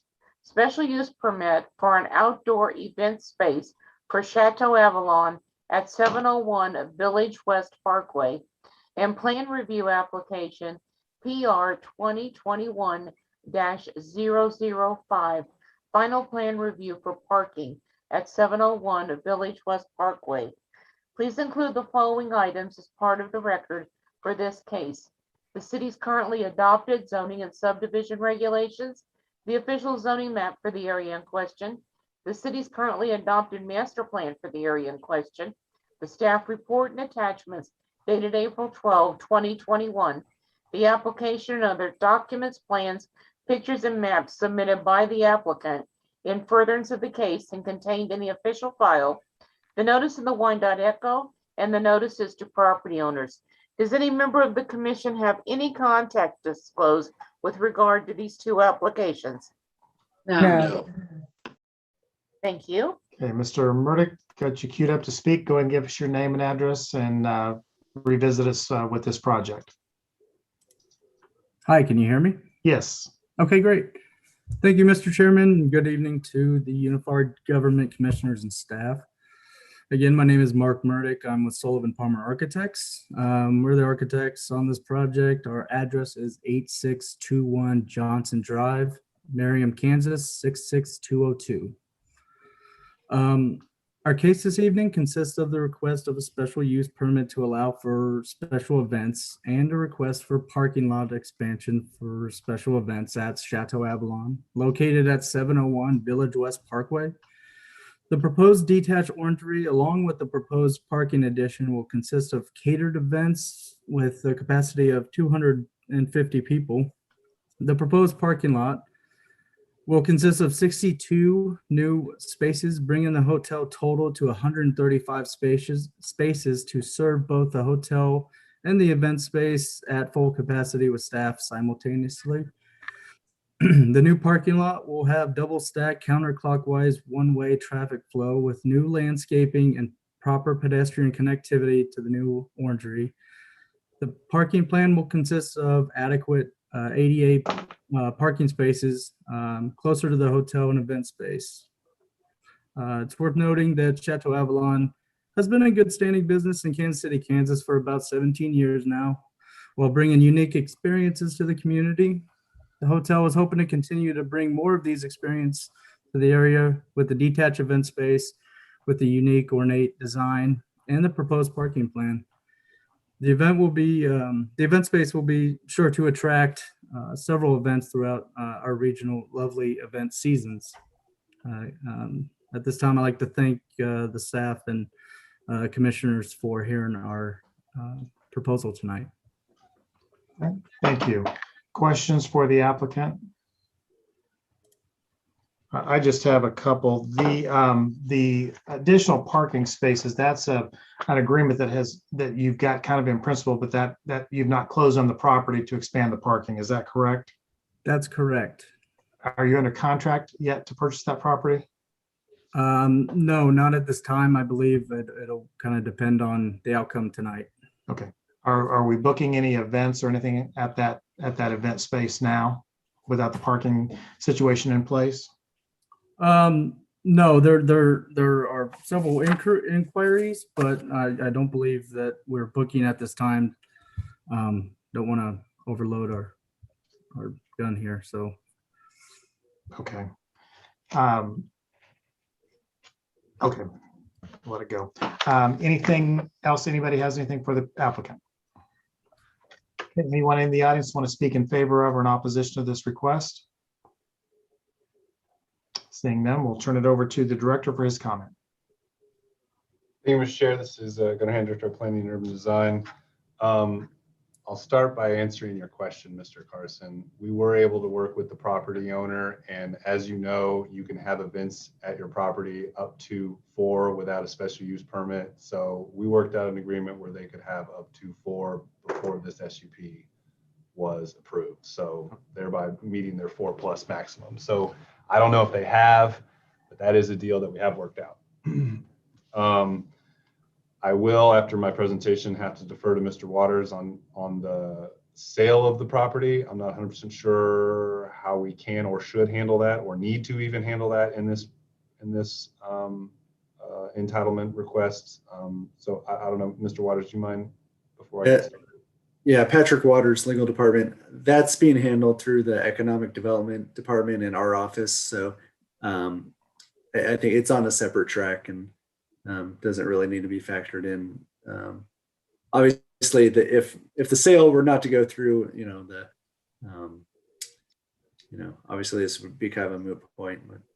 So if there's a motion is to approve it based on the recommendations, which means they have to have the parking. So if the purchase doesn't go through, then there is no parking, then there is therefore no approval.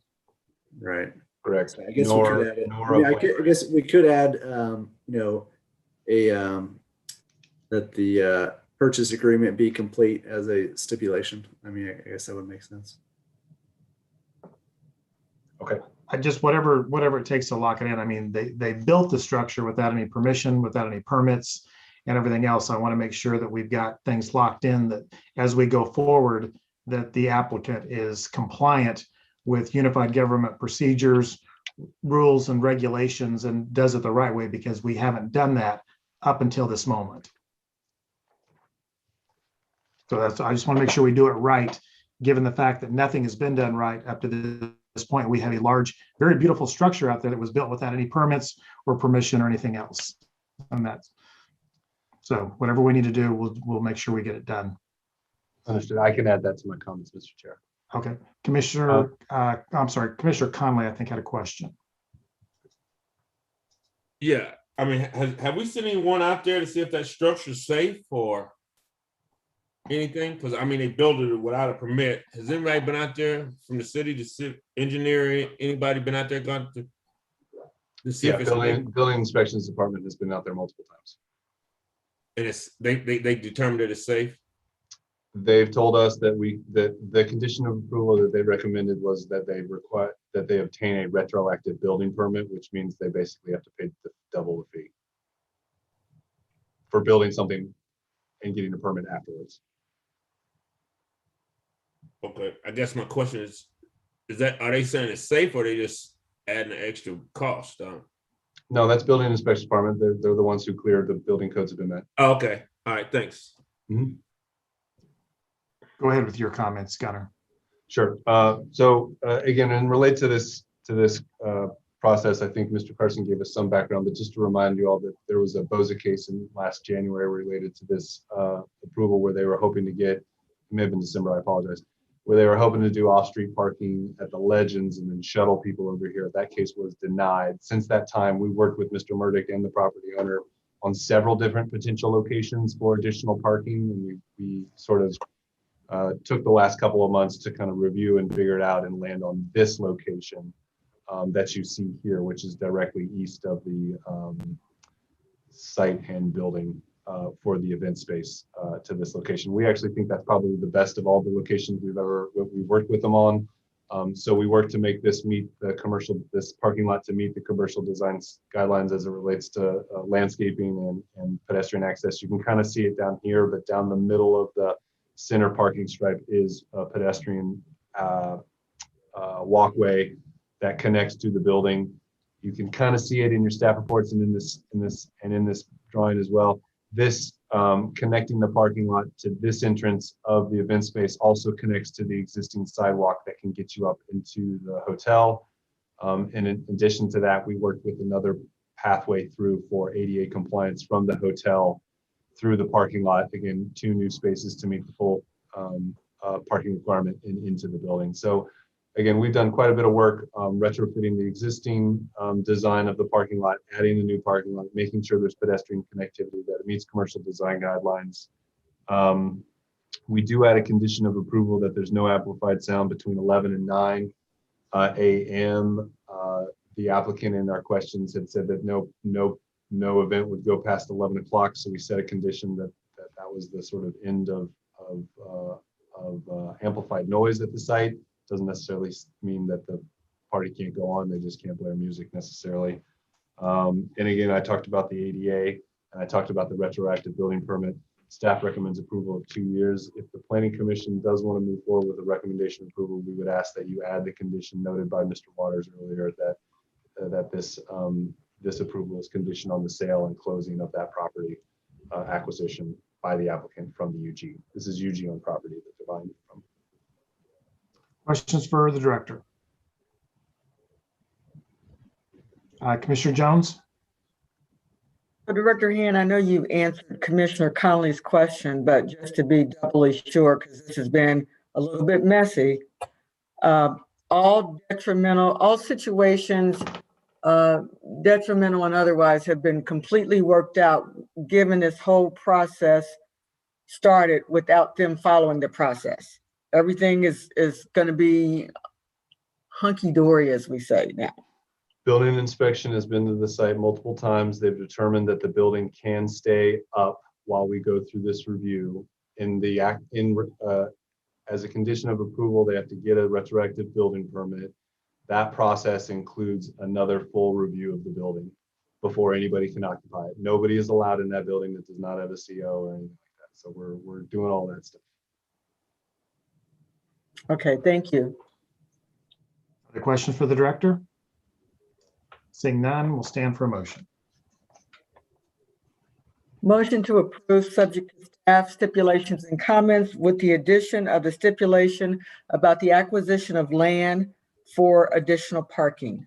Okay, and I'm sorry, this is on the special use permit. We'll have 2 motions here, one for the special use permit, one for the plan review. So Commissioner Jones, does that work for you?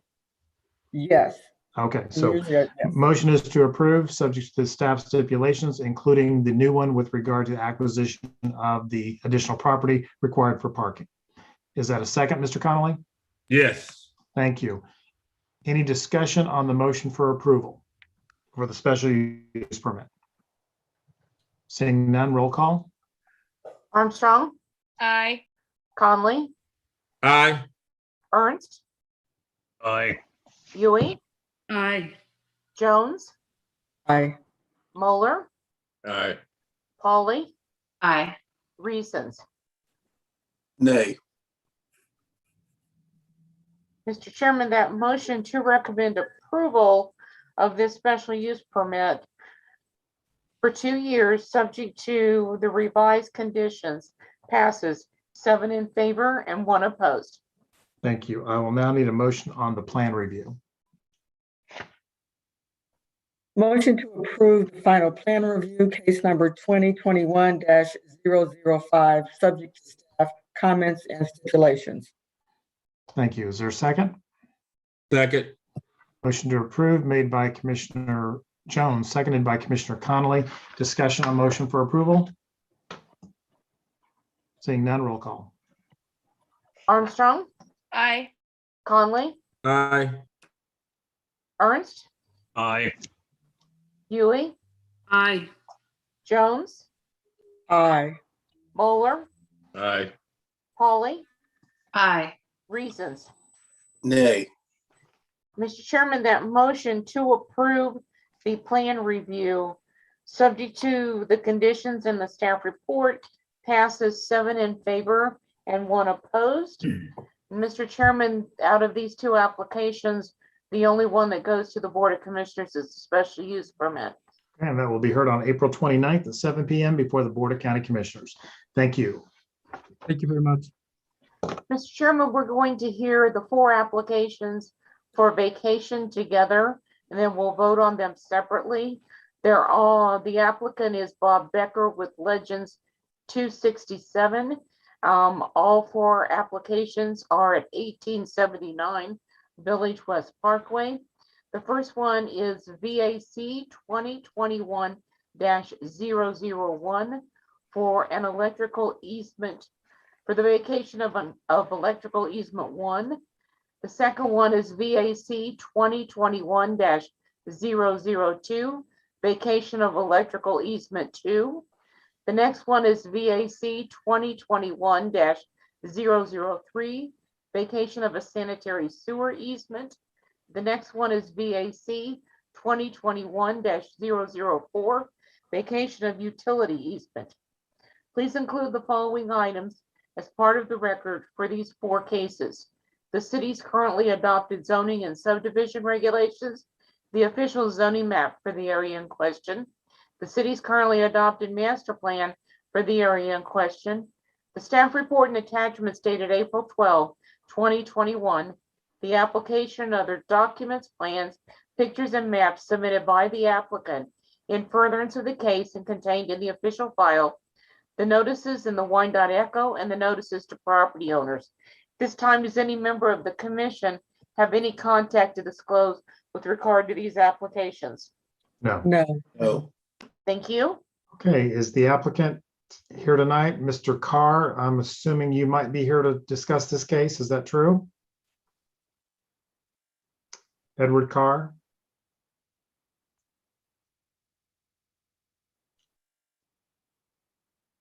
Mr. Carr, are you here tonight to speak on behalf of the Legends case?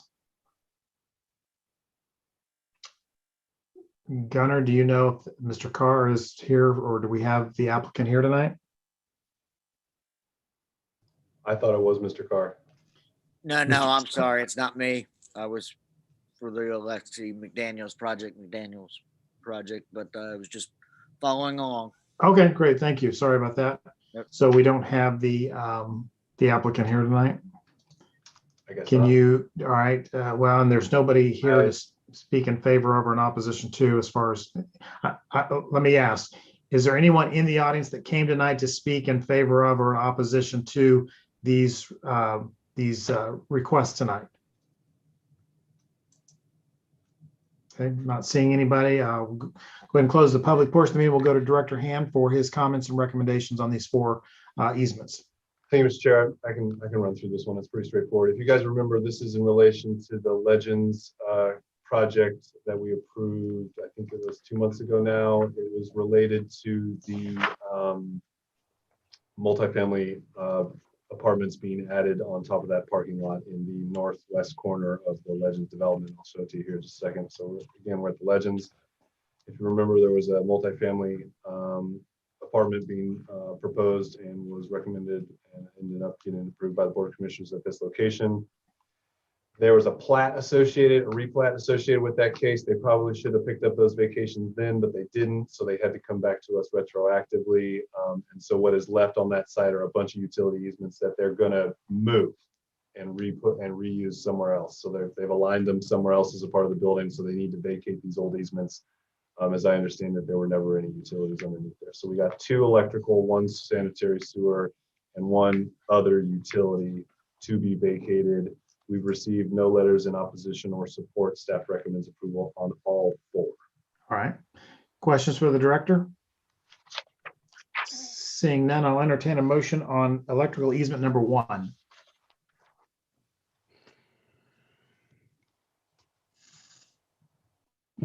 Motion to approve. Got a Go ahead. motion to approve by Commissioner Jones, seconded by Commissioner Connolly. Is that right? That's correct. All right, thank you. Discussion on motion for approval of utility easement number 1, or excuse me, electrical easement number 1. Seeing none, roll call. Armstrong, Aye. Conley, Aye. Ernst, Aye. Ewing, Aye. Jones, Aye. Moeller, Aye. Pauly, Aye. Reasons. Aye. Mr. Chairman, that motion to recommend approval of vacation 2021-1, subject to the conditions in the staff report, passes 8 in favor and none opposed. Thank you. I'm going to wait till Commissioner Armstrong finishes the biggest yawn I've ever seen before I accept a motion on electrical easement number 2. That was the biggest yawn I've ever seen. I can't wait to go back and watch that on YouTube. So I will now entertain a motion on electrical easement number 2. Motion to approve. Motion approved by Huey. Is there a second? Second. Seconded by Armstrong. Any discussion on motion to approve electrical easement number 2? Seeing none, roll call. Armstrong, Approve. Or I gay. Aye. I threw you all off. Conley,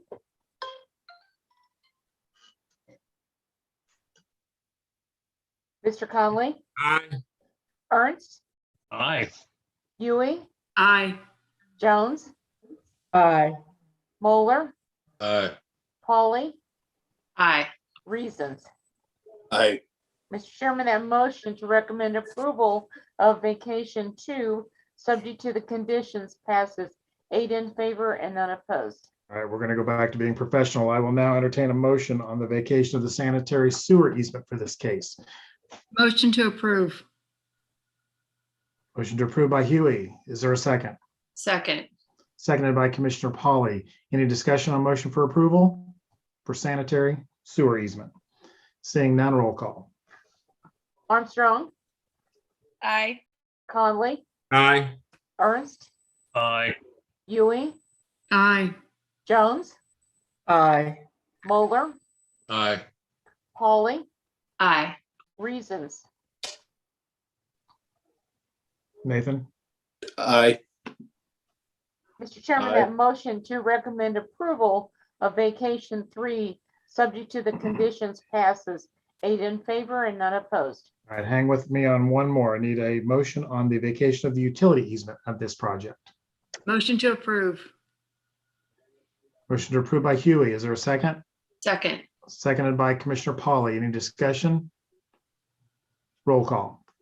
Armstrong, Aye. Conley, Aye. Ernst, Aye. Ewing, Aye. Jones, Aye. Moeller, Aye. Pauly, Aye. Reasons. Aye. Mr. Chairman, that motion to recommend approval of vacation 4, subject to the conditions in the staff report, passes 8 in favor and none opposed. Thank you. And these will be heard. Is that correct, Janet? That is correct. All right, these will be heard on April 29th at 7 p.m. before the Board of County Commissioners. And I believe that does conclude our agenda other than the special meeting. Is that correct? That is correct. We Okay. just have, that's all the petitions. And the only other thing is the special meeting. Okay, and what is that date again, Janet? Is it? That date April- is Monday, May the 24th at 6:00 p.m. And Patrick, would you like to tell them why we're having a special meeting?